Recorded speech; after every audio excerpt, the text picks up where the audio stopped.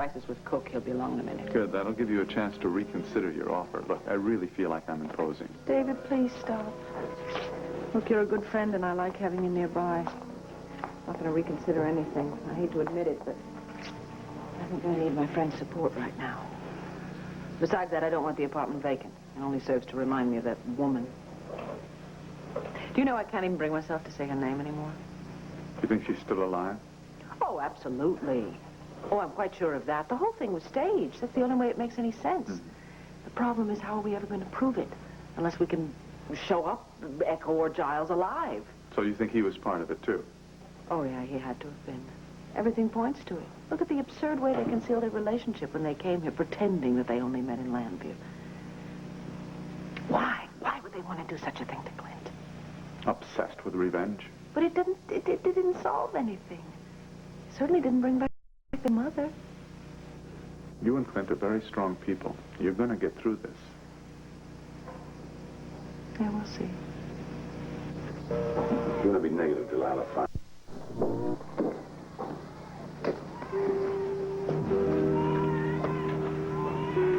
If you would like me to commit to more than a year's lease, I'd be happy to. I don't want you to commit to anything. And anytime you want me out of the apartment for whatever reason, just say the word, please. Oh, do you want me to get that? I think I saw heron in the garden. No, somebody else will get it. Don't worry about it. Oh, there was one other thing that I wanted to mention. The utility meters in the apartment are separate, so you will obviously be billed on your own for that, and I'll have Heron take care of it, okay? Fine. Excuse me, Miss Buchanan. Yes. Mrs. Callison is here to see you. Oh. Yes, ask her to come in, please.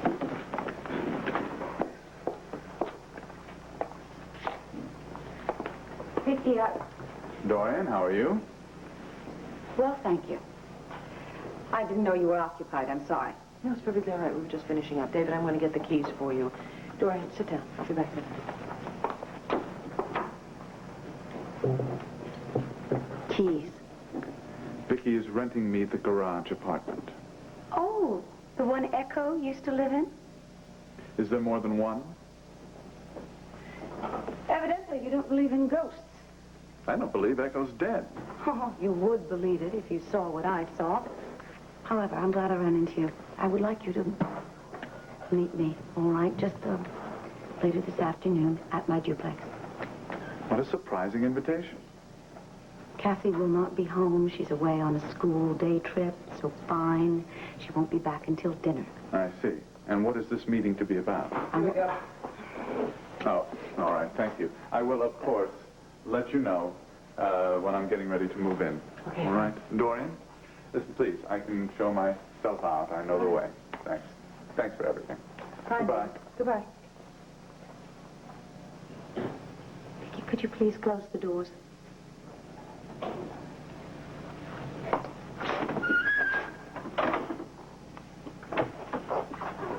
Thank you.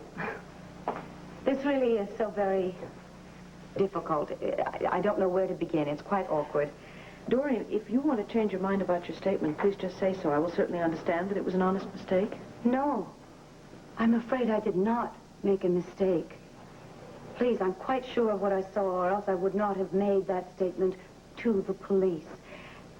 However, I will say this. I honestly believe that Clint acted out of anger, impulsively. It certainly was not anything that was premeditated on his part, and I am prepared to testify to that if I go on the witness stand. Dorian, you could not have seen him push Echo because he didn't push her. She jumped. Now, I don't know where you were looking. Maybe you looked away for a minute. He didn't push. Of course, you're going to believe that. It's only natural. You're his wife. Were it my husband, I probably would... Why did you come here? Because I wanted to assure you that this is not a personal vendetta on my part. I am simply trying to do my duty as a citizen to see that justice is done. Justice? You have the audacity to use the word justice in the same breath with which you condemn my husband for murder? I knew that you would react this way. And I told Herb so, but...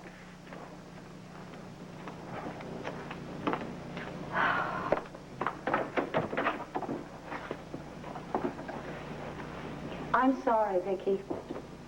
I truly am very, very sorry.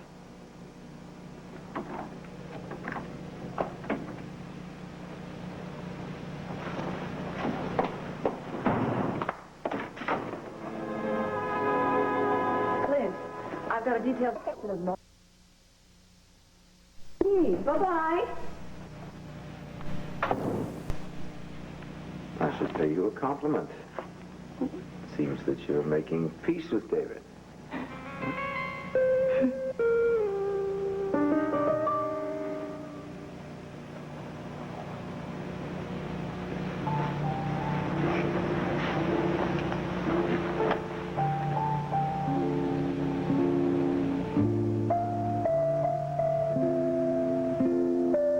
You know, I used to fantasize about you in this room.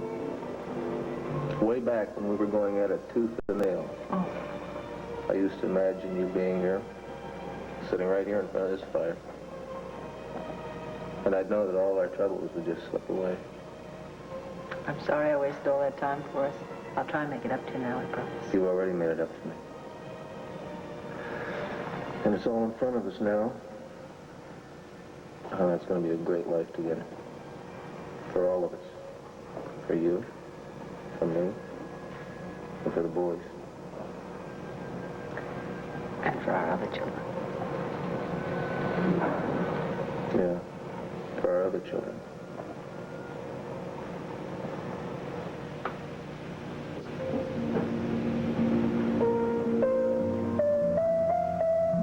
I'm sorry, Claudine, did you want me?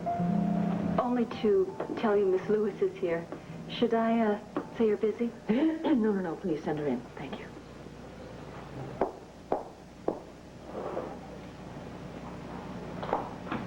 Vicky, am I intruding? No. Come on in. Good to see you. Good to see you. How was England, huh? Oh, Was the conference half as dull as I expected it to be? yes, it was, actually. Vicky, why didn't you call me? Why didn't you cable me, tell me what was going on with Clint? Because you'd come right back and there was nothing you could do. Well, I'm here now. Mm-hmm. And I've come to give you a little progress report. It's not much, but we have a few things that we're working on. We? Well, Clint and I've offered myself as his personal private investigator. Very kind of you. Well, after everything that's gone on, you know, I hope this isn't going to change things. Like what? Between you and Clint. Oh. Vicky, he is so upset. He's not even thinking about the real problems he's in. He's so worried that you're not going to understand what's happened. Look, let's concentrate on extricating him from this mess he's got himself into. And he and I will deal with personal problems later, okay? He didn't send me here. I mean, if he knew I were here pleading his case, he'd be very angry with me. Oh, I expect that's true. One thing about Clint, he always speaks for himself. Another thing about Clint, he loves you very much. Well, I'll go back to the banner. I'll give you a report when we really have something to talk about. Thanks for coming by. Vicky, I'm so sorry. Yeah, so am I. So am I.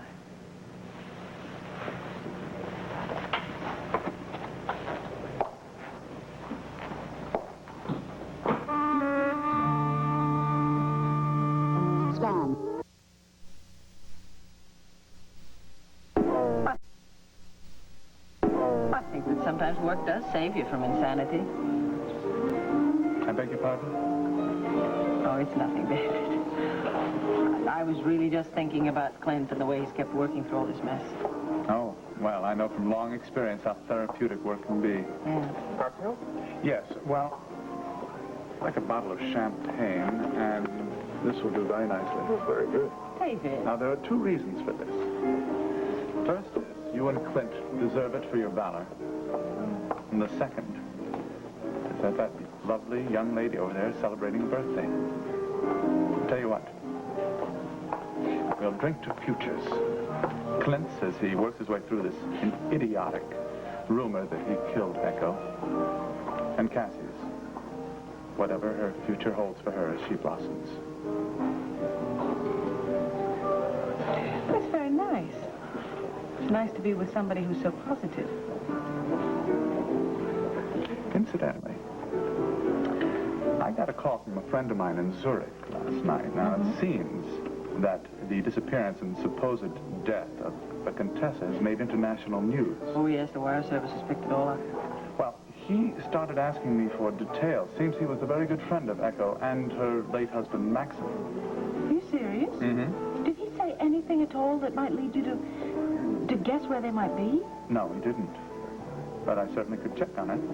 Oh, would you, David? Maybe you could ask him if he remembers any particular place that Echo used to like to go. Maybe a city or a country or even a hotel. You think she might be hiding out somewhere? David, for all we know, she's already left the country and we're just wasting our time looking for her here. I think you're wrong.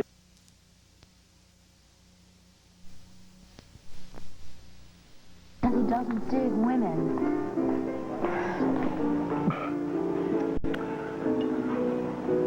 Well, anyway, to get back to my European tour. When I reached Madrid, I met the most charming old gentleman at the Prado Museum. He was a sculptor. I just can't imagine what's keeping Clint. Do you think there'll be any problems when he sees Dorian? Oh, I wouldn't think so, no. He'll just ignore her. You know, it's extraordinary. Cassie has absolutely grown up over the summer. She's more beautiful than she ever was. And I expect she will become one of those women who just get more beautiful as they get older. Puts one in mind of the young Dorian. Really? And did you know the young Dorian? No, of course not. I'm just imagining what she must have been like. Actually, I suspect Cassie is a good deal more grown up than Dorian was at that age. Well, why would you say that? Well, I knew Dorian when she first came here, and a lot of her behavior, her current behavior, came in tandem with my father's name and wealth. Whereas Cassie was completely self-reliant and all grown up when she got here. Yes, well, of course, I understand she was raised by her grandmother. Mm-hmm. That's what I heard, too. Apparently, her grandmother was a very lovely lady. You can surely imagine having been taken from her mother and then abandoned by her father. Caused her to grow up rather quickly, that kind of rejection. Would cause her also to achieve a certain amount of independence, I would think. I think I really am going to go call him. No, give him 5 more minutes. Oh, and Peggy, I'm sorry. Dan. Excuse me. Listen, I just want to get a rest. Good. David, I'm sorry, we have to... What is going on there? Cleaning her.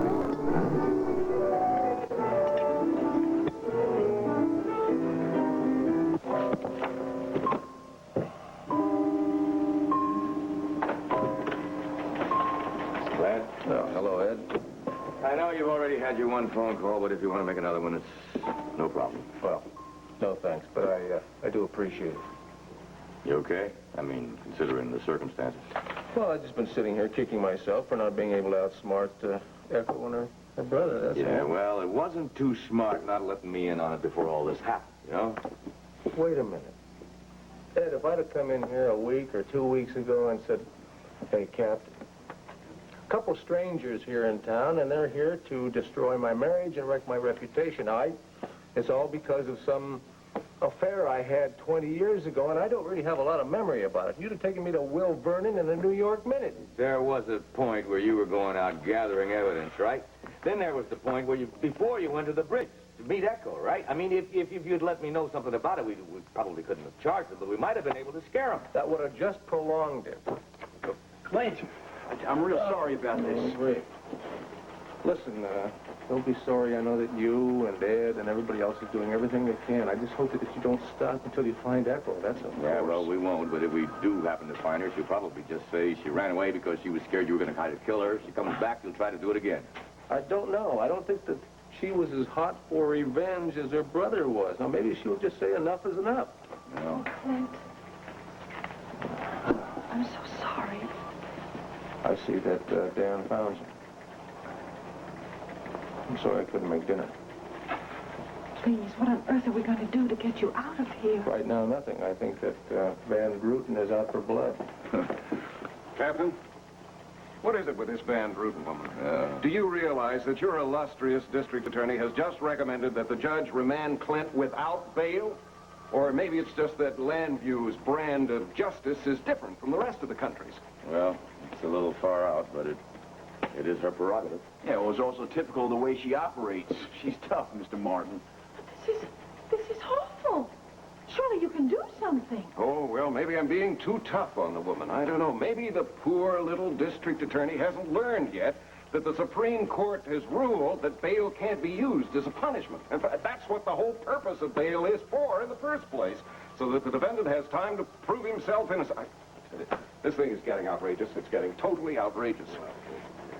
Captain, they say they're ready for Mr. Buchanan now? Right, Rafferty, in a minute, okay? Right. Listen, everybody, why don't we just step outside and give Clint and Vicky a chance to be alone, okay? Thanks, Ed. Paul.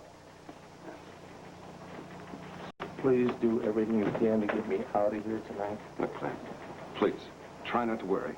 I'm as furious about this as you are, and I promise you, I'm going to pull out all the stops. Thanks, Paul.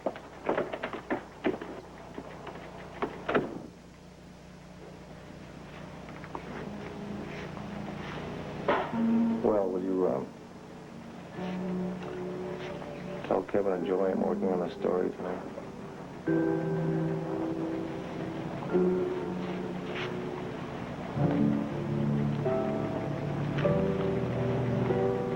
I left you a letter in the library in case I didn't get to see it.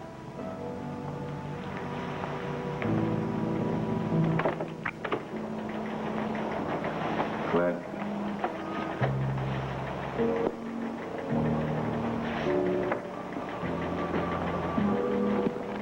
Honey bread is my favorite friend.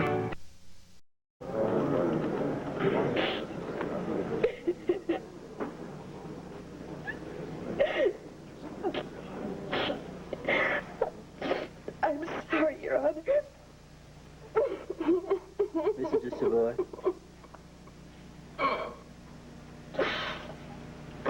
Are you able to continue? Please answer verbally, Mrs. de Savoy. Yes. Yes. You may proceed. Thank you, Your Honor. Will you please read the letter to the court?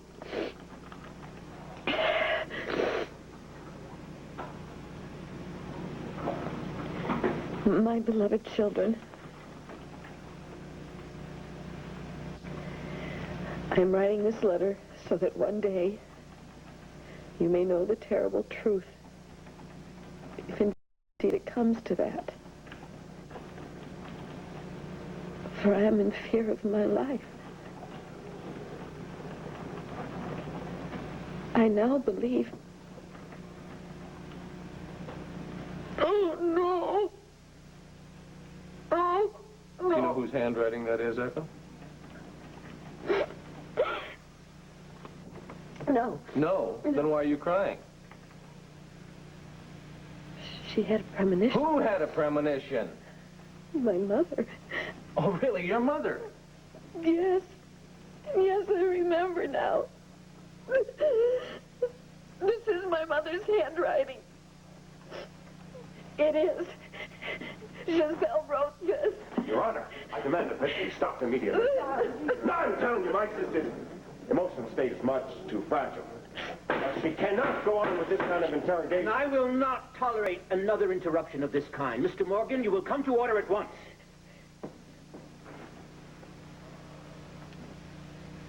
The court will take a 15-minute recess, and the witness will try to compose herself. I wish to see the prosecutor and the defense in chambers. All rise.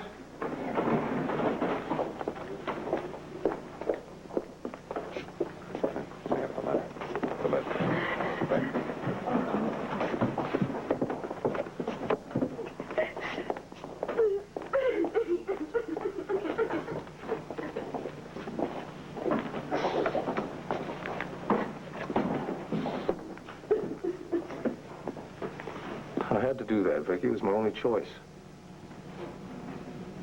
Yeah, I know. That letter is the truth. Giselle knew her husband, and she knew how he would react. Well, I just hope that this will bring all of this mess to an end. I must say, when she started reading the letter, there was a real look of recognition on her face. It was quite genuine. I think maybe you got through to her. Maybe. Well, she might have her memory back, but what about her morals? I mean, there's no guarantee that she's going to get on the stand and tell what really happened on the bridge. She could keep on trying to destroy me.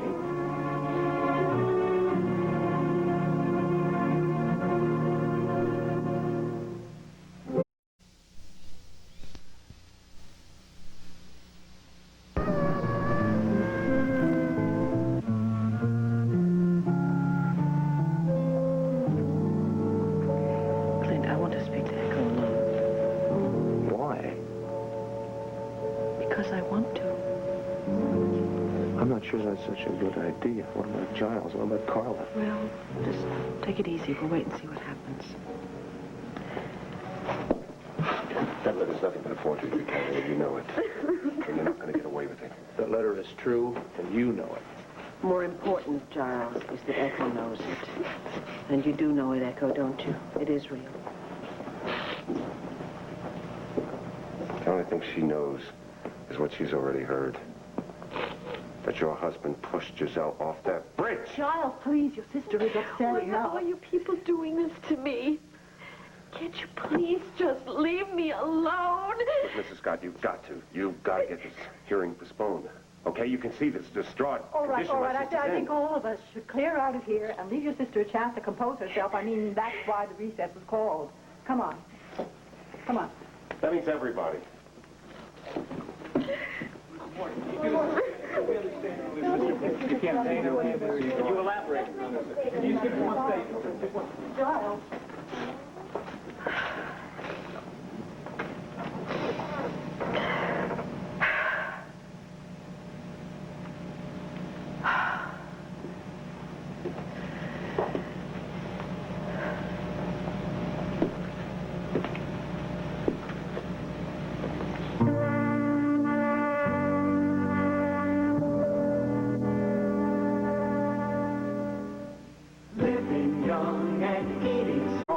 Dale, I'm going to check you out. Well, that was one smart move, Marco. Sorry. I just hope you have eyes behind your head.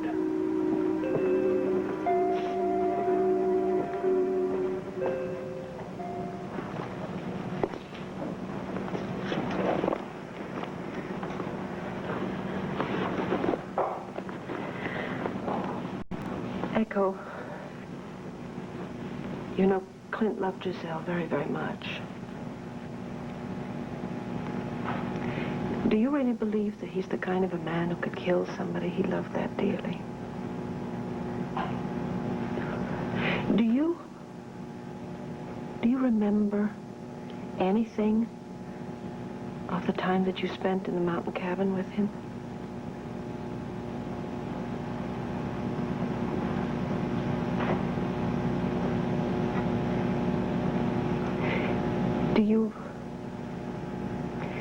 Do you remember making love with Clint? Yes.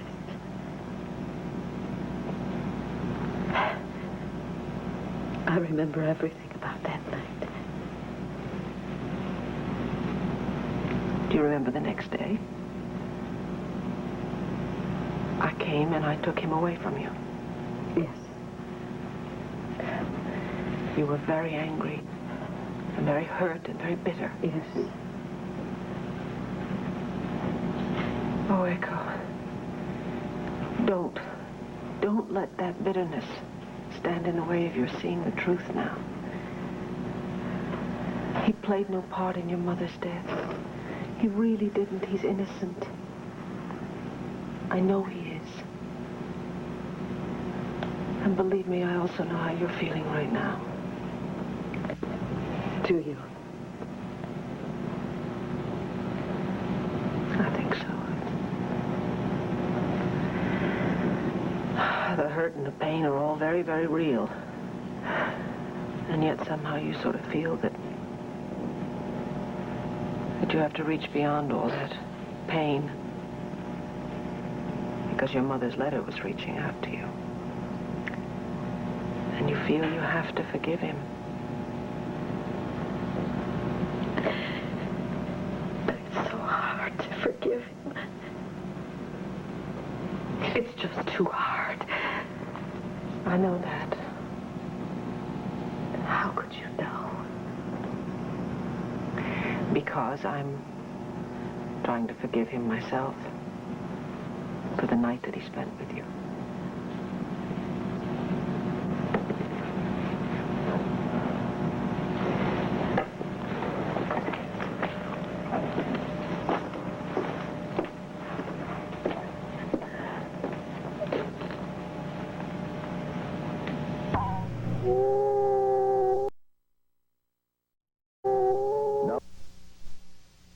Out of the game. No, my friend. Don't believe that. The last time one of my staff saw her, she mentioned your name. I'm afraid, David, you may have been just dealt a new hand.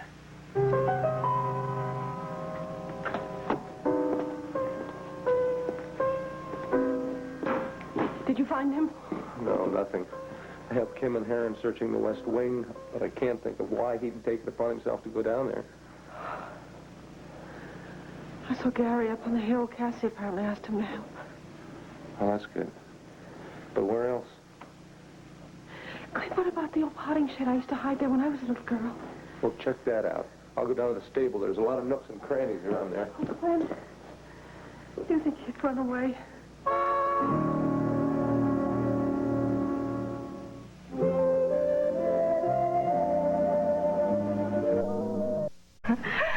Boy, is he a lucky dog. Come here.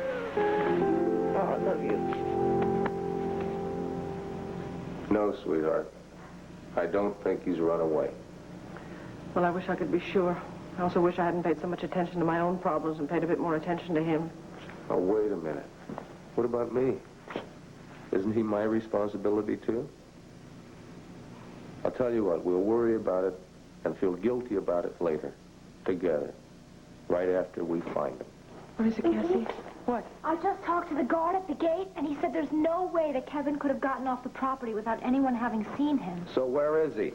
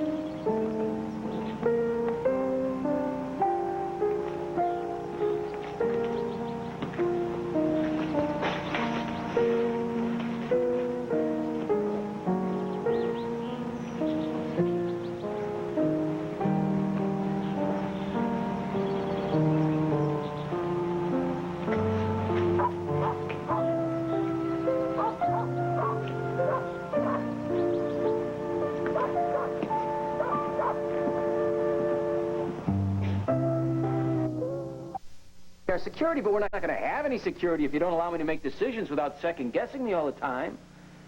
Please, try and understand that. Please.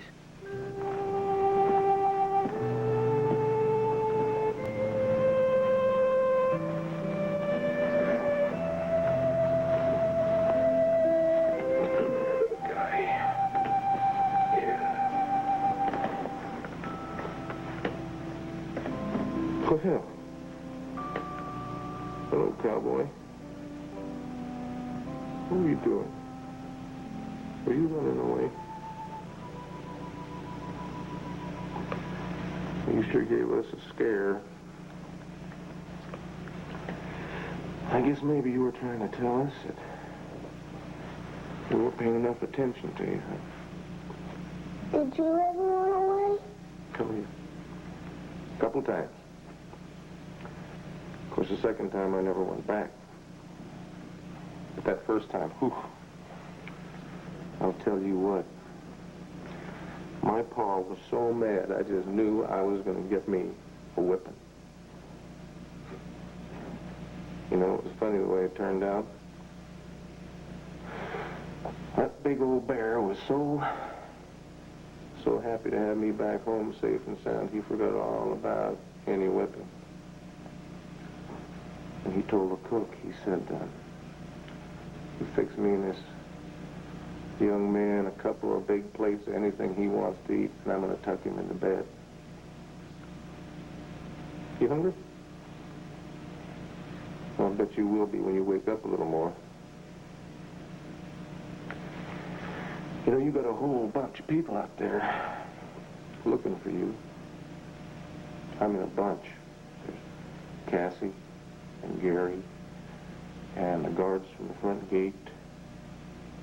And you know what? We had better go find your mama so she can stop worrying about you, or she is going to have mine or her. Mommy! Oh, Garrett.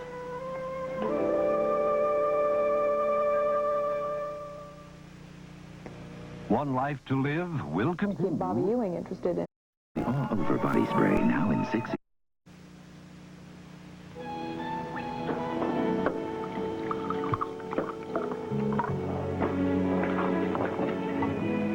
Well, Kevin's all right now. He just needed a little reassurance that somebody knew he was alive. I just feel so terrible that he had to run away and hide in order to get that reassurance. Thank you. You know, when I came in here before and I saw you two together, What'd you think? I was thinking how important you are to this family. And how close we came to letting it all be torn apart. Vicky. No, I think you better let me say this. I know that at times I must have seemed very unbending during the past few weeks, and I expect I seemed to be passing judgment on you. You had every right to. No, I didn't. No one has a right to do that. We're all fallible, and we simply have to accept each other the way we are, past and present, and go on from there, or else there is no relationship. And it's not up to me to forgive anything either. You mean man proposes and God disposes? Something like that. Well, am I allowed to at least feel a little guilty? Oh, no guilt never hurt anybody. Sweetheart, you're being... I'm trying to be very lighthearted about this to make me feel better, and I love you for that. But how long do you think it'll take? For what? For the hurt to go away? I don't know. You'll just have to give me time. I suppose some women could just shake it off. I can't do that. But you're not most women. And I thank God for that, too.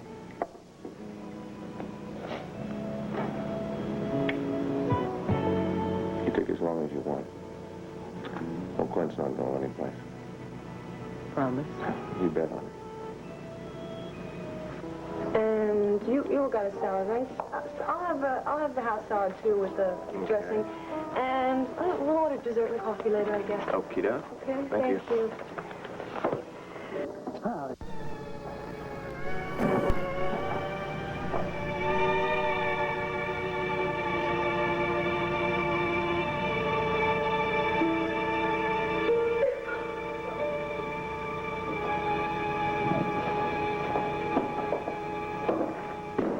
Are you saying that Deborah Van Druten has persuaded Asa to drop the breaking and entering charges against Giles Morgan?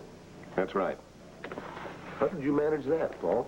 Well, if I can take a little credit myself, I just suggested a quid pro quo to her. That is, if the charges against Giles were dropped, then perhaps he could be persuaded to testify as to Echo's validity of her testimony. But they're not going to be prosecuted? Well, I suggested that since what they had done wasn't any lasting harm, and since they had promised to leave town... I almost forgot this. Echo asked me to give you this. Well, I guess she hasn't given up after all. Well, maybe not, but as far as I'm concerned...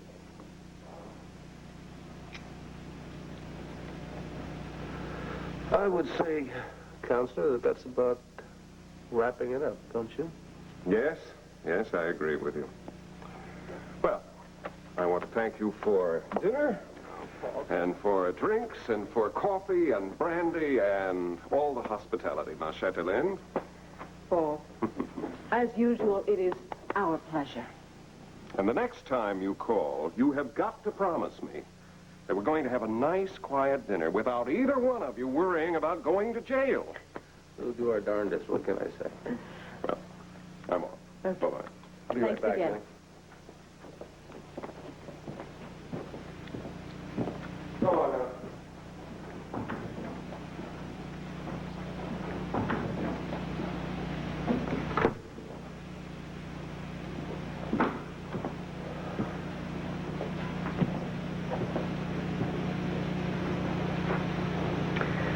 Aren't you even the slightest bit curious? Not a bit. In your place, I certainly would be. Really? Oh. Honey, she couldn't say or do anything that would change my feelings.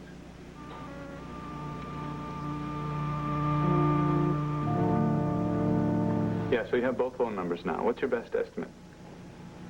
3 or 4 days? Oh. That tasted so good. I agree with you, but I think it's probably because neither one of us, for a long time, has had much of an appetite.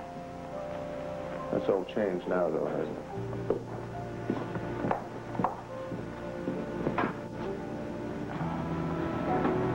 Somehow I don't think they're going to get a divorce, do you?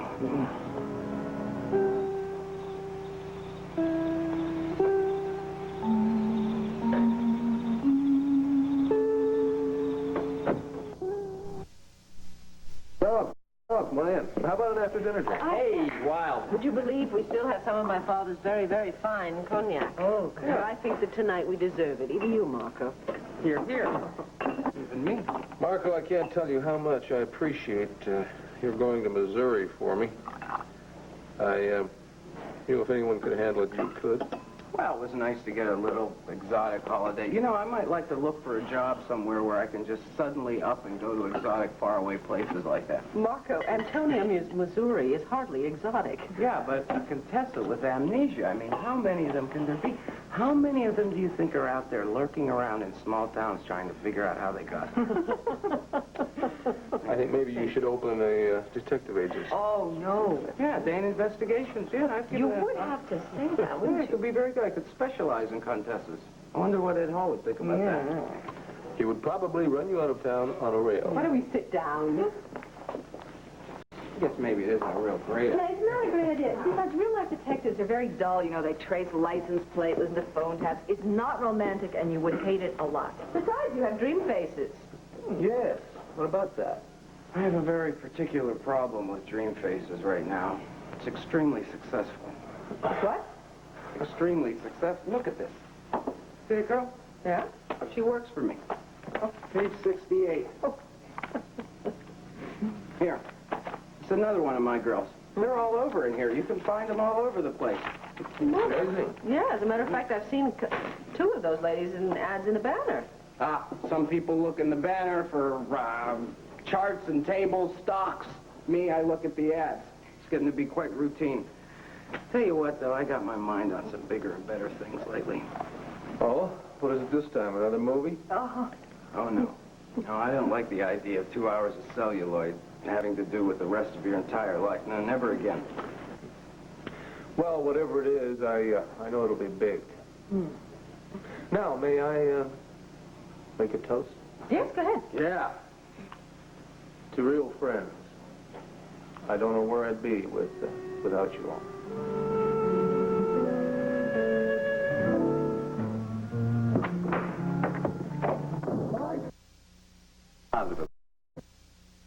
Positive about this. Sitting all night do me good to stretch my legs.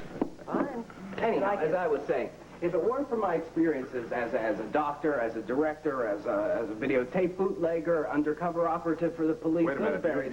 You've done all those things? Oh, yeah, that and many others. David, you are the perfect fella to settle this for us. Marco and I have been trying to prove each other wrong for about 20 minutes now. About what? Multiple careers. Yeah, we seem to have a very grave difference of opinion here. Clint thinks that to excel at something, you have to stick to it your entire life. One job. Practice makes perfect. You probably heard that before. Far too often, I'm afraid. Yeah, but my point is that to get something, endless repetition of something, and you'll excuse the analogy here, but even the most beautiful music has got to numb the senses somewhat, right? Now, take your average office worker. Your average office worker... My husband's senses are numbed. No, I'm speaking hypothetically, please. Marco, it just does not wash. Now, I have been a journalist most of my life, and I'll tell you, it has never been boring. A little more like living on the cutting edge of world events. While sitting in your office.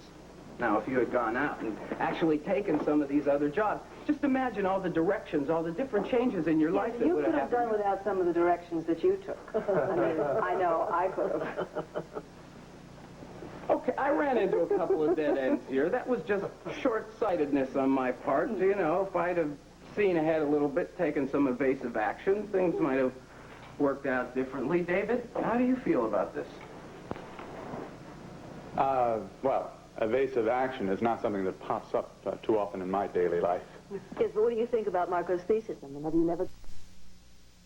David, you said you were writing a critique this evening. What did you think of your friend's composition? Thanks, sir. No, well, I'm afraid the orchestration is a little... Hello? No, that's fine, Briggs. What is it? There? It's a what?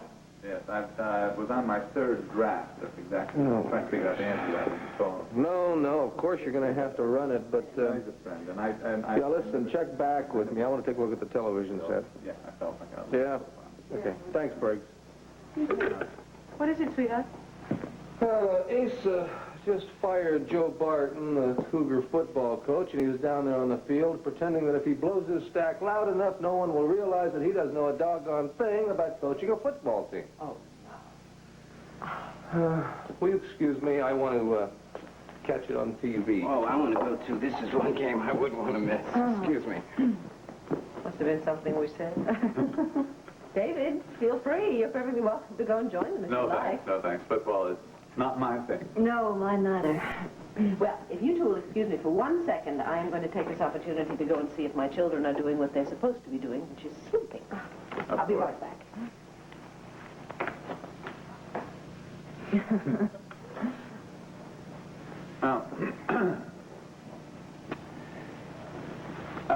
Your friend, Marco. David, it's me, Eva. I said I was one of your students. Is that all right? Yes. What is it? Please, you must come back here right away. All right. Goodbye.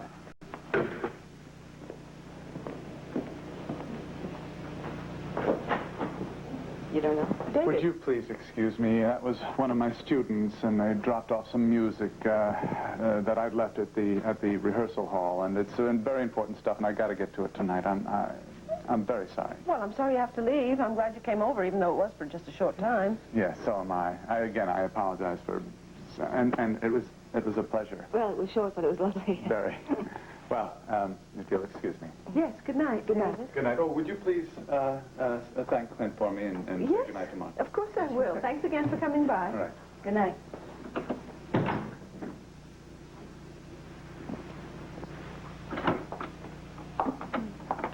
I think he was awfully flustered. Yeah, he really was, wasn't he?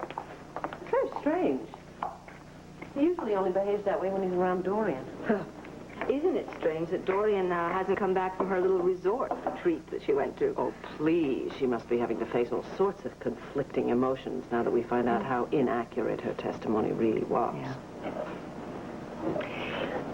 You know, Edwina, this is absolutely none of my business, and I shouldn't be saying one word about it, but I think you have to think twice before thinking about replacing Pat at WVLE. You would end up so beholden to Dorian, and you don't want to be in that position. Trust me, if I take it, I won't let that happen. Good. Let's go see if Ace is really making a fool of himself. Oh, yes, absolutely. It'll be like a never-ending instant replay.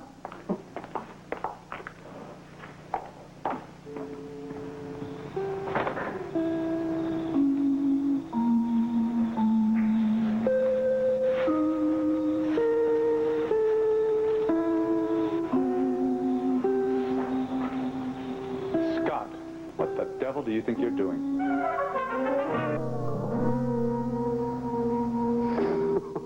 David, you gave me quite a fright. I thought maybe you were sick. I didn't want to ring the doorbell until I was sure that you weren't sleeping. Didn't think much about using the telephone either, did you? That's exactly right. It's important that I go over this stuff with you tonight, and I knew if I called you, you'd find some excuse not to do it. That's right. What exactly is so urgent? Well, don't ask me. Ask the tax people, the IRS. All right. All right.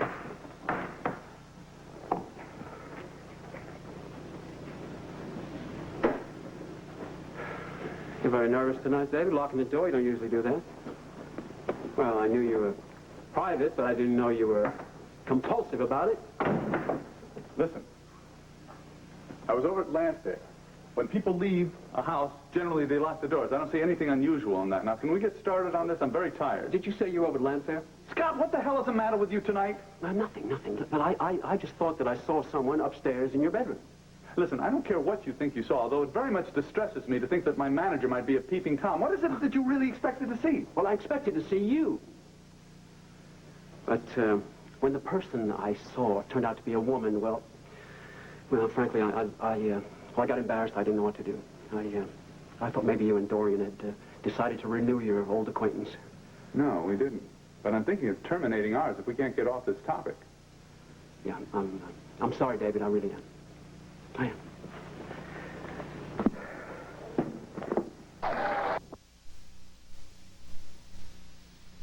Because no one else did. Dying to see what the League says about this.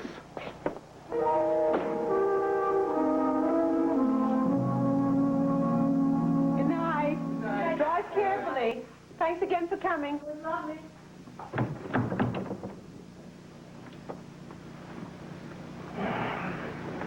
How could Asa have done this? Our name was just starting to move off the front pages of all the newspapers, and he has to go make a fool of himself in front of millions of Americans. I'm telling you, honey, it makes me so doggone mad. I feel like going over to his place and telling him off good. Well, I think we've had enough tensions and tribulations to last us a lifetime. So I hereby give notice that we are not making any comments, all right? Agreed. And just for the record, I adore you.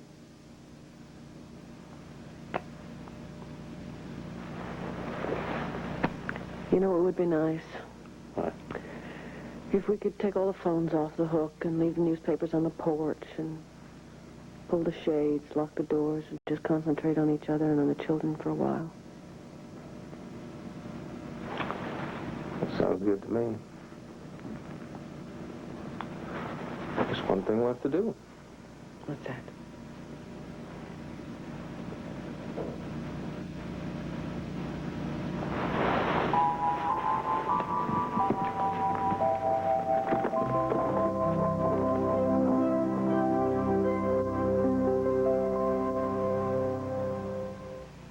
Better get dressed. The play starts at 8. I can't. It's cold. I'll see what I can do.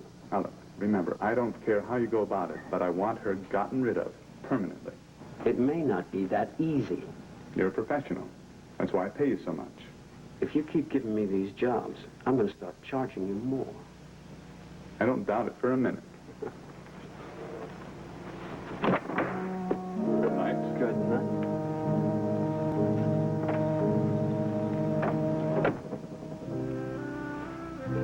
I love you so much.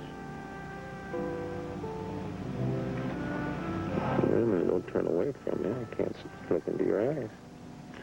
If I can't look into your eyes, then I can't see what they're saying. Well, what do you see then now? That, we have a chance to start over again. I think we do. I love you and the boys more than I value my own life.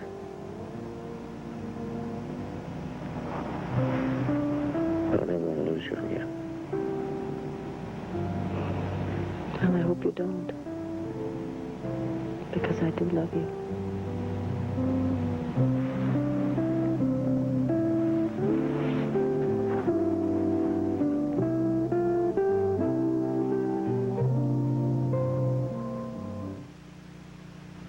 Well, if you ask me, Carefree tastes too good. The dots. Stay nice and dry. How nice.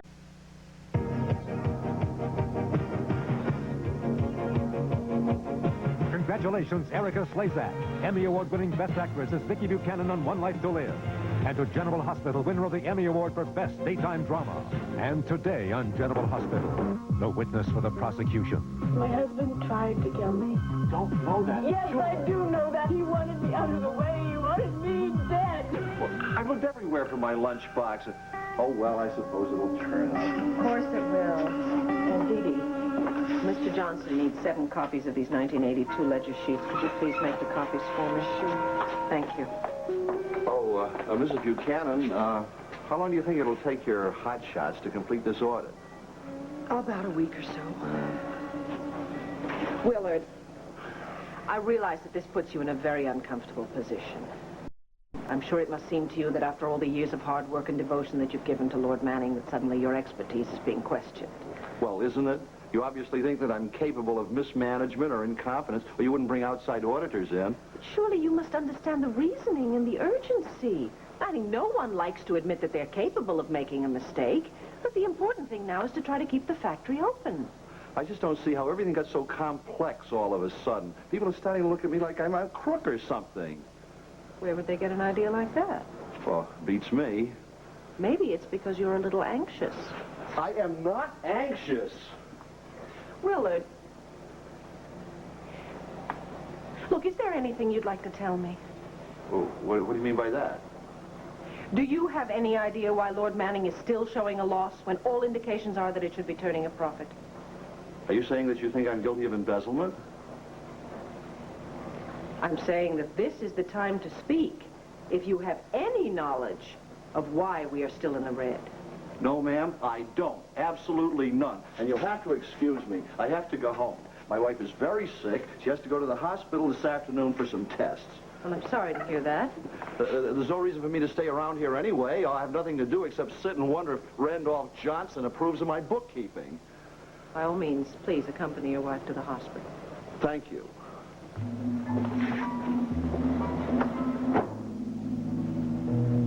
What are you about? He told me that his wife was very, very ill and that he had to take her to the hospital for tests. Yeah, she's been sick for a long time. I just talked to his wife. She told me that she almost has never had a sick day in her life. You're kidding me. Why would he lie about something like that? Well, today it was probably a good excuse to get out of the office, but what I don't understand is why he would pretend that she's chronically ill. Neither do I. But Mrs. Morse knows where he is. Yes, he's having a war game meeting or something. Oh, that. Yeah, he loves to talk about those historical battles. Well, I'm going to have to try and reach him, aren't I? He's going to be rather embarrassed to hear from me.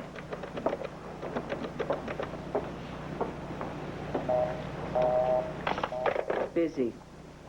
She did say that they very often take the phone off the hook, which means we might not be able to reach him till tomorrow morning. Look, I'm going to go back to the auditors. Okay. Maybe you could try this number again in a few minutes just to be sure. Okay. I'll be with them for a while. Wait a minute. Wait, this looks familiar.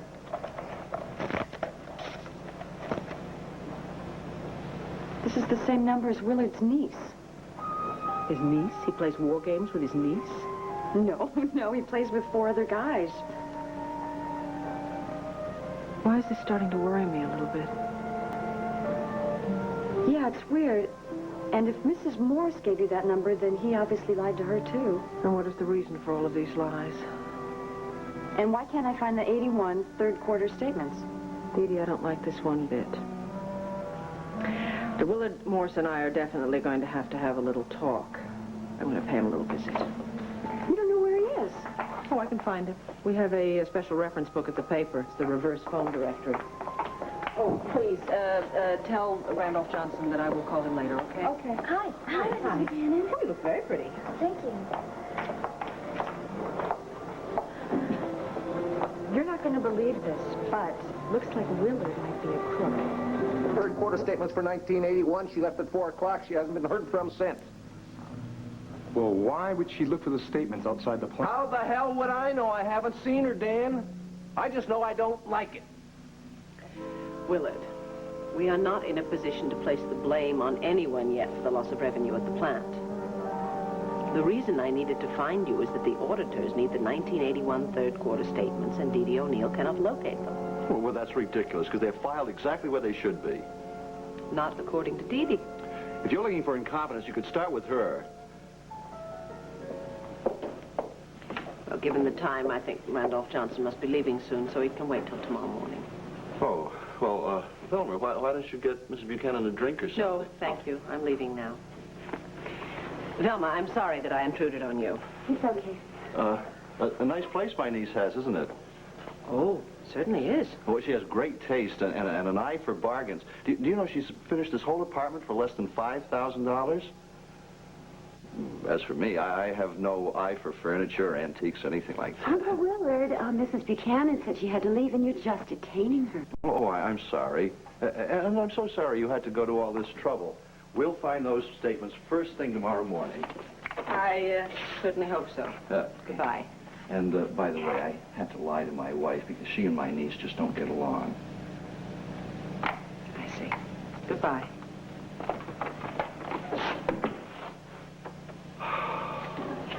Oh, boy, that was close. Oh, not since early this morning. I guess not. Well, hopefully he'll show up in a few minutes. Good night, Willard. Good night, Mr. Buchanan.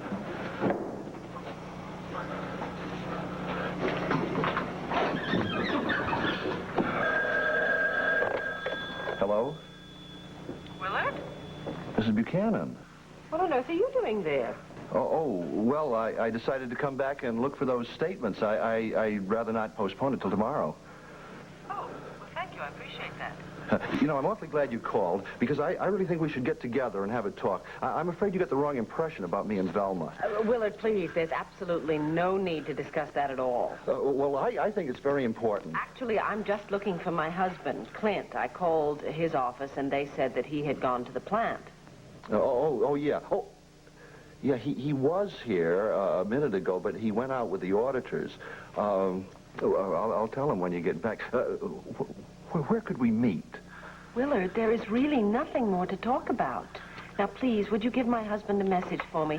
Just tell him that I will be home within the hour. Sure, I'll do that. But Mrs. Buchanan, if we could just meet and have a drink. If you would just give me 10 minutes. I'm sorry, Willard. I really have no time at all this evening. I'm going to hang up now. Goodbye. I'm going to have to stop you, Mrs. Buchanan, or my life is destroyed.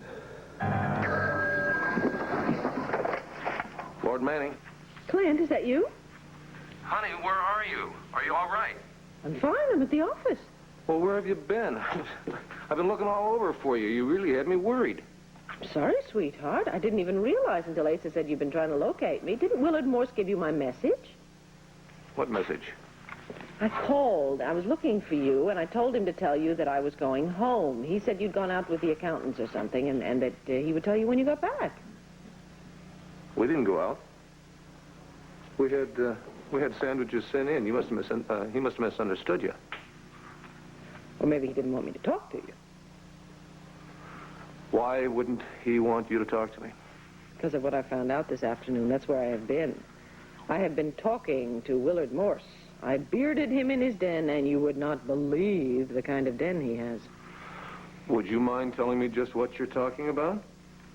Would you, in a million years, believe that Mr. Milquetoast Willard Morse has a mistress? You mean as in a kept lady? Not only that, but he keeps her. He ensconces her in the most lush apartment that is filled with expensive art and antiques. Shall I go on? No, I think you're trying to tell me that he's living in a manor over and above his salary at Lord Manning. You better believe it, Charlie. You know, honey, there could be a perfectly innocent explanation for this. He could have had a rich relative die and leave him a bundle of money. Easily checked. Exactly. Now, look, I want to compliment you on your detective work, but how about coming back to the newspaper business? Oh, gee, just when I was starting to have some fun. Now, wait a minute. I'm serious, honey. If Willard Morse is the fella that we're looking for, you could be in serious danger. I wish you'd have checked with me before you went traipsing over to his place. His lady's place. Don't split hairs with me. Now, look, next time you want to do something like this, let me know first, will you? Is this a two-way street? If it is, I want you to forget all about Lord Manning and come back to this office immediately. You got a deal. Let me wrap things up here, and I'll come by and drive you home. Oh, don't be silly. Asa's here. He can look after me. All right, then tell him to drive you home. Come on, tell him to drive you home. Asa, Clint says you have to drive me home. You have got it, son. Satisfied? Very. I'll see you later, sweetheart. So, you saved one book on the first page of the Middle East story, but the file from our stringer in Cairo simply doesn't warrant it. No, Clint is not here. I am making this decision in his absence, understand? Yeah, go use the presidential campaign story. It'll do fine. Can we please stop talking and put the paper to bed? Thank you. Briggs thinks he runs this place, doesn't he? Well, he's been city editor for over 30 years. He's a bit of an old curmudgeon, but he's very good at his job. Would you believe that I am almost ready to go? I just have to wait for one phone call from our correspondent in Harrisburg. When's he due to call? It's a she. Due any minute. You really don't have to wait for me, Asa. Vicky, I promised Clint. Asa, what am I supposed to do with my car? Leave it here. Pick it up in the morning. Asa, that's ridiculous. My car is right downstairs. I don't even have to go outside to get into it. Look, I will get in my car. I will lock the doors. I will drive straight home. I will drive straight into my garage, which has an electric eye opener on it. I don't even have to get out of my car until I'm in my house. What on earth could possibly happen to me? You know something? This Lord Manning business is a bunch of foolishness. You haven't answered my question. You know when it first came up, what'd I tell you? Sell. Get out. Cut your losses. I remember that. I also remember you muttering something about socialism when I told you we were giving control to the workers' committee. Yeah, and where are you now? We're not finished, Asa. Oh, honey, the hand's writing on the wall. I've seen it happen. My own experience, for instance. I've got a little factory down here in Tucson. Makes a pump similar to Lord Manning. Okay, I had a decision to make, whether to put a lot of money, retool, automation. I want to tell you something, honey. It took me 5 minutes to make that decision. Of course, I'm sure you're going to shut it down. You better believe it. And by the way, I was not losing money. But I wasn't making the profits I used to make. But if you could eventually... Eventually, honey, is 5, 6 years down the line. And I've got that big investment with inflation eating away at it. Do you think I could take a look at the annual report of your factory? I don't know what good it would do if you want. Yeah, I want to. Well, fine, I'll send it over to you. Vicky, why can't you face reality? Is that my problem, Asa? It seems to be. I mean, if you want to run a charity, open up a soup kitchen or a shelter for the homeless, less expensive than this factory. Asa, will you please go home? You don't like what you're hearing now, do you? We have been over all of this before. Now, look, I'm starting to feel very guilty. I'm sure Becky is starving, and she won't have dinner until you get home. So please, go. I release you from your commitment. Go home. Now, you sure it's all right? I am perfectly safe. Really, I am. Give Becky my love. Give Drew a big kiss. And I thank you for your concern, really. Well, you take care of yourself here. You and I had our differences down the line, that's for sure, but you're just about the greatest thing that son of mine ever gotten. I think you know how I feel about you. Bye.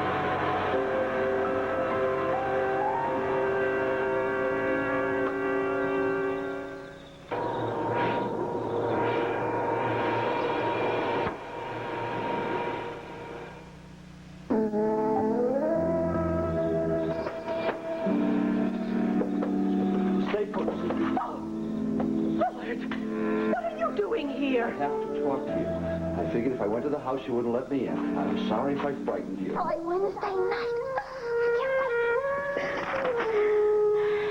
Willard, I don't know what this is all about, but if you don't leave here immediately, I'm going to call the security guard. Well, I'll tell you what it's all about if you just give me a chance. This morning, that woman that you met at my place, Velma, well, it's not my niece. It's a real close friend. I inferred that. In fact, she's a very wealthy woman. I think you could probably tell that from the pictures and the furniture and all this stuff. That belongs to her, does it? Yeah, that's right. And you came all the way out here just to tell me that? Oh, Willard, please don't insult my intelligence. You don't believe me? Let me go. I said let me go.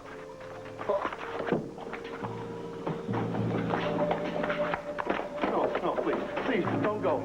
I have to talk to you. Let me go, Willard!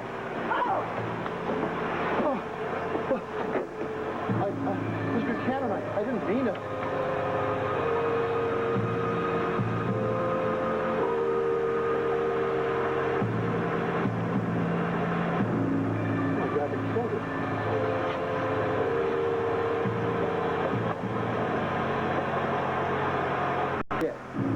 A robbery.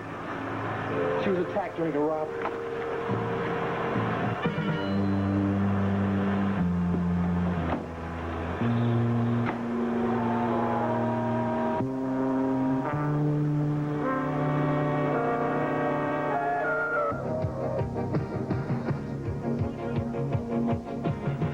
Congratulations, Erica Slazak. Emmy Award-winning Best Actress is Vicki Buchanan on One Life to Live.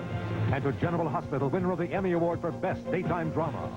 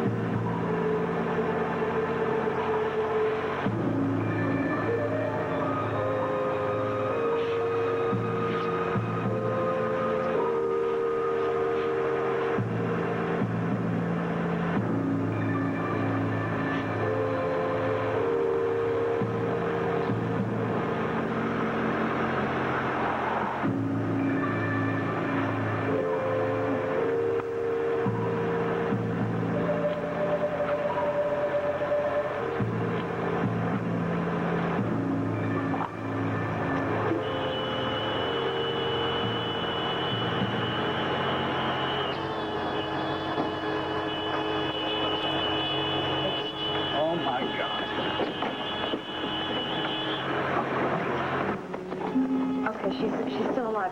We gotta get her out here and get some fresh air. Hurry up, honey. Okay, Vicki. All right. Gonna be okay. You all right? Let's go. Yeah. Well, Yes, I must have hit my head when I fell. And it was office, so there's no... Did he hit me? I don't think so. Yeah. Okay, thank you. Goodbye. Just try to rest, okay?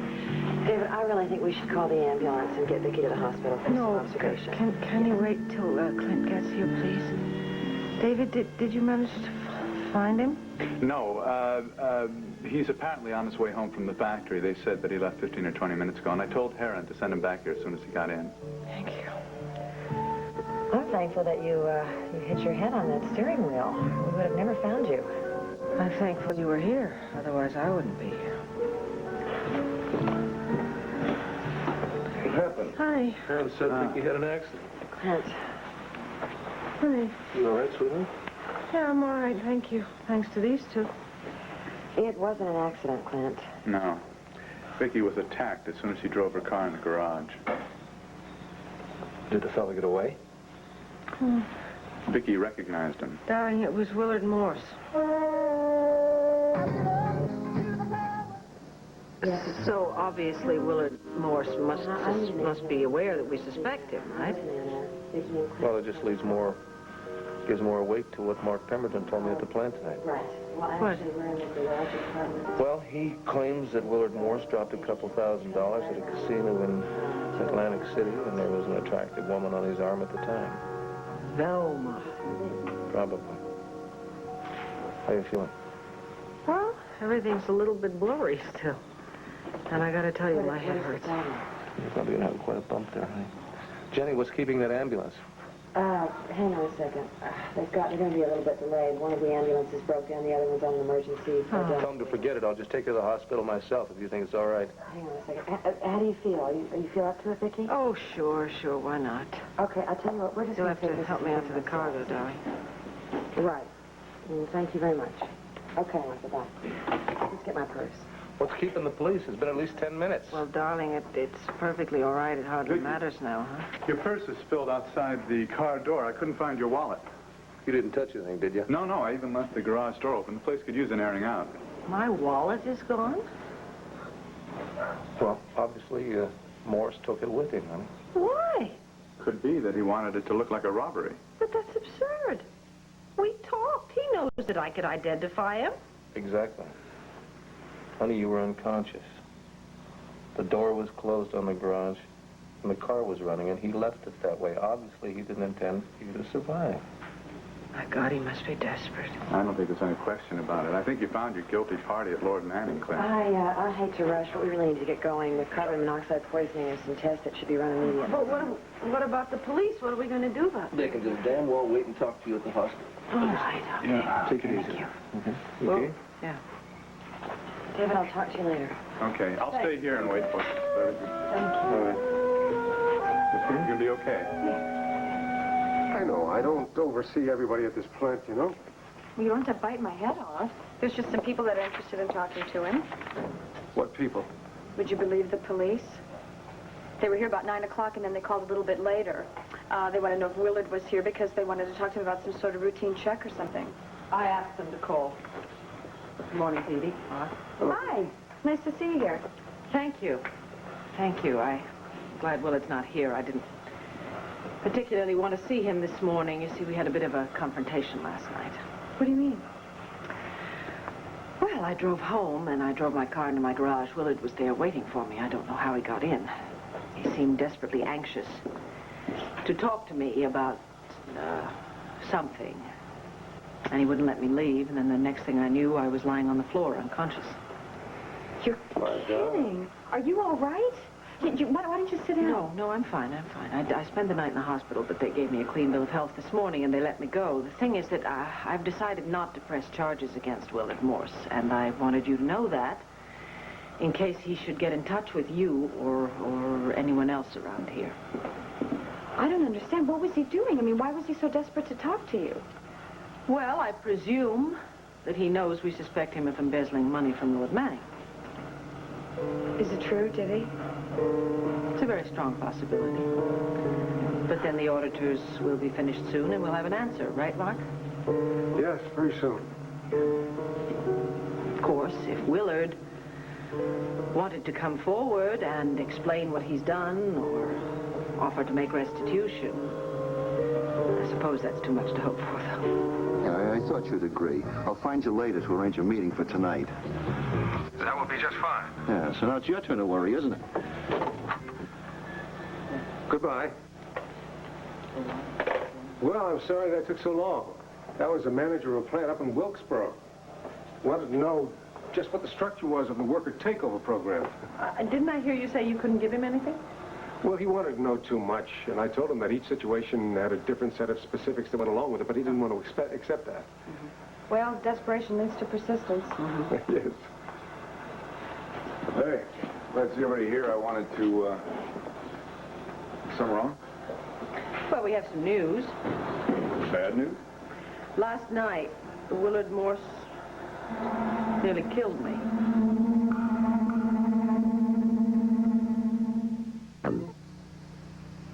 Vic? Morse tried to kill you? Yes, I'm afraid he did. How? Why? Well, yesterday afternoon, I was looking for him. I had a rather important question to ask him. Some statements were missing, and we were trying to find him, and we couldn't. Anyway, I called his home, and he had told me that he was going to be taking his wife to the hospital. I spoke to her, and it turned out that that was an absolute lie. So she gave me a number where she thought I might be able to reach him, and I did. Turned out to be the phone number of an apartment of a rather flashy young lady, apparently his mistress. Actually, this is a lady that I've seen with Willard myself. Looks very much like the lady that Miss Buchanan was describing. And you went there alone? Yes, I did. Willard gave me some sort of stupid excuses, and I left.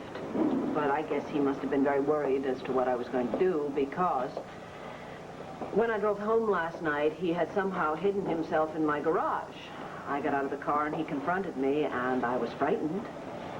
I got back in the car, and he tried to pull me out and struggled a bit, and the next thing I knew, I somehow slipped, and I banged my head. And then before I knew it, David Rinaldi, he's my tenant at Landfair. He carried me out of the garage. Son of a gun. You know, obviously Willard really did mean to kill Vicky because he shut the garage door, he left the car engine running with Vicky unconscious in it. What are the police doing about this? Well, they're trying to find him. They've covered the airport and the bus terminals and the train stations, and they're also watching his apartment and the woman's apartment, Velma's. Well, I think this probably brings us to the end of the problems for the plant. Yes, I think that's probably true. I think perhaps it would be wise if we wound up the audit. It would save you some money, Vicki, and then perhaps we get the plant on track. Oh, come on. I wish it were that simple. Well, isn't it? No. There could be lots more answers in the bookkeeping. I mean, it's true that Willard seemed incredibly guilty, but that doesn't necessarily mean that he wasn't working with someone. But, Vicki, a single person seems a lot more probable than some kind of a conspiracy. I agree with you. But since the audit has been begun, I think we might just as well finish it. I mean, who knows what else they'll turn up. Bill, do you think you could join me for a cup of coffee? There's some things I have to discuss with you. Sure. Shall I come along? No, Mark, that's not necessary. It's just nuts and bolts stuff. I might be back later anyway. All right? Bye.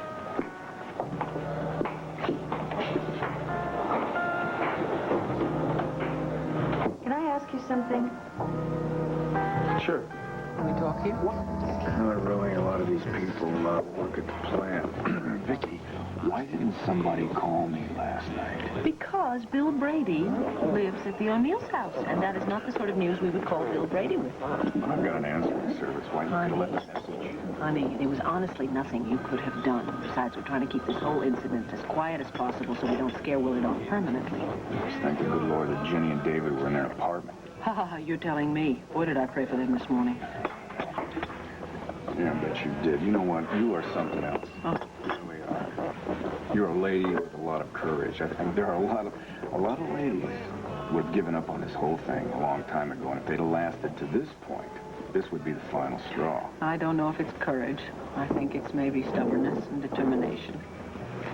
I think that Clint wants me to sell now. And Asa told me I was out of my mind. You plumb loco, woman.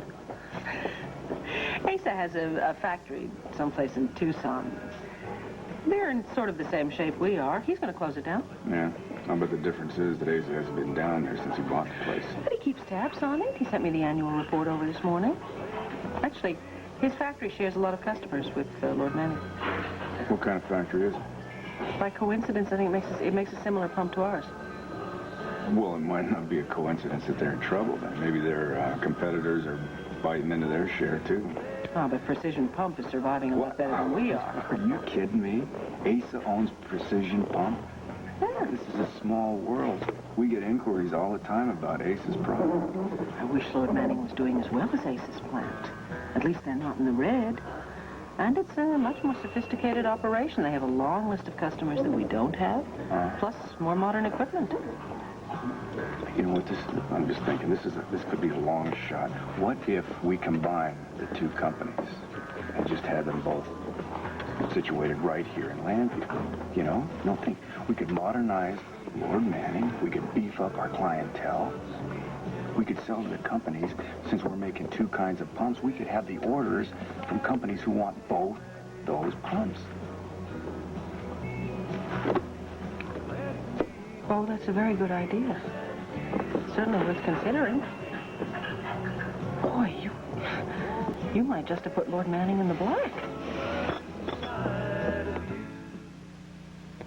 It's as if you just gave me a shot of adrenaline. Oh, I think I just gave myself a shot of adrenaline, too. I can see our profit market just doubling, you know, plus the customers that we have sent to these other companies for that pump. We could persuade them to come back to us. I think we have to get on the plans right away for relocating the people who are coming from Tucson with the company. The way that Tucson's growing, I'll tell you, they're never going to miss those people. The more we talk about this, the better I like it. But who's going to talk to Asa? Well, it can't be me. I mean, if I put a call in and said it was Bill Brady, he would die laughing before I could even get to negotiations. Now, if I told him it was me, myself, wanted to go, we'd be yelling within 2 minutes, one another. All right, then it has to be me. Actually, I'm probably one of the few people in the world.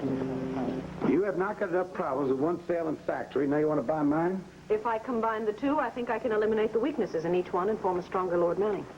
I don't agree. Two wrongs don't make a right. I tell you what it does. It's going to give you a bigger headache. Asa, if I tell you that I am determined to try, will you help me? Not fair to ask, Vicki. Why? You were going to close it down, sell it to me, and make some money. Honey, you're kin. I got enough troubles with Bo. I sell you that factory that fails, Clint's going to jump all over me, not you. I won't let that happen. Yeah, we ain't going to quit, are you? Huh? You ain't going to quit. Nope. Excuse me, honey. Hello? Asa, it's Clyde. Ooh, how's it going? Jackpot. She made the offer $500,000 and an extra 20% as a finder's fee. Ooh, that is pure music to my ears. You want to sell, right? Fast as you can, Clyde.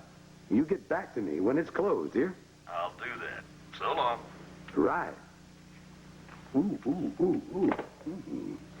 Oh, where were we? Well, you were about to tell me your factory in Tucson. You just don't listen to reason, do you, Vicky? When Asa Buchanan wants something badly, does he?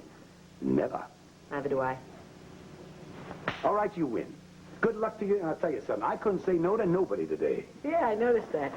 Come here, you big old bear. Oh, wait a minute, honey. I ain't giving you that factory for free. I know that. I said you big old bear, not you big old teddy bear.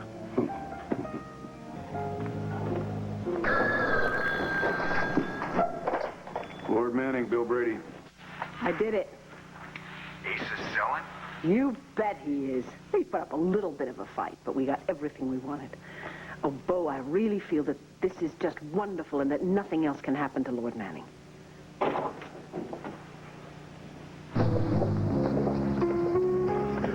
Darling, do you realize we're actually on a date? Oh, we haven't had one of those in a long time. Oh. Well, with the pressure starting to let up at Lord Manning, maybe we can start having more of them. I'd like that. Oh, by the way, Bo is flying to Tucson tomorrow. Is he really? That's wonderful. I didn't realize he was going to get to it so quickly. That's great. Well, hello, Vicky. Hello. Glad. I must say, you really have done a lovely job with this old hotel. It's fabulous. Well, thank you very much. I believe you're sitting with Ace's party. That's right, we are. Right this way. Thank you. Thank you. Yeah, listen. Johnny! Hey, Clint, do you mind if I give your wife a squeeze? His wife insists on it. How good to see you. Oh, it's good to see you. Thank you. Johnny, you're starting to stay away too long at a time. Clint, buddy, how you doing? Good. You know, my whole house is ringing with songs. Shoot little Drew started to sing. Hello, Asa. What was that for? For being so generous and allowing me to buy your factory in Tucson. We are convinced that this merger is going to make a very solid Lord Manning. Well, I know you're enthused about it, Vicky, but I'd hold off on the whoopee for a while. Anna, pal, you are skeptical about every new deal at the beginning, aren't you? Huh? Well, I'm going to tell you something, son. There's one deal that I'm not one bit skeptical about. I just sold 5,000... For anybody else? Everybody get here so that we can eat. I'm hungry. I know you're hungry. Happy 4th of July, everybody.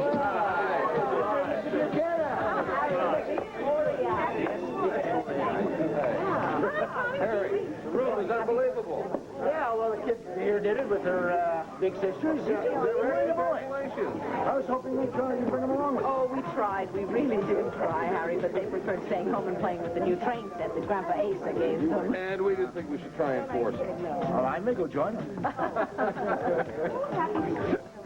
Buchanan, welcome. I'm Myrtle Beeson. Well, how nice to meet you. I've seen you around. I'm glad I know your name.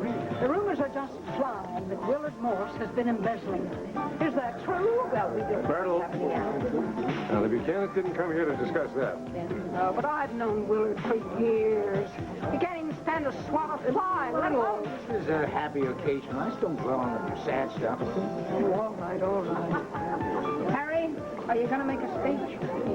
Well, I was thinking that I might, yeah. I figured that you would. Why don't you get it out of the way now instead of interrupting the fun later? You get the feeling that this lady is not a fan of my speeches. That's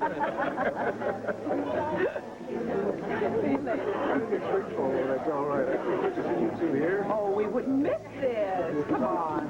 Have you seen Bill Brady? I don't think he's gotten back with the beer yet. If everybody can be quiet just for a second, please.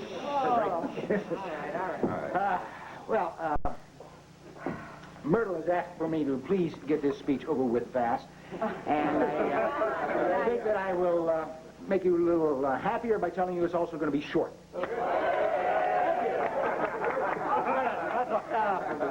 Mr. and Mrs. Buchanan have very graciously joined us here today. Yes, sir. And I would like to take this occasion on behalf of all of us whose jobs are now secure to thank them for their faith.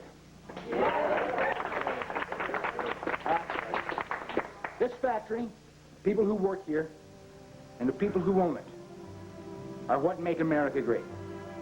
And we're all part and proud to be a part of Lord Manning, like we're citizens of this great country. Right, gang? Right.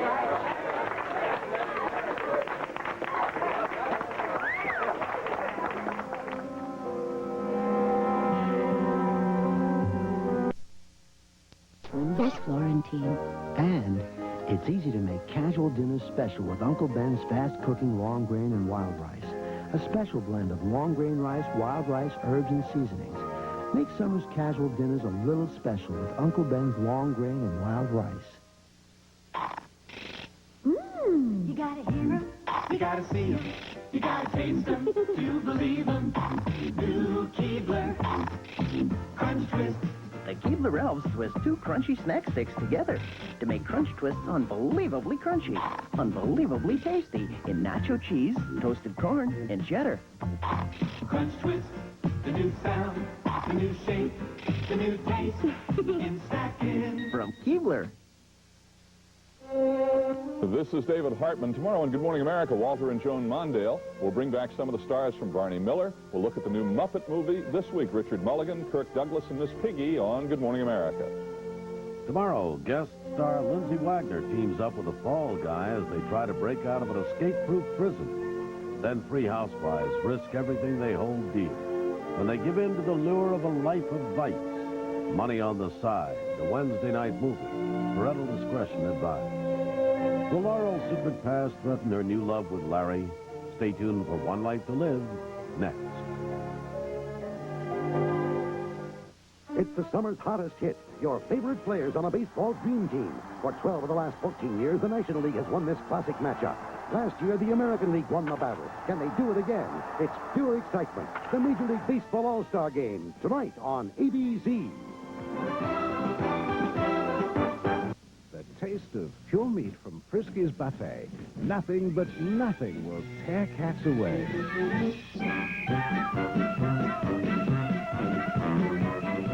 No cereal fillers. Cats know that the only pure meat cat foods come from Frisky's Buffet.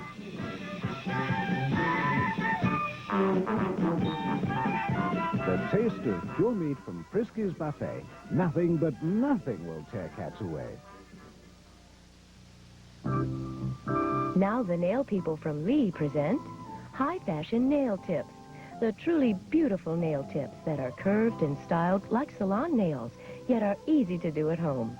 Just select the size, glue in place, let dry, and smooth. With Lee High Fashion Nail Tips, hands that look like this can look like this. Experience what they can do for you. Lee High Fashion Nail Tips. I'm Rob Jennings. There's a new way you can help fight crime in your community. Join me for Crime Fighters tonight on Action News at 11. Watch Action News at 5 p.m.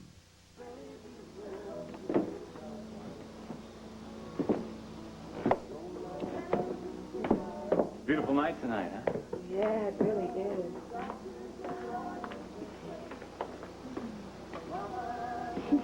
Listen to that music.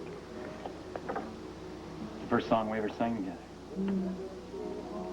Yeah, how could I forget that? It's been a long time.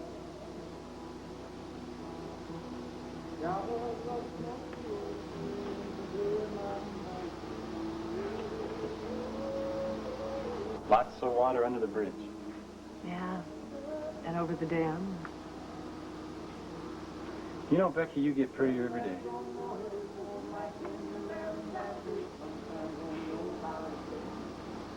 It's the moonlight. Very flattering to a lady. Be full in 3 or 4 days, I guess.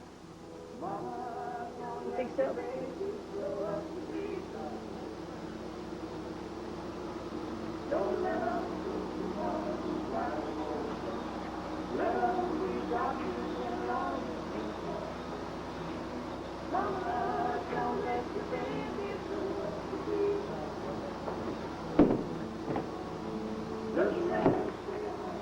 Becky Lee, I need your help or something. I'm going to throw a big party tomorrow night. You are? Mm-hmm. What are you celebrating, Ed? Well, I bet you Becky Lee here could tell you. It's our first anniversary. How about that, Johnny, huh? Connie, what difference does it make whether Bill Brady is married or not? Just drop it, Pop, okay? Yeah, I think that's a good idea. Why don't we just change the subject, Pop? Willard, you're running out of time. Actually, I'm almost glad that it happened this way. This has been too much for me. I've been feeling so guilty about everything that happened. Oh, where do I start?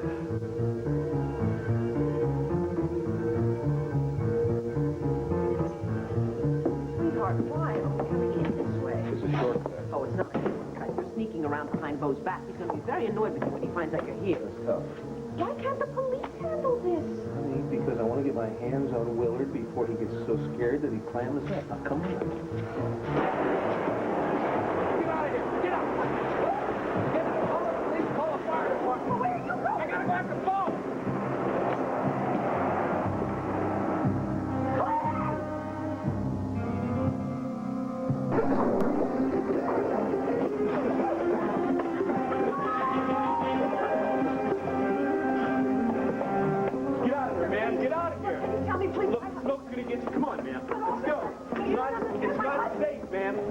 My husband is in there.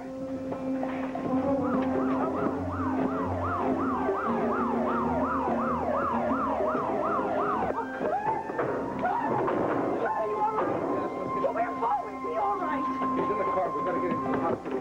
Was anyone else hurt? Willard Morse is dead.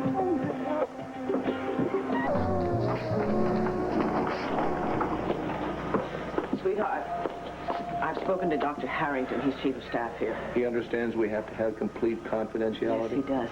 Darling, I do not understand why Bo cannot remember what happened just before the explosion or right after. Honey, he hit his head. Now, you heard what he said. The last thing he remembers is trying to get Harry to leave because he was expecting Willard. Well, thank God Harry left. Now, whoever planted that bomb... Are you sure? Are you sure it was a bomb? I mean, what else could it have been? There was no fuel storage. There were no gas lines near the office. There was nothing that could have caused that kind of an explosion. Oh, Dr. Jacobs.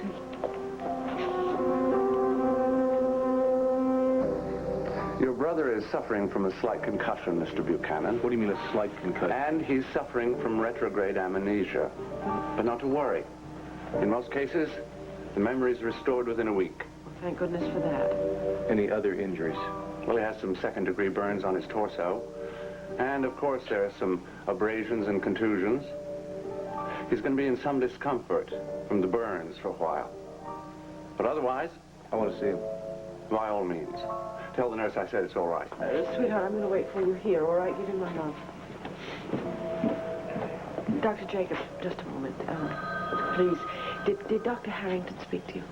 About the security problem? Yes. You see, we have reason to believe that the bomb, or whatever it was deliberately set. Oh, dear.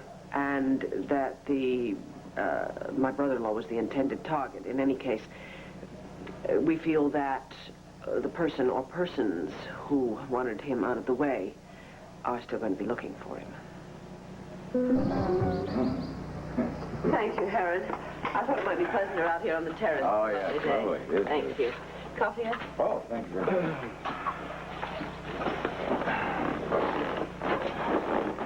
Ed, you do understand why we want to keep Bo's whereabouts a complete secret.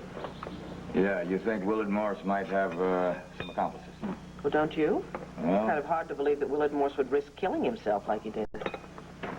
well, what you're saying is somebody knew where the meeting was going to be and they decided to shut them both up at the same time? Well, if not, then another sabotage attempt had some pretty rotten timing. Yeah, yes, but on the assumption that Willard did have accomplices and that they did know about the meeting, Bo thinks that maybe now they'll believe he didn't show and he went to Tucson. Yeah, I still think that might have gone just a little bit too far, but I won't blow his cover. I still need to talk to him, though. You going to be able to do that without letting everyone know that you're a police officer? Well, I think so. You say Dr. Harrington's going to cooperate, right? And his doctor, who's Dr. Jacobs. Well, I hope to get to him sometime later today, maybe. Aren't you even going to finish your coffee? No, I got a million things to do. I got to go to the plant. I got to go to see the fire marshal. Just getting over the flu a little bit. Excuse me, Mr. O'Neill is here by appointment, he said. Yes, thank you, Heron. Show him in, please. And you can show me out. I'll keep you folks posted, okay? Please do that, Ed. Taking quite a chance having him go to Pine Valley. Well, darling, we don't have any choice, do we? Nope. Mr. O'Neill? Thank you. Morning, Harry. Sit down, please. Harry? Thank you. How's everything? Everything's terrible. Victoria, I can't tell you how sorry I am about this whole thing. No sorrier than we are, Harry. But we're going to do everything we can to get that plant right back into operation. Just like the old man. Of course, when and how depends on the fire inspector and the insurance people. Look, I know it's going to be touch and go, but now we're talking about employees and their families. Now, people's lives depend on this. How Willard Morris could jeopardize everything for all these people that he's known is beyond me. Yes, Sorry to bother you again, madam. Mr. Mark Pemberton is here.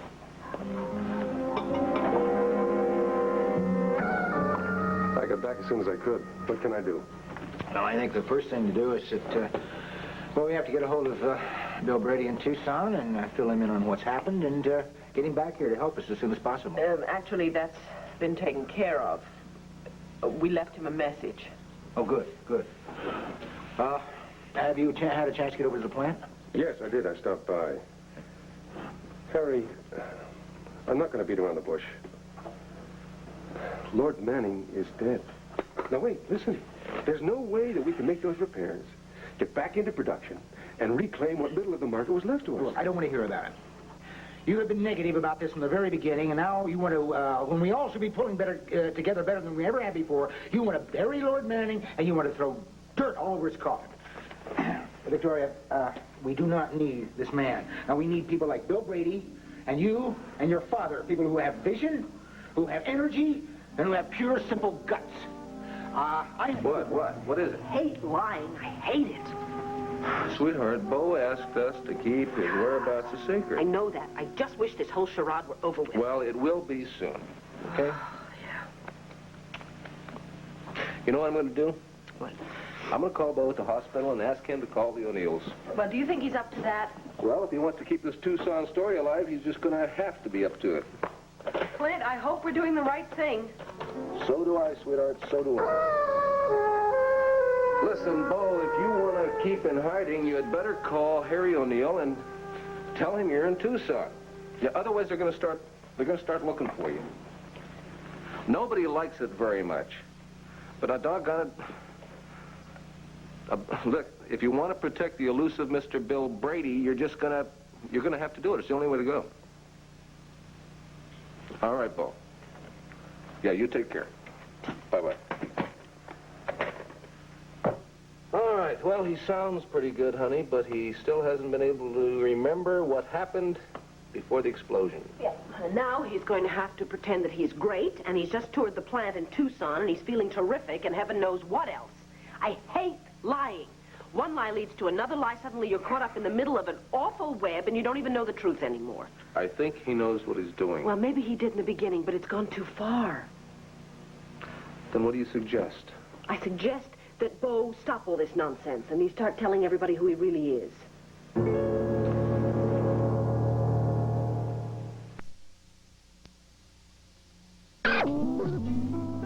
Yes, Bob. Vicky's right here. Oh, how are you all? Well, we're still a little shook up because of the explosion. I understand that, but I got something that's going to take your mind off it. And I don't want to hear any excuses, son. Oh, really? What's on your mind? I'm inviting you and Vicky to a wedding tonight. A wedding? Who's getting married? Me. Pa, Listen, hold it. It's my first anniversary. Yours and Becky Lee's, yeah. I got to thinking, now how am I going to celebrate? I mean, how am I going to let her know how much I love her and how happy she's made me? So I decided that I'm going to reenact the wedding. What do you think? I think it's very romantic. Pa and Becky Lee are going to retake their marriage vows. Only this time, son, I'm going to do it right. I want everybody that means something to me to be there, and it's going to be an intimate affair and in fine taste, just like my Becky Lee. What do you say? Can you and Vicky do me the honor? Hold on. Asa would like the honor of our presence. We would be delighted. Pa, whatever makes you happy just pleases us plumb to death. Well, good. I mean good. Oh, before you hang up, I got something real important to ask. Yes, Pa, Vicky's right here. Oh, how are you all? Well, we're still a little shook up because of the explosion. I understand that, but I got something that's going to take your mind off it, and I don't want to hear any excuses, son. Oh, really? What's on your mind? I'm inviting you and Vicky to a wedding tonight. A wedding? Who's getting married? Me. Pa, Listen, hold it. It's my first anniversary. Yours and Becky Lee's, yeah. I got to thinking, now how am I going to celebrate? I mean, how am I going to let her know how much I love her and how happy she's made me?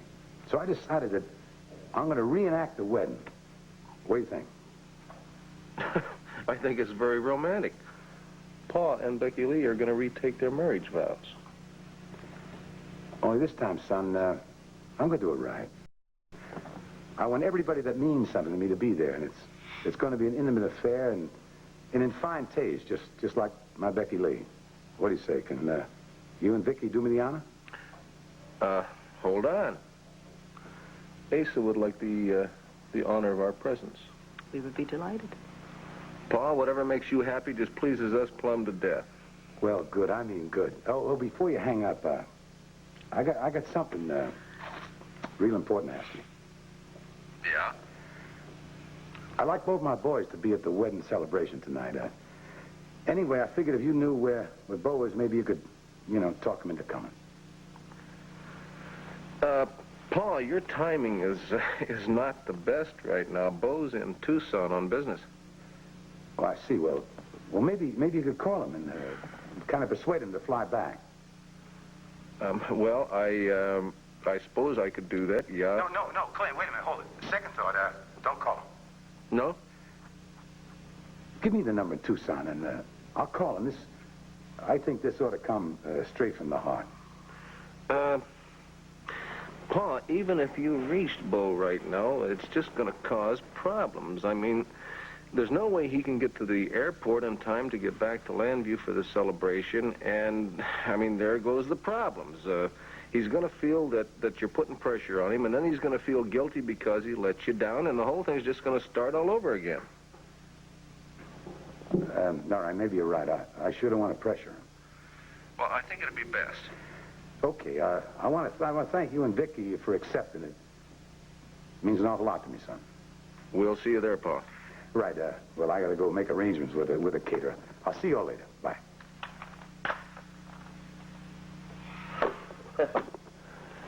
That was a close call. He wanted to call Bo and try and convince him to show up for the celebration Yes, I heard. Well, anyway, I'm very happy for Asa and Becky, and I'm very pleased that they're enjoying their marriage. Think I ought to call Bo and tell him what's going on? Oh, I don't know. I really don't. Excuse me, Delilah Buchanan insists on seeing both of you right away. I'm sorry, Vicky. I should have called you. Well, it's all right. It's okay. Thank you, Heron. It's fine. I'm sorry to barge in on you, but I'm just getting really scared. Well, why don't you sit down and calm down? No, I really don't want to calm down, you see, because I've been getting the runaround all day today. Well, now, wait a minute. What runaround you talking about? I went to the plant today to ask about Bill Brady, and nobody knew where he was. And then I went to the O'Neill house, and they said, well, Bill's in Tucson, but he can't be reached. Now, I know, Vicky, that Bo is not in Tucson, and I'm frightened. Bo and I are getting divorced, but that doesn't mean that I don't love him and care for him more than any other person. From Keebler. Delilah, why don't you sit down and we'll talk about it?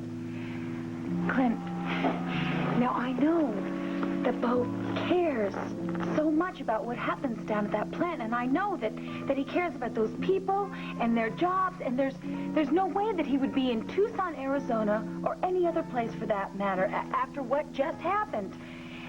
See, the only thing that I could think of was that he was in the building when the bomb went off, and then you're keeping that some kind of a secret, and I don't understand why he would do that to me unless he was really hurt. He's safe, Delilah. I swear to you, he's safe. Well, then you do know where he is. Yes, we do.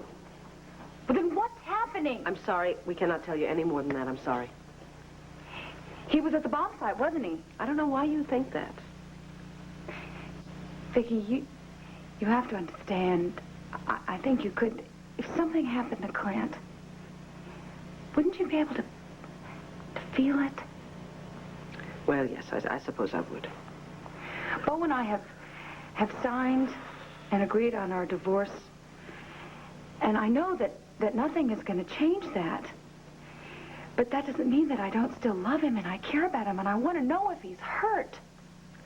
Look, if we tell you everything that happened, will you promise to keep it a secret? Bo's safety depends on it. His life could. Yes, of course. All right. He was in the plant when the bomb went off. Oh, God. See, I knew it. But he's all right. He wasn't hurt. He's in a very good hospital and he's recuperating very well. But then he was hurt. He had minor injuries, that's all. Why? Why is this so secret? Because that is the way Bo wanted it. It was his decision. It was not ours. Why? Why? Because he wants to keep being Bill Brady. That's why. So he can save the jobs at the plant. That's why. Look, we don't have to like his decision, but we have to honor it. It's so foolish of him to do this. Oh, when is he going to get out of the hospital? We don't know. We're waiting for him to call. It should be soon. And then what? And then he's coming here to Landfair in secret. He's going to still pretend that he's in Tucson. I can't believe that this is all happening. Well, can I come and see him when he comes back? That'll be up to Bo. When he calls, would you please tell him how concerned I am about him and that I'd really like to see him? Yes, we will. Well, thank you. I mean, really, thank you. I really appreciate what you've done. Well, no, fine. That's fine, Briggs. It's fine. I have no objections. Okay. Bye-bye. How's Bo? Exhausted. And very frustrated that he can't remember what Willard told him. Sweetheart, how long are we going to have to pretend that he's in Tucson? Until he hopefully remembers what he and Willard talked about at the plant. Honey, if Willard's accomplices know about Bo's double role, then they... Discuss the matter with me. Sweetheart, what are we going to do about Delilah? She wanted to find out as soon as Bo got here. Well, he said that it's okay for her to come over because she just will anyway. Oh, great. Could you take care of calling her, please? I have to go out and buy an anniversary present for Becky and Asa. Oh, what are we getting them? Traditionally, the first anniversary is paper. Oh. No. No, it's not encouraging at all, is it? All right. Yes, of course. I'll get back to you as soon as I can. Thank you, Mr. Spencer. Bye-bye. Well? Our insurance is going to cover half the cost of rebuilding. Half? Half. Inflation, the cost of materials, etc., etc. And if the rebuilding were to begin tomorrow, we still wouldn't be operational for months. Damn, wasn't embezzling enough? I can only assume that Willard or whomever was simply trying to destroy the evidence. I mean, the timing of the bomb just had to be a mistake. Excuse me, Madam, Delilah Buchanan says she's expected. Yes, she is, Heron. Thank you. Hello, Delilah. Hi. Delilah? Vicki, Clint. Is Bo awake? Yeah, I was just up there a minute ago. He's expecting you. Okay. Which bedroom is he in? It's the first door on the right at the top of the stairs. Thanks. And thanks for calling me. Honey, don't tire him out, will you? He needs his rest. I came here to be supportive. I'm not going to make him mad or anything. Do you think it's going to rain tonight?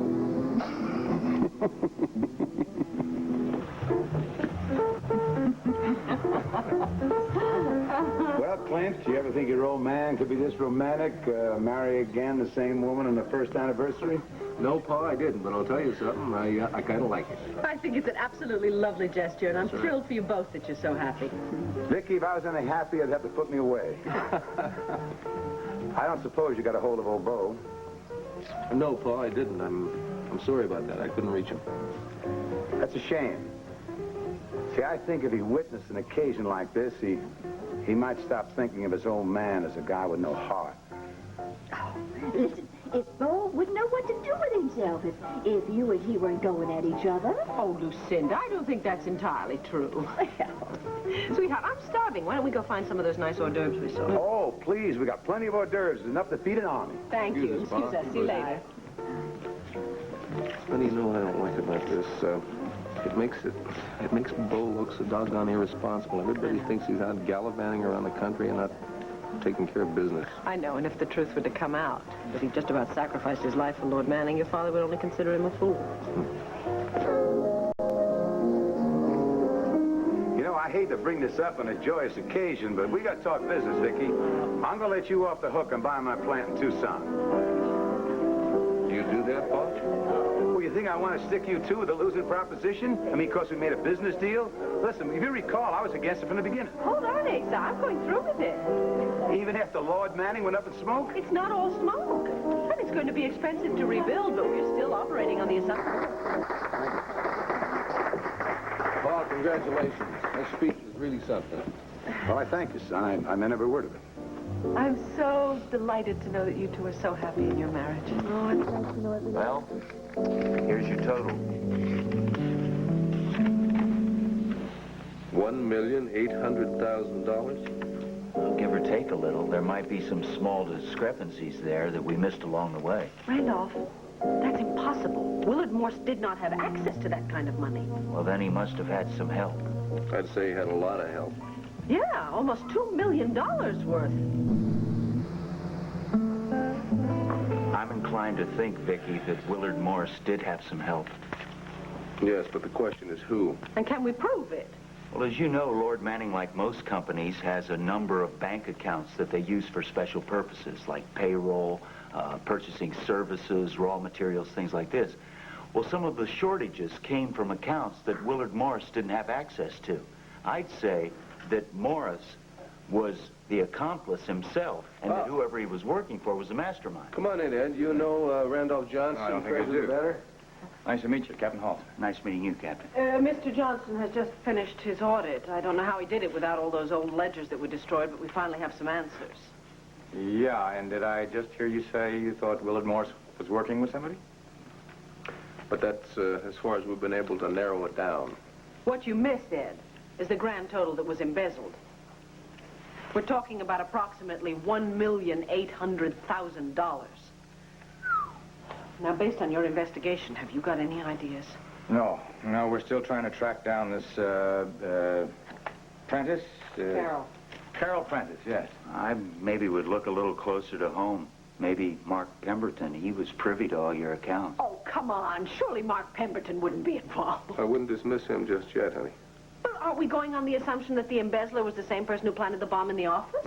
Probably, Vicky. Well, then that lets Mark out. He was on an airplane on his way to Chicago that night. The bomb had a timing device, sweetheart. Yeah, he had a 24-hour clock on it. We found a little salvage some of that, and it could have been set any time before. How long was Mr. Pemberton in your employ? Well, actually, I mean, he works for Lord Enterprises. He's been a sort of general consultant and managerial troubleshooter there for, I don't know, 7 or 8 years. The point is that he did not actively start to work on the Lord Manning accounts until recently. No, wait a minute, honey. He had access to those accounts all along. I mean, it took his signature to get the OKs on all the supply requisitions. Why, my men are going to look into him. Oh, Ed! Oh, I'm sorry, Vicky, but incidentally, I think Bo's cover has just been blown. There was a young lady who just walked in there who recognized him. Oh. Joy O'Neill? Yeah, that's the one. I thought she was asleep. Well, kind of at this point, I think that's about the least of our worries. Pemberton, huh? Maybe you ought to go over there and have a talk with him right now. Do you happen to know where he is? He said he was on his way to the plant.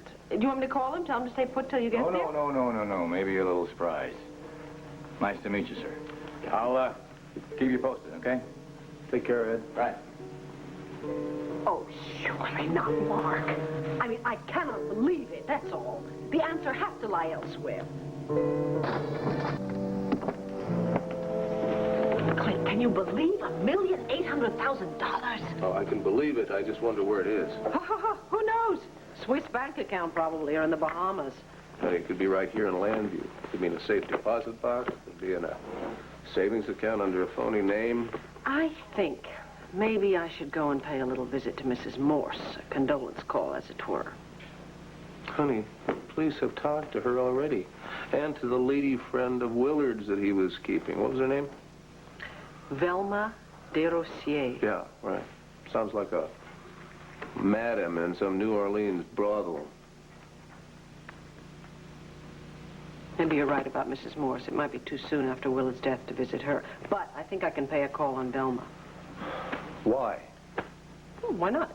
Because in the first place, it could be dangerous, honey. Now, if you're really dead set on doing that, I'm going to have to go along with you. Oh, no, you don't. Thank you very much, Mr. Buchanan. It is not dangerous, and I can take care of myself. If I dragged you along, she wouldn't even open her mouth. I have a much better chance of talking to her one-on-one. Goodbye. I'll see you later. No, I'm not at home to callers. I don't want to talk to anybody. Velma, please. Really, I'm only trying to help you. Help? How can anybody help? You may not believe this, but I do understand how you feel. I lost my husband a few years ago. Look, if you just give me a few moments of your time, when you ask me to leave, I promise you I will. Mrs. Buchanan, please, I really would rather be alone. Velma, the man who killed Willard, don't you want to see him brought to justice? You mean he was somebody? Yes, I'm sorry. I didn't realize you didn't know. Yes, we think that somebody wanted Willard out of the way. Oh. Thank you. You won't regret it, I promise you. I don't know what you want from me. I don't know what I could do to help. Could we sit down? Oh, of course, I'm sorry. Tell me about Willard. Willard? What do you want to know? Well, what was he like? What was his life like? Who were his friends? We never went any place with anybody. He was too scared his wife would find out. He didn't love her, but she wouldn't let him go. He was taking money from the company. Did you know that? I'm sorry, I have to ask you that. Oh, yeah, I had a suspicion. But, Mrs. Buchanan, if he was taking something, it wasn't that much. Just maybe some petty cash. You know, a little here, a little there. $1,800,000 is hardly petty cash. Oh, it wasn't that much. You know the amount? He said it was about $150,000. Mrs. Buchanan, he died broke. What you see here is everything that Willard ever spent any money on himself or me or anything. As God is my witness, I am telling you the truth. Do you know who he was working with then? Who has the rest of the money? No, I don't know, Mrs. Buchanan. Willard was a very private person. He didn't talk about his business or his thoughts. I really wish I could help you. I mean, if somebody did set out to do this to Willard... Yes, we think that somebody did, and it was probably the person who has the rest of the money. Now, obviously, we're very anxious to find this person for everyone's sake. Velma, think about it, please. And if anything occurs to you, will you let me know? Yeah, I sure will. Oh, excuse me. Good morning, Mrs. DeRosier. Hey, Bill, come on in. My cleaning lady, I'm afraid I'm going to have to ask... Yes, of course, I understand. I want to thank you for all your help. Goodbye, Mrs. DeRosier, and I hope that we will be hearing from you. I hope so. Sorry.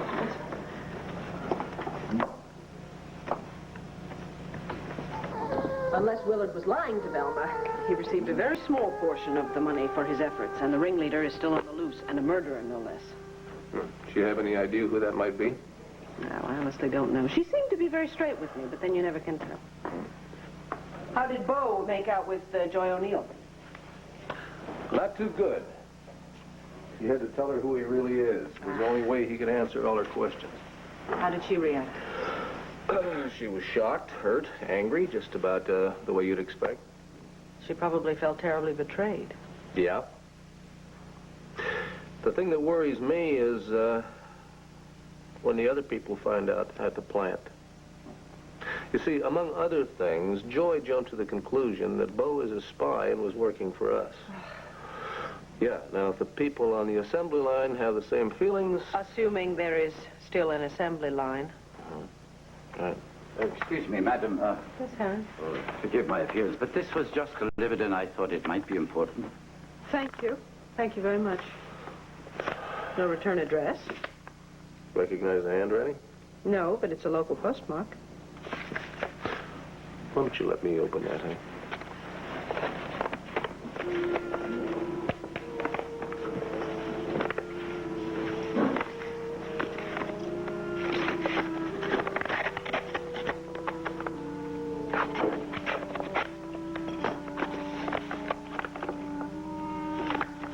Well, son of a gun. Looky what we have here. My wallet! The one that Willard took.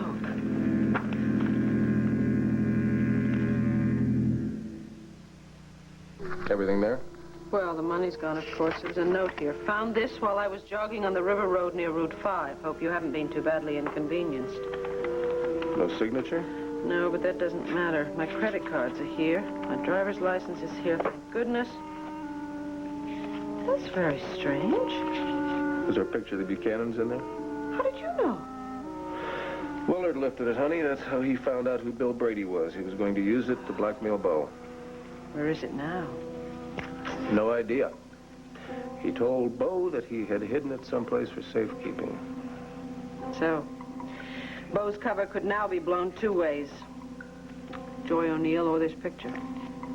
Look, Bo, even though Joy O'Neill has agreed not to tell anyone that you're Bo Buchanan, she's under terrible pressure. I know that. I hate it, too. Yeah, but, Bo, the point is, she could blurt out the truth at any time.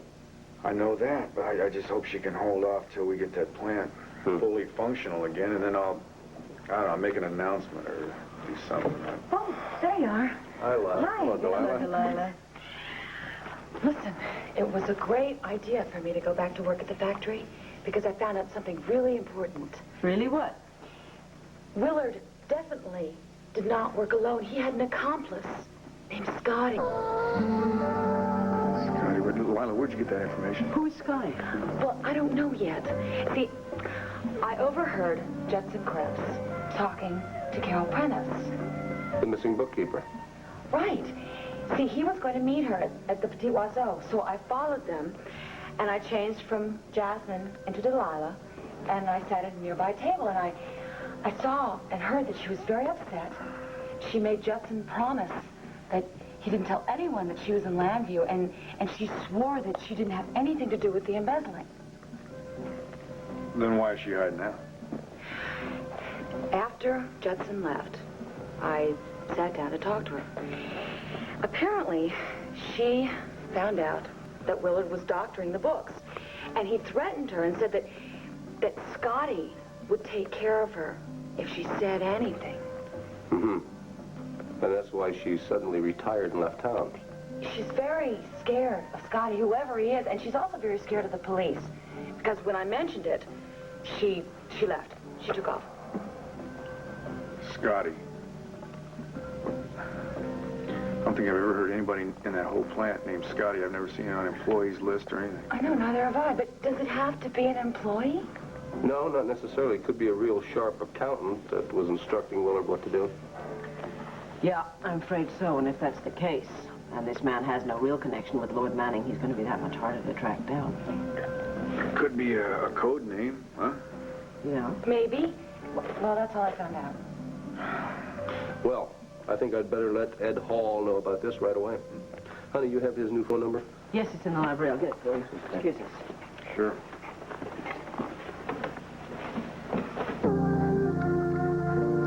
Here you be. That's good. Okay. Thank you. You're most welcome. You know, I'm really looking forward to going back to work tomorrow because maybe I might find something else. Well, Delilah, don't let your enthusiasm take over your good sense. No one wants you to get hurt. Including Bo. He really does care about me. Of course he cares about you. No, but more than just that. I mean, underneath it all, he does really still love me. I felt that tonight. He was really proud of what I'd done. Maybe this whole thing will kind of turn around our whole relationship. Well, now, don't you think you're being just a little premature? Vicky, Bo left me because I lied to him. And I did a lot of really stupid stunts that just backfired. But I'm being constructive now. And I'm helping him, not driving him away. And, well, he has a chance to see the woman that he first fell in love with. Mm-hmm. But, you know, you might very well have done all that you can do now. So be careful that you don't give yourself away or place yourself in danger. Oh, not that, though. Don't worry. Delilah, let the police handle it from now on. Let them continue the search for Scotty. Would you say that to Bo? Because if there's anyone to worry about, it's him, not me. Well, my dear Dan, I think you have the ingredients here for a very good human interest story. So then I can proceed. Yes, go ahead. Okay, great, thanks. Oh, Aunt Vicky, did you find out any new news about the bombing at Lord Manning? That depends. Are you asking as my nephew or as a reporter? Strictly off the record. Okay, well, in that case, no, there's no more news. We have bits and pieces of clues, but there are no answers yet. We keep hoping. Here you go. Okay. Tell me something. Did you see the article in the National Intruder about your father? Yeah, I sure did. I'm trying to forget it. Oh, honey, come on. No one is going to take that seriously. Well, why is that? I mean, I'm taking it seriously. Oh, Dan, you're not. But, Aunt Vicky, do you know how many memories that brings up? I mean, all the times that Karen landed in the newspapers. I mean, how her reputation affected my dad's life. Yes, honey, I know that, and I'm sorry, but... It's not that I'm feeling sorry for myself, if that's what you're thinking. I mean, I guess I'm just worried about him. And I guess I'm kind of mad at him, too. I mean, how come he's got to be attracted to these women that are no good for him? Well, they must be good for him in certain areas, or else he wouldn't be attracted to them. You know, it's like if you're a nice, normal lady, he's not attracted to you. I mean, he's only attracted to tramps or ex-tramps. Stop that, Dan. All right, look, I know. Karen was misunderstood. And no doubt Laurel has got a heart of gold. You know, but why do they have to keep putting him in these situations where he has to defend them or himself? It doesn't seem right. Honey, believe... I understand. I'll be right back. Hold on. Hello. Vicky, this is Dorothy McDonald. Hello, Dorothy. I was wondering if you had time to meet this afternoon. Oh, not really. Is it important? Urgent. Surely you've heard about Dr. Wallach and the fiasco he created last night at your boutique. Yes, I heard about it, and I have totally dismissed it. Then you don't agree the board should block his appointment? Dorothy, Larry Wallach has my vote and my every confidence. We have nothing to discuss on this issue. Well, I'm very surprised at your attitude, Vicky. And I am very surprised that you would give it any credence at all. Goodbye. No one will take it seriously, huh? Vicky, where's Clint? At the Banner. Sure, I'll go down there. Wait a minute, where are you going? I think I hit pay dirt. I'm willing to bet that bomb was made at the dollhouse out on Jefferson Boulevard. The dollhouse? Yes, and that antique doll store. Wanda bought a doll for a little Mary Carr.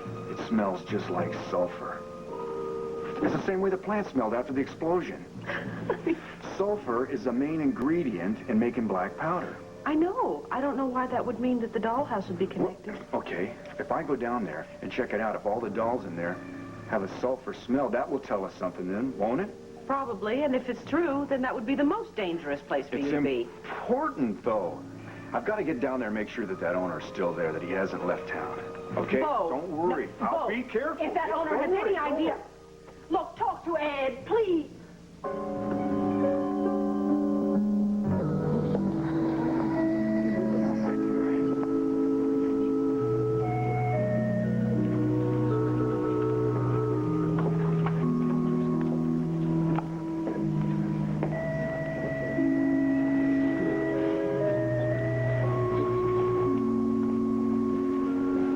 Myrtle?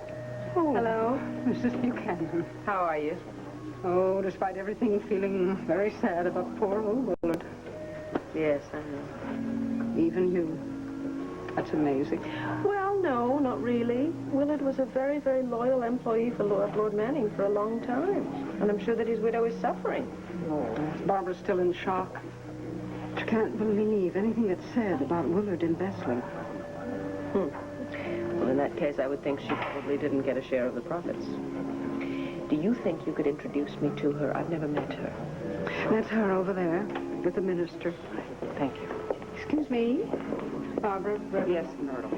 This is Victoria Lord Buchanan. Of course, Mrs. Buchanan. Mrs. Buchanan. I recognize you from your portraits. I am so sorry for your loss. I really am. Well, that's very generous of you, seeing that you believe my Willard stole so much money from you. But you'll find out it just wasn't so. He was a good man. Until he met that... Barbara, let's go in the next room and get you a cup of tea. It was good of you to come and pay your respects, Mrs. Buchanan. Thank you. Excuse me, please. Certainly.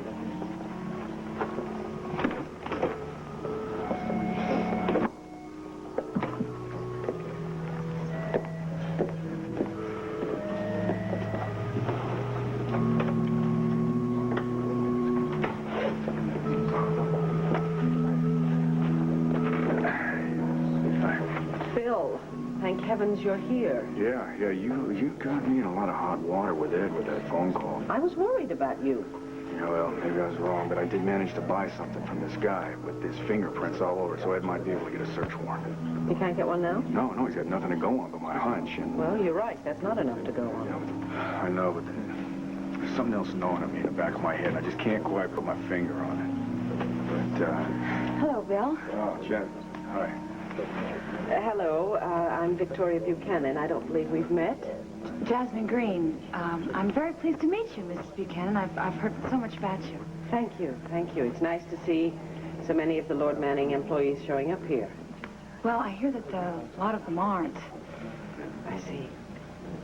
Excuse me a moment, would you please? Sure. Can I talk to you for a second? I had lunch with her.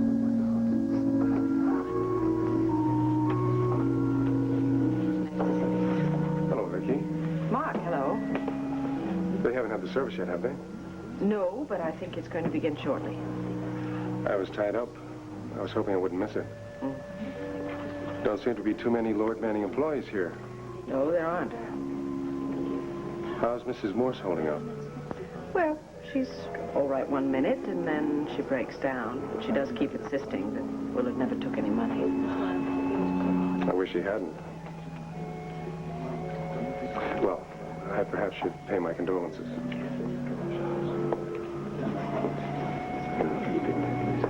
Excuse me, Barbara.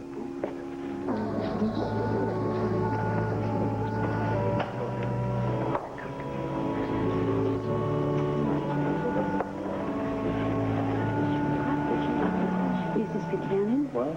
Velma, hello. You look surprised to see me. but I couldn't stay away.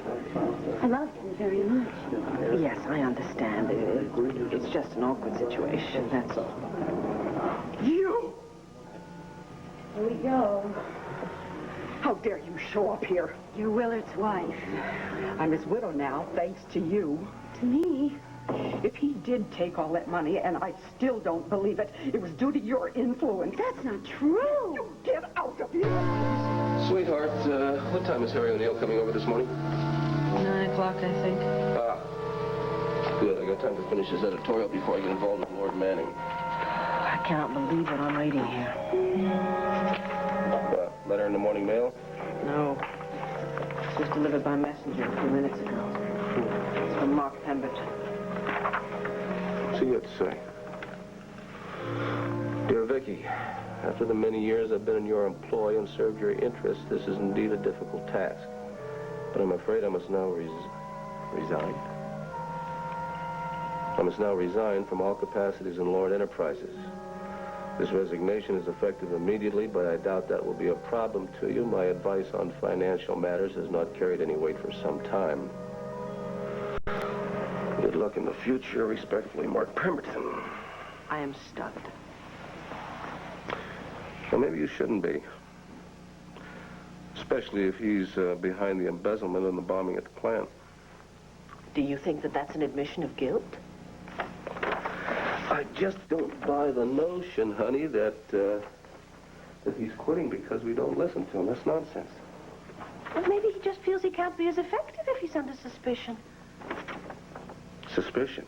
Other than Ed Hall telling him not to leave town, he has no idea how much anybody suspects him of anything. No, this is guilt talking. Donnie, he's not been indicted. For heaven's sakes. What if he's innocent? A resignation is a very heavy price to pay. He just hasn't given any reason for resigning. Now, I think this is something that we should let Ed Hall know about. Yeah, I think so, too. Oh, I hope that Ed can solve this thing quickly before somebody else gets hurt. I see that construction machinery takes up most of the cargo space. Yes, it's a very large order and very lucrative. Mr. Pemberton.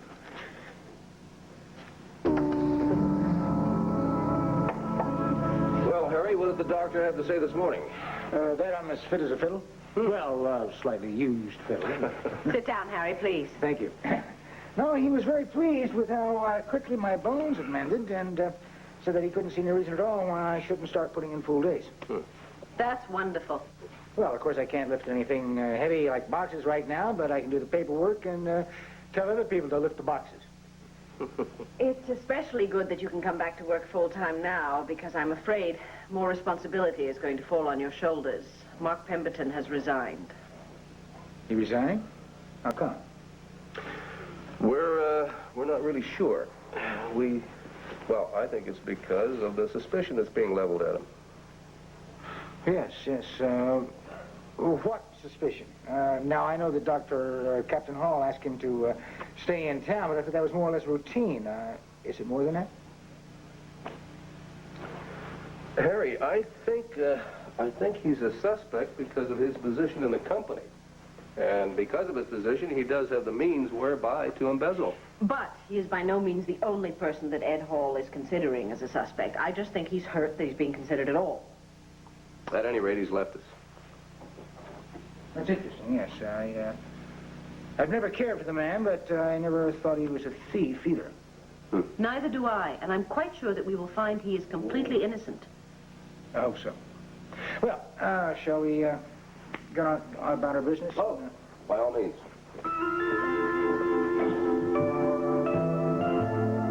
Uh-huh.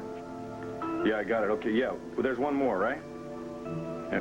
Let's talk in the study, shall we, Dorian?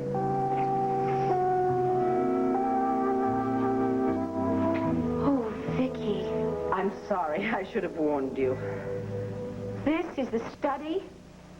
This is Victor's study? Clint and I felt that it was time for a change, that's all. I find it absolutely shocking. But it's so much lighter, don't you think? Not so gloomy. But to paint real wood? I'm absolutely heartbroken. I feel as if I never lived in this house. I never spent any time in this room. Yes, I understand your feelings. Sit down, please.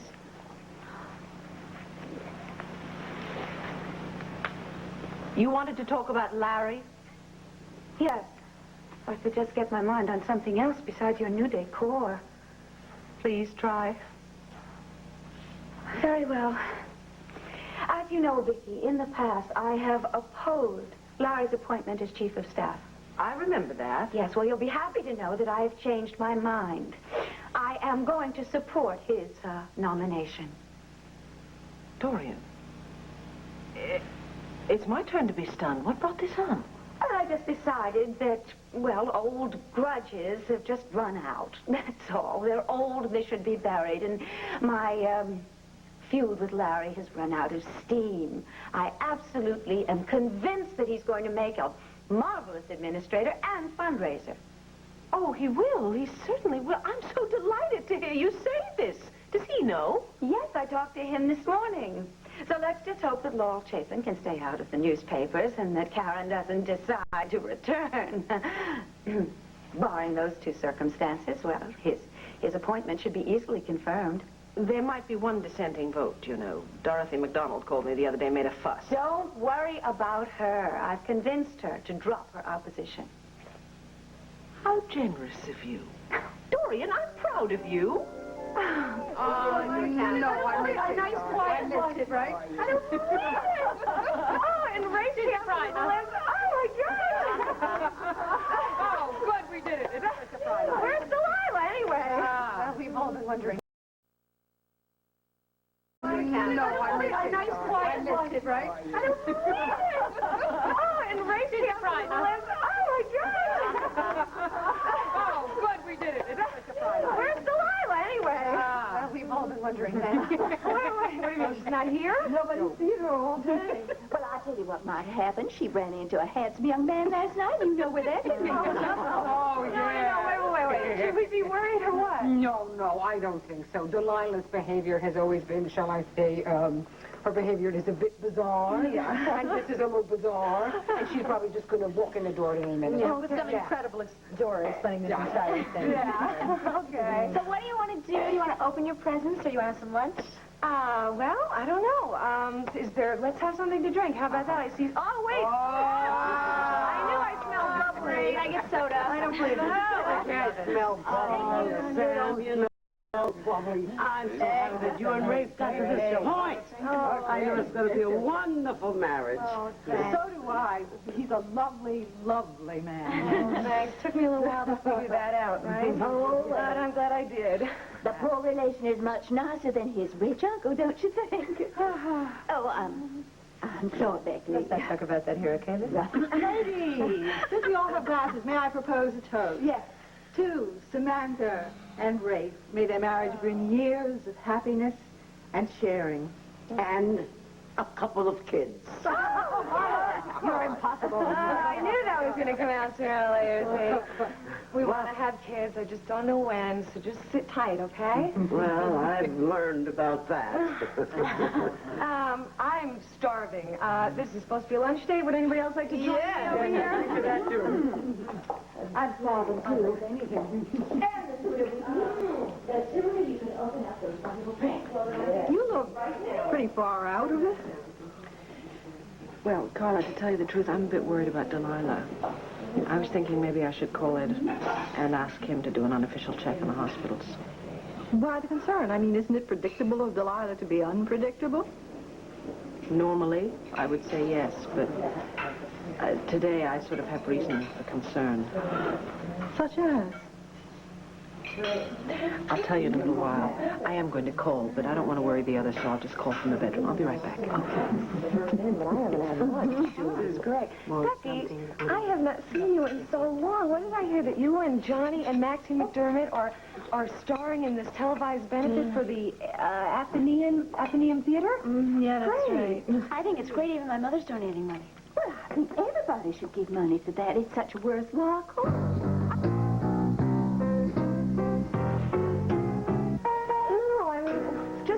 With Ray. I mean, the short time we've been together, I think I've gotten a good idea of what living with a cop is going to be like. It's just a hint. I hope you don't feel resentment now, because it's only going to get worse. Oh, what a depressing note, Rochelle. No, I guess it's reality. I'm very proud of Rafe's dedication to the police force, but I'm going to be doing a lot of worrying, and I think that's going to be a problem. Stakeouts, right, Wanda? And you don't hear from him for days at a time. Oh, my goodness. And then you start imagining all kinds of things. And then you know what you do? What? You pick up the telephone, you call her, or you call me. Okay. I'll be doing that, don't worry. Speaking of our men in blue, maybe we should call the police station, have them check up on Delilah? I've already done that. Apparently, Delilah has not had an accident because she's not in any of the hospitals, so I think we can only chalk this up to Delilah being Delilah. Yes. You know, the last time I saw her, she was all excited about this mysterious project that she and Bo were working on. She thinks that she and Bo might get back together. I thought Bo was out of town. Vicky? Actually, he tends to come and go quite frequently. Well, she told me that if something came up, she might be with Bo, so maybe that's where she is. Listen, guys, it looks like we're all pretty much done with our lunch, so why don't we open the presents? Finally! I'll hand them out. Okay. I'll make the bowl. Okay. Here you go. Oh, my goodness. All right. Oh, there's a gold bullion in here, Sadie? This is from Sadie. Ooh. Oh, my goodness. Oh, that's Sadie, it's a family Bible. That's wonderful. Thank you. You're quite welcome, Doc. Thank you. Oh, this is fun. Okay. Oh, dear. I'm afraid you're about to get a hint of the generation gap. Obviously, this is from Carla. Uh-oh. Oh. I knew it was for you. Wow. Oh, wait, look, there's more. Wait a minute. This has got to be Delilah, folks. Oh, quiet, everybody. This must be Delilah. Hello? Yes. Just a second. Becky, it's for you. It's Marco. This one. Wow. Something else, huh? Will be when you're in it. You know, I knew I should have hid this stuff until the honeymoon. No, I'm glad you showed me. I just drool with anticipation until then.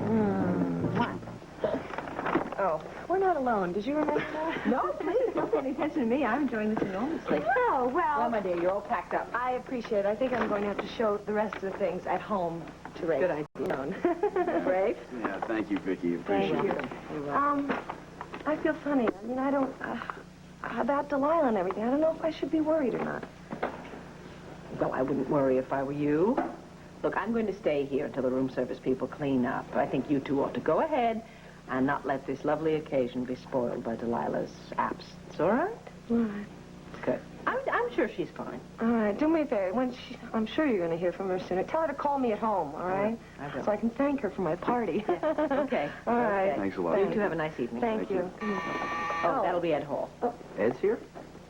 Yes, well, I asked him to meet me here. He just had some questions about Lord Manning. Oh, okay. Got everything? Yeah. Ed, hi. Sam and Rafe are just leaving. Ah, well, I trust the shower was a big success. Yes, it was. And a surprise. Oh, very good, very good. Yeah, well, I almost blew it about 5 times this morning, and I managed to keep my mouth shut. Oh, you did. Which is very easy for you, right? Captain, you think you'll be needing me for extra duty this As a evening? matter of fact, I thought you ought to get out of here. Good. Thanks, Captain. All right. Have a good time. See you later. Oh, sweetheart, my Yeah. pleasure. Thanks. We had such a good Bye-bye. time. And I am very, very concerned about Delilah. Yeah, with good reason, Vicky. I guess you know, well, maybe you don't know. Mark Pemberton has apparently left town. Dee Dee O'Neill is going to elope with him, and our intrepid Bill Brady is off to try to find him somewhere. Yeah. What? Really? Yeah, really. Delilah missing. I knew that masquerade Bill Brady was going to get into trouble sometime eventually. You didn't notice anything unusual, out of the ordinary when you came in here, did you? Nothing at all. Ed, do you think that Mark Pemberton may have made the connection between Delilah and Jasmine? That could be. That could be. I checked with the maid. She doesn't... Well, she said the bed was made. Looked like hadn't been touched. I don't know. I just got the feeling she could be in some kind of danger. I'm going to get a few more men on this and... Come by. Well, it might not be after I tell you the reason why I've come. Well, you said you'd made some progress with the investigation. Yeah, from police point of view, it is progress, yes. Well, maybe I'll sit down. I'm sorry, of course. Sit. Thank you. Would you like a drink? No thanks. I'm still on duty. I think it's going to be a long night. Why? What's happening? Well, we have apprehended Nelson Dubuque. He's that fellow that owns the dollhouse. Right. Oh, right. Yeah, he's was in New York trying to catch a plane, getting away. But he is now back in Landview, and we have him in custody. He's made some rather startling and very damaging admissions. One of them is that he has a hobby. He makes bombs, constructs them to order. Do you think he made the one that killed Willard Morse? Yes. It was ordered by Mark Pemberton. And, Oh, no. did Pemberton plant the bomb at Lord Manning? Yes. I just don't believe it. Well, honey, you should have seen it coming. We both should have. I know that. I just was hoping it was somebody else, somebody outside the company. Oh, I'm so angry. Well, I guess I understand. And I guess if I would do the same thing. Well, I think I misjudged that man. I think we all did. Have you had any luck finding him? No, he is still missing. We've got an APB on him. I just got it on the wire before I came over here. Well, it certainly makes sense how anxious he was for us to sell the factory, doesn't it? Well, probably hoping to get away with his scam in the confusion. Yeah, but it would all have come out in the audit, wouldn't it? I mean, sooner or later, especially if the plant was sold. Sure, I imagine he planned to be long gone by then. Oh, yes, and with $1,800,000 in his pocket, he could go a long way. And would have if it hadn't been for Bo. Has Delilah been found? No, not yet. But as of midnight, she will be an official missing person.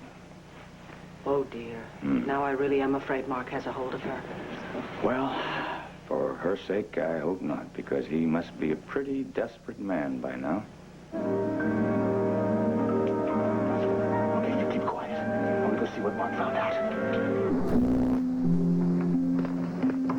Victoria, Clint. Hello, Harry. Thank you. Harry, we're going to call you, but then I thought it might be better if we just came by to see you. I figured you'd be out. Yeah, I'm up. Well, right on my mind. Well, the thing is, Ed Hall has proof that Mark Pemberton is behind the embezzlement. He has? Yes. What's worse, however, Mark Pemberton is the one who set the bomb at the plant. Oh, no, are they sure? Afraid so.